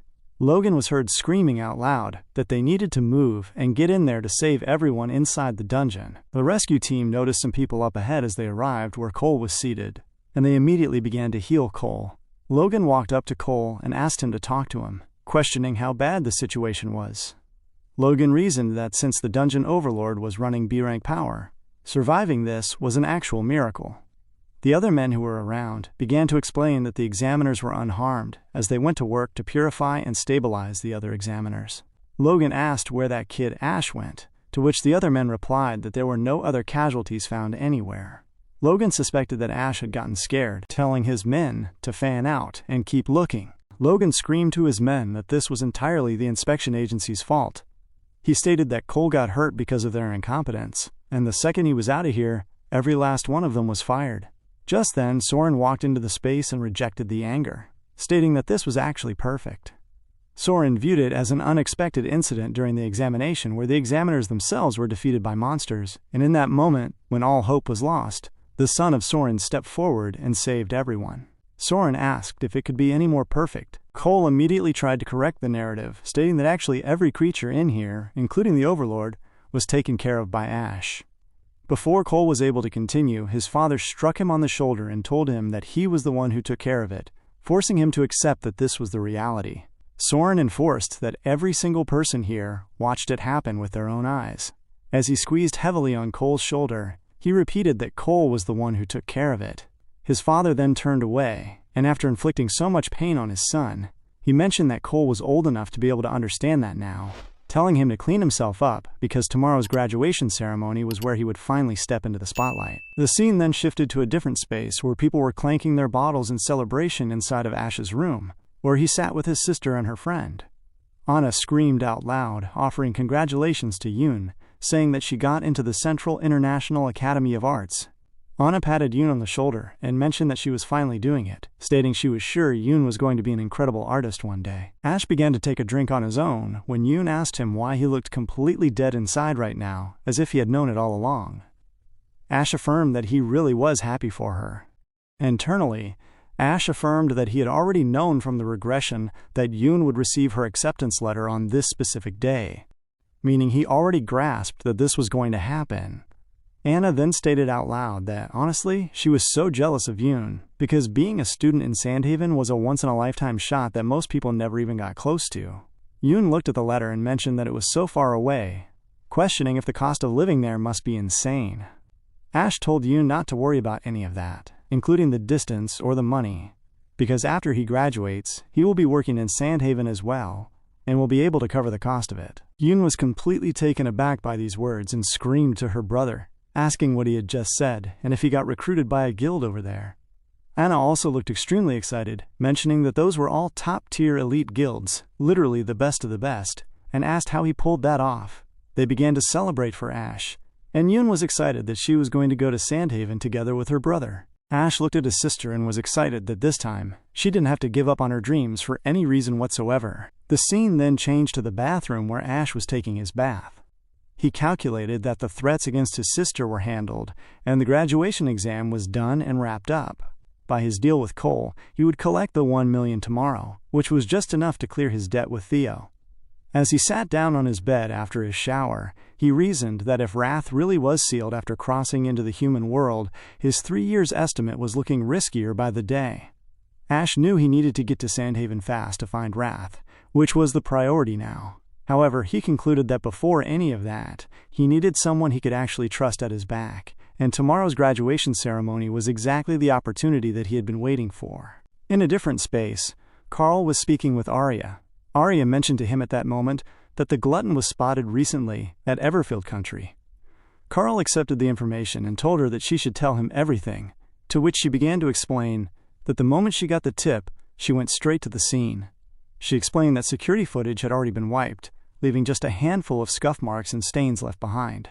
She explained to Carl that their normal tactic was to eliminate fast, then consume, and that his targets were always awakeners with rare, exceptional abilities. Arya noted that the rank of his victims kept climbing as well, which meant that the creature was getting stronger and faster at a concerning rate. She added that once the glutton starts moving, he does not stop, and she felt that he would strike again soon.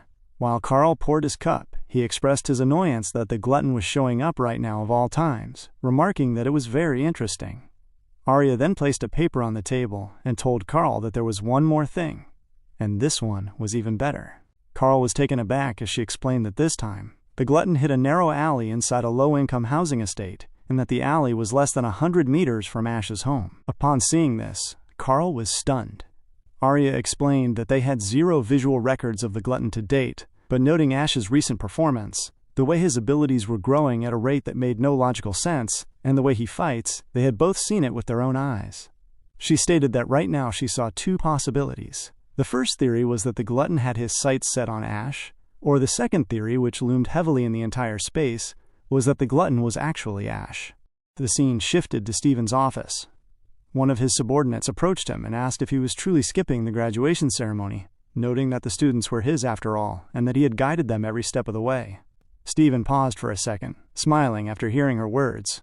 He simply opened the cage of birds and said that he had merely provided a safe haven for them when they were weak. Now that they had grown up, it was time for them to pave their own path forward. Upon saying this, he noticed that while the other birds flew away, one bird remained in the cage. He began to wonder why that single bird had not flown away yet, questioning if it simply did not know where it belonged. The scene then moved to the venue of the graduation ceremony. Inside, people were slowly entering the hall and filling up the seats. Ma Long conversed with Weston, stating that it was his first time seeing the academy use a hall this massive. He noted that many high-ranking guild leaders were attending today, so they had pulled out all the stops. You responded to him, wondering how the supplementary assessments for Ash and Cole turned out, as not a single word had leaked regarding the results. The academy was keeping things tightly under wraps, to which Weston replied that they would find out soon enough. Ma Long cheered, asking if that was even a question, as their boy Ash had definitely taken the win. Just then, from the corner, Chen called out to them and told Ma Long to stop talking up Ash, stating that he did not stand a chance against his brother. Chen said that the championship belonged to Cole. Upon hearing this, Ma Long, Chen, and the other members of Ma Long's crew began to boo each other. The scene then cut to Soren Gong, Cole's father, as he spoke to Cole. He told him that major guilds from all across the country were sending representatives to the graduation ceremony. Looking outside through the curtain, he said that the entire board of directors from the Empire Guild would be attending as well. Looking at them, he saw Ming Jing, the founder of the Empire Guild, and Yuan Guang, the co-founder of the Empire Guild. Ming Jing was shaking hands with Carl Cavendish as they conversed. A staff member came to meet them and asked them to take their seats in the front rows of the VIP section. While all of that was going on, Soren Gong felt a bit wary and said to his son that the upcoming board election for the Empire Guild was on the horizon, and he was tied even with Ming Jing in the polls. He noted that today's ceremony was the perfect opportunity to win over all the undecided board members, because they were all present. He declared that the chairman's seat would be his. Turning to his son, he stated that once the ceremony began, Vice Chairman Carl would personally hand him the championship trophy. He said the entire world would remember this day as the starting point of Cole's ascent to the peak and the most glorious moment for the Gong family. All of these words made Cole uncomfortable, because he knew that he was not deserving of that award. Soren Gong then instructed him to deliver a good speech and not mess things up, telling his son to go out there and show his value. His son simply exhaled and gave no response other than clutching the piece of paper that he had received for his speech. The graduation ceremony began.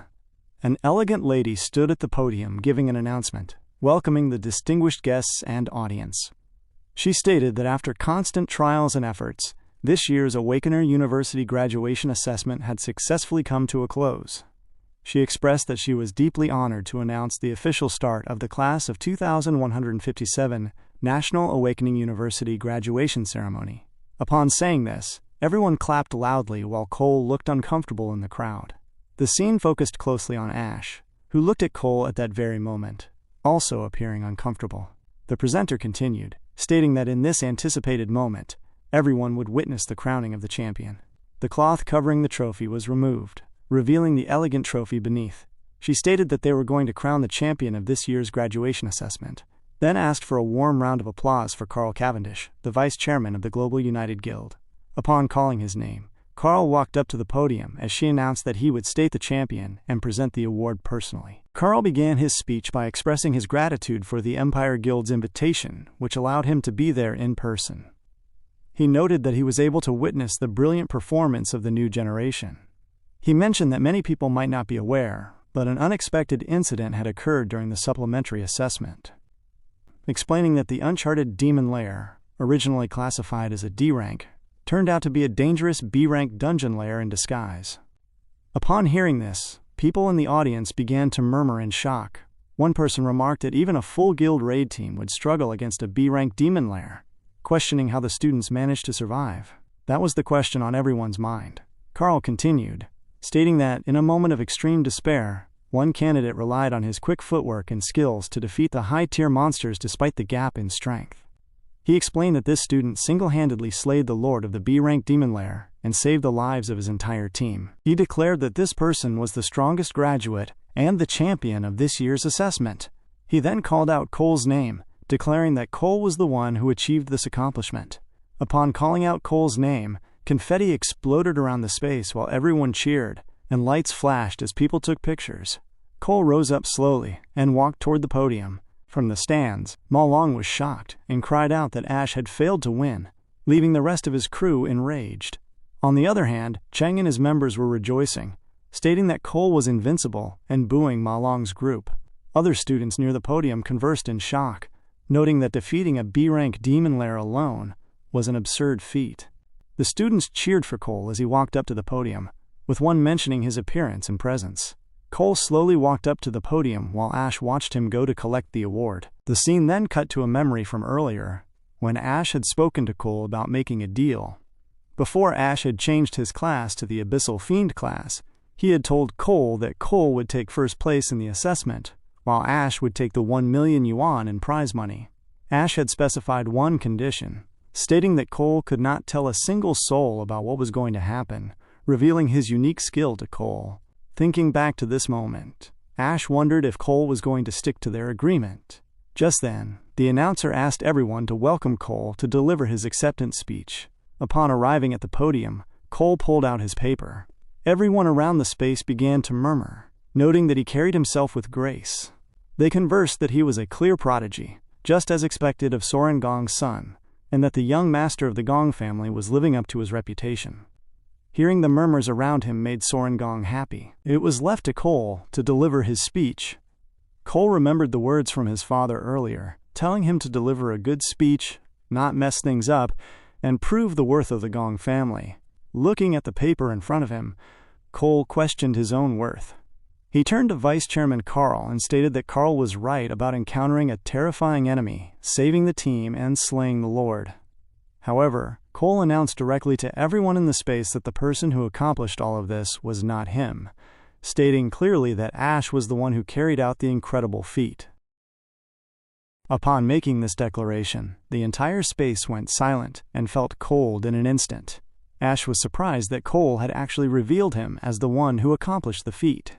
Carl Cavendish was taken aback as well. On the other hand, Logan Gong and Cole's father, Soren Gong, were shocked, with Soren Gong wondering what his son was saying at that moment. People in the audience began to converse among themselves, wondering how Cole could say such things. Cole continued, telling everyone that when the unexpected incident happened in the demon lair, the examiner fell unconscious, leaving only Ash and himself. Ash sat there, paying attention to Cole's words and hoping he would not reveal his secret. Cole stated that Ash was the strongest lightning assassin he had ever seen. He explained that with Ash's skills and experience, he easily defeated the horde of monsters, using his strength to show what power actually was, and making him realize for the first time that such a formidable awakener existed in the world. Cole expressed that Ash was the one who resolved everything, and that the champion of that year's graduation assessment was actually Ash. Listening to the full speech, Ash noted inwardly that Cole had kept his secret while still revealing the truth. Murmurs spread across the audience as people questioned the situation, asking if the exam results were supposed to have been tested by the Empire Guild. They wondered if there was a problem with the result. Carl Cavendish stepped forward and remarked on how interesting the development was. Ma Long screamed loudly, declaring that he knew there was shady business going on with the assessment. Weston added that they needed a major investigation into the whole situation. These shouts from the audience made Mingjing uncomfortable. The man sitting beside Soren Gong called out and asked him what kind of stunt this was, demanding an explanation. Soren Gong was annoyed as he grabbed the chair handle. Enraged, he stood up and walked out of the space, bearing his son no mind as he left the podium. Cole reflected on what kind of value he wanted to realize in his life, and which path he would take in the future, knowing those were things he had to decide for himself. At that moment, the bird inside the cage in Stephen Yuan Long's office slowly moved forward. As Cole tore the paper of the speech he was supposed to give and threw it away, standing there with composure, the bird flew out of the cage. Stephen Yuan Long watched the bird fly away and felt glad, knowing the bird finally understood where it belonged. Cole shared the same feeling in that moment. He called out to Ash and stated that Ash had won the whole competition that time, but promised that next time he would surpass him, setting up a healthy rivalry between the two of them. The scene shifted to reveal that there were tens of thousands of guilds around the world. Varying in size and strength, they were divided into 5 tiers, from highest to lowest. Among them, the top-tier guild was the highest limit that the vast majority of Awakeners could ever reach. There were only 12 top-tier guilds in the world, and the Empire Guild was one of them. Inside an office, a man complained and asked a staff member to take another look at his resume. His application was denied, and as he pleaded, the lady in front of him stated that their Divine Eye Guild was not recruiting support classes that year and told him to ask elsewhere. For ordinary graduates, getting a guild offer was difficult, and joining a top-tier guild was equivalent to realizing one's main dream in life. A man pulled out a red card and placed it on the table, telling Ma Long that his identity information had been registered, and that this was his employment certificate. The man in question was Charlson, the Empire Guild Human Resources Manager. He told Ma Long that as a member of the champion team he could directly join the Empire Guild. Upon taking the card, Ma Long cried out with excitement for his new path ahead. The Shang brothers embraced him, and they all celebrated stepping into a top-tier guild like the Empire Guild. Meanwhile, the other members of Cole's team who did not make it in were sad and crying in the corner. Cole sat in his space with his team in silence, while Chen expressed that it annoyed him to think about being colleagues with Ma Long's group in the future. At that same moment, Ming Jing, the founder of the Empire Guild, walked toward an elevator and asked the man beside him if everything went smoothly at the recruitment fair. The man responded that 2 teams received perfect scores that year, so quite a few new recruits were registering their information. As the elevator door opened, Ming Jing was surprised to see Carl Cavendish inside. He smiled and asked if the chairman was also heading to the recruitment fair. Carl Cavendish expressed that he was there to say goodbye to someone. Ming Jing asked if Carl Cavendish valued this person highly, to which Carl Cavendish smiled and replied that the Empire Guild got a steal by obtaining such a genius. Meanwhile, Charlson looked at his files and asked why one person was still missing, referring to Ash. He turned to the corner and shouted at Ma Long, asking why Ash had not registered yet since he was the only one left. Ma Long and the Shang brothers began calling out for Ash, looking for him in the area. Ash walked into the space calmly. Ma Long approached him and asked why he had not submitted his employment registration form yet.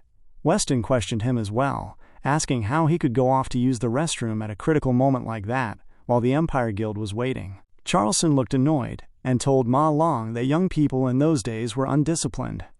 Looking at Ash, Charlson stated that even if he was the champion, he still had to go through proper procedures, telling him that this was the Empire Guild and instructing him to fill out the registration form immediately.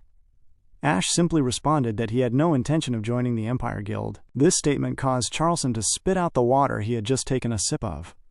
Ash's declaration shocked his team members, who shouted and asked why he was saying such nonsense. The members of Cole's crew were shocked as well. The space fell into an uproar just as Carl Cavendish and Ming Jing walked in and overheard Ash's words. They questioned why Ash would turn down registration with the Empire Guild. Charlson turned to Ash and told him this was no place to fool around, noting that the higher-ups had reserved a high-level management position for him that countless people would want. Ash reiterated that he never said he wanted to join the Empire Guild. Charlson grew more annoyed and asked Ash what he was even there for. At that moment, Carl Cavendish laughed, stepped forward, and said that this gave him the opportunity he had been waiting for. People were surprised that the chairman was present. Carl Cavendish walked up to Ash while Ma Long and the Shang brothers greeted the chairman. Carl Cavendish asked Ash if he was interested in coming to the Saints' Kingdom with him, since he did not want to join the Empire Guild, offering to recommend him to the local Ember Flare Knights. Chen and Mingjing were taken aback by this offer and waited to hear Ash's response. People around the space noted that the Ember Flare Knights was a globally top-ranked pinnacle guild often mentioned on international news. They noted that there were only 6 pinnacle guilds in the world, with internal recommendation being the only way to join. However, Ash pulled out a black card and politely told Carl Cavendish that he was not interested. Ash explained that he did not plan on joining any guild, but had come there that day to recruit teammates instead. Carl Cavendish was taken aback as he looked at the black card. Ma Long and Weston were surprised by the mention of recruiting teammates, asking Ash if he had established his own guild at his age. Charleston stepped in, snatched the card from Ash's hand, and questioned how a student who just graduated could establish a guild. However, as he looked at the card, the details checked out. The name listed was the Black Raven Guild, a name he had never heard before. Charleston stated that the registration window for guilds was only from May to June every year and required 1 million in registered capital. He shouted at Ash, saying that as a recent graduate it was impossible to register without connections, capital, or a recommendation from another guild. Just then, a staff member called out to Charleston and confirmed that the Black Raven Guild actually existed. The lady stated that the Black Raven Guild was registered on May 18, 2157, passed audits on June 18, and listed Ash as the founder. Cole was surprised upon hearing this, realizing that Ash had prepared to establish a guild a month before the assessment even began. Cole understood that Ash had complete certainty about winning the assessment from the start, which was why he only cared about the prize money rather than the championship title. Ash had never intended to join the Empire Guild and had planned his own path all along. Mingjing, Charleston, and Carl Cavendish were left speechless as they looked at Ash. Carl Cavendish thought to himself that Ash reminded him of someone he used to know. Ash took his card back from Charleston and noted that a guild needed at least 2 members to conduct a Demon Lair raid, stating that the Black Raven Guild currently only had him. He walked up to Cole, extended the card toward him, and asked Cole if he wanted to join his Black Raven Guild. Cole was speechless as Ash waited for his response. A week prior, the scene returned to Ash's conversation with Theo in the Mithril Guild. He spoke to Theo Ching and said he came to tell him 2 things. First, regarding the repayment deadline, he needed an extension of exactly 1 week. The graduation assessment had resulted in a tie for first place, so he received 500,000 yuan less than anticipated. Second, there was a much more crucial matter. Glaring at Theo calmly, Ash told him that he had traveled back in time from 10 years in the future. In 10 years, a few Demon Kings would completely obliterate the world, and he was the last awakener of that era. Theo Ching was shocked as Ash revealed that the very first Demon King to descend was known as Wrath. Wrath had used sonic shockwaves to eradicate the entire globe, yet an entrepreneur named Jing Zhu stepped up and donated a piece of equipment to forge the Null Wavestone. Ash revealed that the Null Wavestone helped countless people withstand Wrath's sonic shockwaves, buying humanity time to catch its breath and fight back. Theo Ching stood up in shock. He knew that the Null Wavestone was a piece of equipment he had been designing to isolate sonic magic attacks, though it was currently nothing more than a concept in his head. He wondered if Ash could really be from the future. Ash called out Theo Ching's name and asked him to team up with him. In the present time, on June 26th, Theo Ching and Ash continued their conversation inside the Mithril Guild exchange room. Theo Ching informed Ash that his loan of 1,500,000 yuan was completely paid off, returning his weapon to him. Ash materialized a small sack in front of him and pulled out several items. He explained to Theo Ching that these were the materials acquired inside the demon lair, as agreed, to cover the interest. The items included venomous ant legs, a bladed mantis spine, and a black-scaled snake gall. Theo Ching remarked on the high quality of the merchandise, noting that Ash knew how to get things done. Ash mentioned that he was pressed for time back then and only managed to harvest that much. Theo Ching then asked how recruitment was coming along for the Black Raven Guild. Ash expressed disappointment, mentioning that he had been rejected by Cole. Theo Ching was surprised, assuming Ash's trip to the Shanghai Nation would be delayed. Ash responded that he was actually moving the trip up. His original plan was divided into 3 steps: establish his own guild, elevate the guild rank to secure raiding rights for S-rank demon lairs, and finally head to the Shanghai Nation to locate the exact S-rank dungeon lair where Wrath was hiding. However, he ran into an unexpected variable, realizing that Wrath might have already descended upon this world long ago. Theo Ching asked for clarification, and Ash explained that he needed to head to the Shanghai Nation immediately, where he would recruit teammates instead. Theo Ching was deep in thought, noting that things had gotten more complicated. He pulled an item from his pocket and placed it on the table, stating that a friend of his produced a pop song specifically containing beta waves. Playing the song on his phone, the sound emanated through the device as Theo Ching explained that he had gotten in touch with international superstar Michael Bruno to polish the track and drop it as the lead single for his album. With his influence in the music industry, the song could go viral globally within a single week. Theo Ching reminded Ash that beta waves could suppress Wrath's alpha wave attacks, making this an efficient defensive measure with his current resources. Looking down at the phone, Ash noted that Theo Ching had accomplished all of this in just a single week. Theo Ching pushed up his glasses and stated that if the future was destined to burn, everything he was doing carried much more weight than anything he had done before. Theo Ching grabbed Ash by the hand and materialized a smartwatch on Ash's wrist, referring to it as a storage ring. Upon saying the command to open, the ring fully materialized. Theo Ching explained that this was a Demon King radar, heavily modified from a standard smartwatch. If it detected a Demon King level power surpassing an S rank, it would instantly trigger an alarm and pinpoint its exact coordinates, even tracking the target's residual energy trail for up to 10 days. Ash was impressed, realizing the radar functioned like an exquisite demon heart, while displaying exact coordinates directly. He noted that Theo Ching had managed to handcraft a high-tier piece of equipment. Theo Ching exhaled and mentioned that if it were possible, he would love to become an Awakener to help Ash out more. Ash told him that he had already done more than enough, stating that he would handle the rest himself.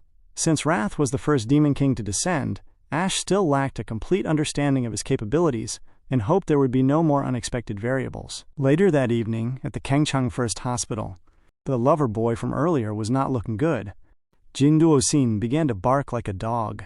His father, Jin Rong, the director of the hospital, looked at his son in shock. Jin Duoxin was acting wildly, making strange sounds and claiming to be a moth. Jin Rong was annoyed, demanding to know who turned his son into this state. He turned to his subordinates, noting that they were some of the top A-rank Awakeners in the country, and instructed them to investigate the situation immediately, using whatever means necessary to tear the responsible person to pieces. One of the Awakeners pulled out a sword and assured the director that they would have the perpetrator's head within a single day. Strangely, the entire building began to rumble, surprising everyone. Jin Rong felt nauseous, experienced brain fog, and fell to the ground, vomiting. The Awakeners became alert as they felt the rumble, channeling energy into their physiques while questioning the overwhelming spiritual pressure. They deduced that something terrifying was nearby. From the corridor, a figure moved toward their room with speed. The shadow of the creature came into frame, revealing the threat Ash was in pursuit of. Inside, the Awakener members took their stances near the exit, unaware of what they were dealing with. The creature appeared inside the room, right behind the Awakener members. Sensing its presence, they turned as the creature glared at them with a smile, stating that it was going to feast on a heavy meal. A vast myriad of awakening classes existed in the world, primarily divided into 5 major categories. The warrior class was tasked with absorbing damage and leading the vanguard. The assassin class flanked the enemy to deliver instantaneous lethal strikes.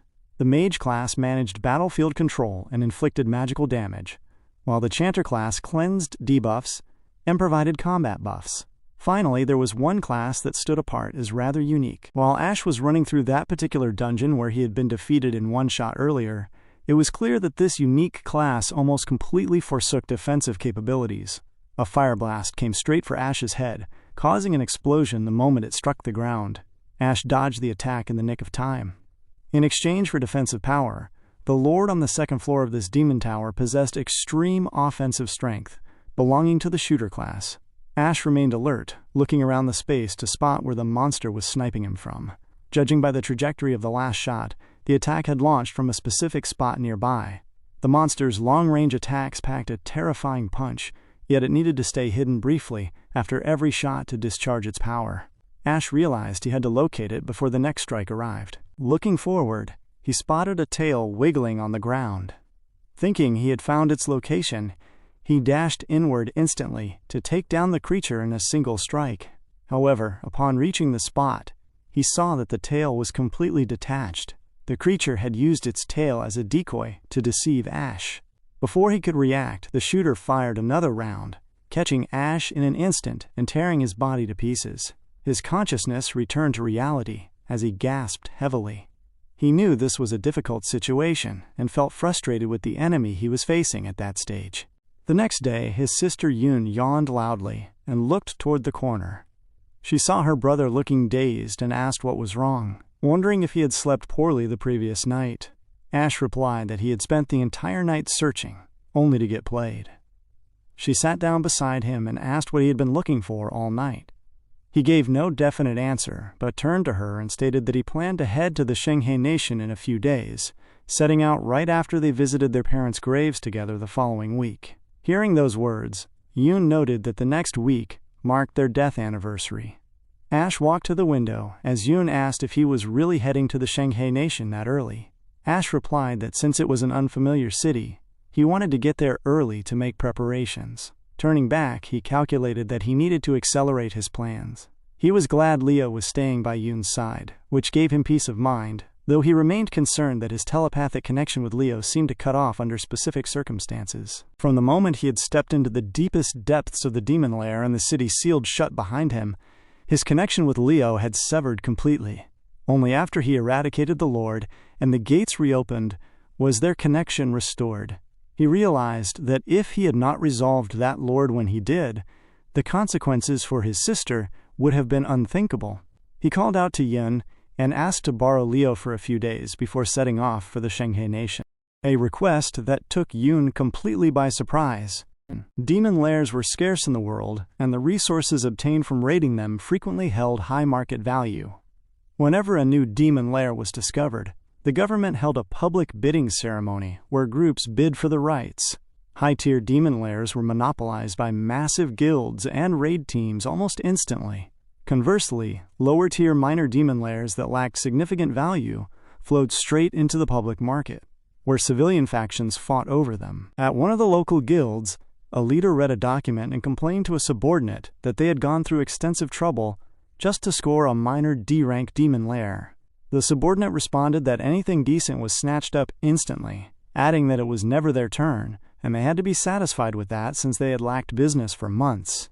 She walked toward the exit while the leader told her to find one more person to join their party, asking if she remembered the rules. She confirmed she did, opened the exit door, and announced that they had a D-rank demon lair party of 2 looking for a third member, specifically needing a warrior to head out as soon as the slot was filled. The government explicitly mandated that raiding a demon lair required a party of at least 2 awakeners. Therefore, the awakener talent market had become the gathering ground for freelance awakeners to form parties, level up, and make a living after failing to join official guilds. A man holding a staff presented his identification card to the lady, explaining that he could heat up his teammates' weapons to give their attack power a buff, revealing he was an E-rank chanter.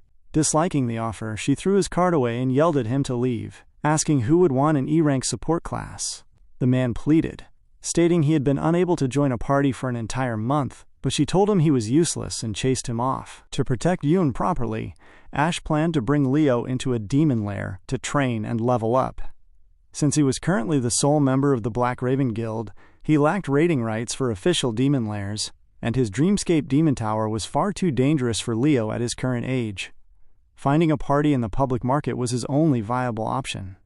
Ash asked Leo if he was ready, and Leo barked in response as they moved forward together to test their chances of entering a dungeon. Ash walked up to one of the recruiters and handed over his card. The recruiter checked the credentials, reading aloud that he was an E-rank star Beastmaster, noting that the class was rare, and admitting he had almost forgotten the Beastmaster class even existed. He then looked down at Ash's beast, explaining that a Beastmaster's combat power hinged on the quality of their contracted beast, and remarked that the small creature looked like it would panic the moment it stepped into a demon lair. At that exact moment, Leo let out a loud roar at the man, causing him to drop the card in surprise. The recruiter yelled that the creature was small yet aggressive, telling Ash to take his card and leave, because no team would ever accept him. Ash turned away and spoke to Leo, stating that they would search for another party. They approached a different recruiter who examined his card, and stated that they needed individuals who could hold the front line rather than a small beast. Ash moved on to another recruiter who simply told him to get lost. He tried yet another group, where the leader stated that all living creatures possessed a soul, and forcing a beast to fight went against his principles, concluding that they were not a good match. After multiple rejections, Ash felt exhausted from the repeated failures, wondering if the Beast Masterclass was truly that unpopular in the talent market, and thinking he should have lied about his class and brought Leo in quietly. Just then, a woman ran past Ash, stopping immediately when she noticed Leo. She bent down to pet him, enthusiastically admiring how fluffy he was and calling him a cute puppy. Leo let out a loud cry and jumped out of her hands. She questioned why he was crying, to which Ash explained that Leo was not a puppy, but a demon lion. The lady stood up, looking slightly embarrassed, and apologized to Leo, mentioning it was her first time seeing such a small demon beast. She looked down at Ash's card, reading his name and noting his status as an E-rank star beastmaster. Looking at Ash with suspicion, she asked if he was searching for a party. Ash stated that he needed to level up his beast, and was indeed looking for a team.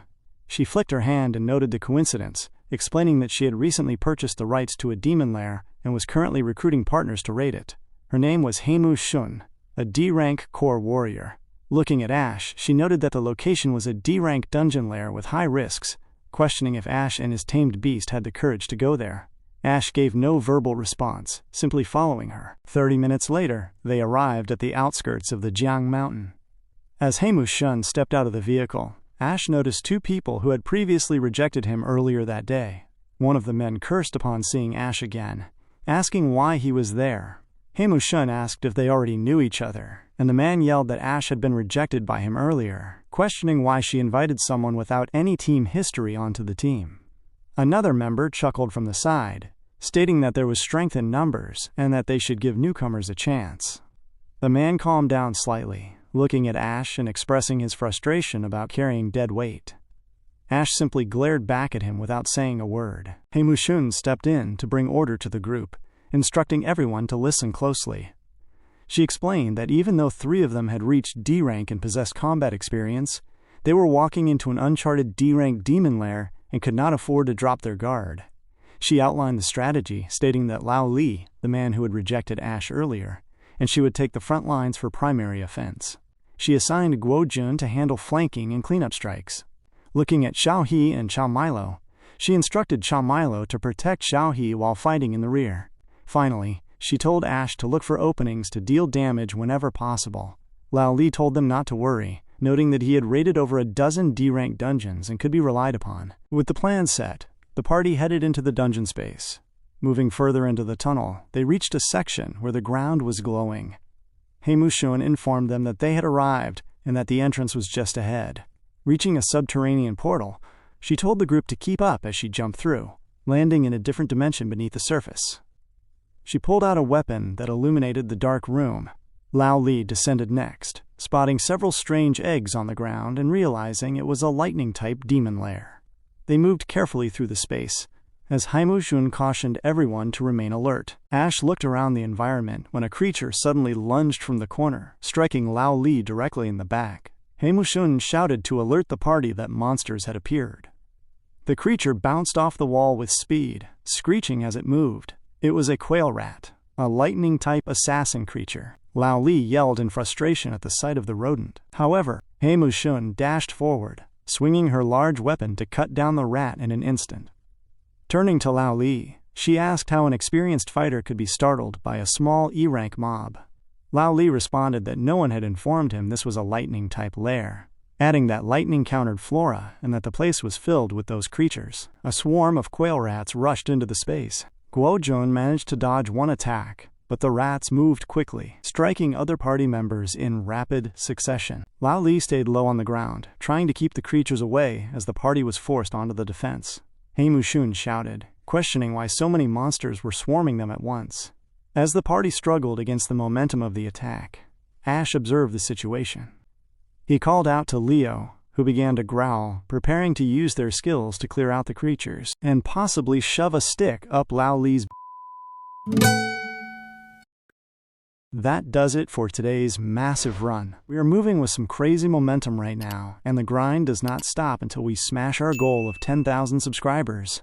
If you're enjoying the recaps and haven't hit that button yet, do it right now. Join the family, because every single one of you helps us get closer to that milestone. I appreciate you guys more than you know for rocking with me. Take care of yourselves, and I'll see you on the next one.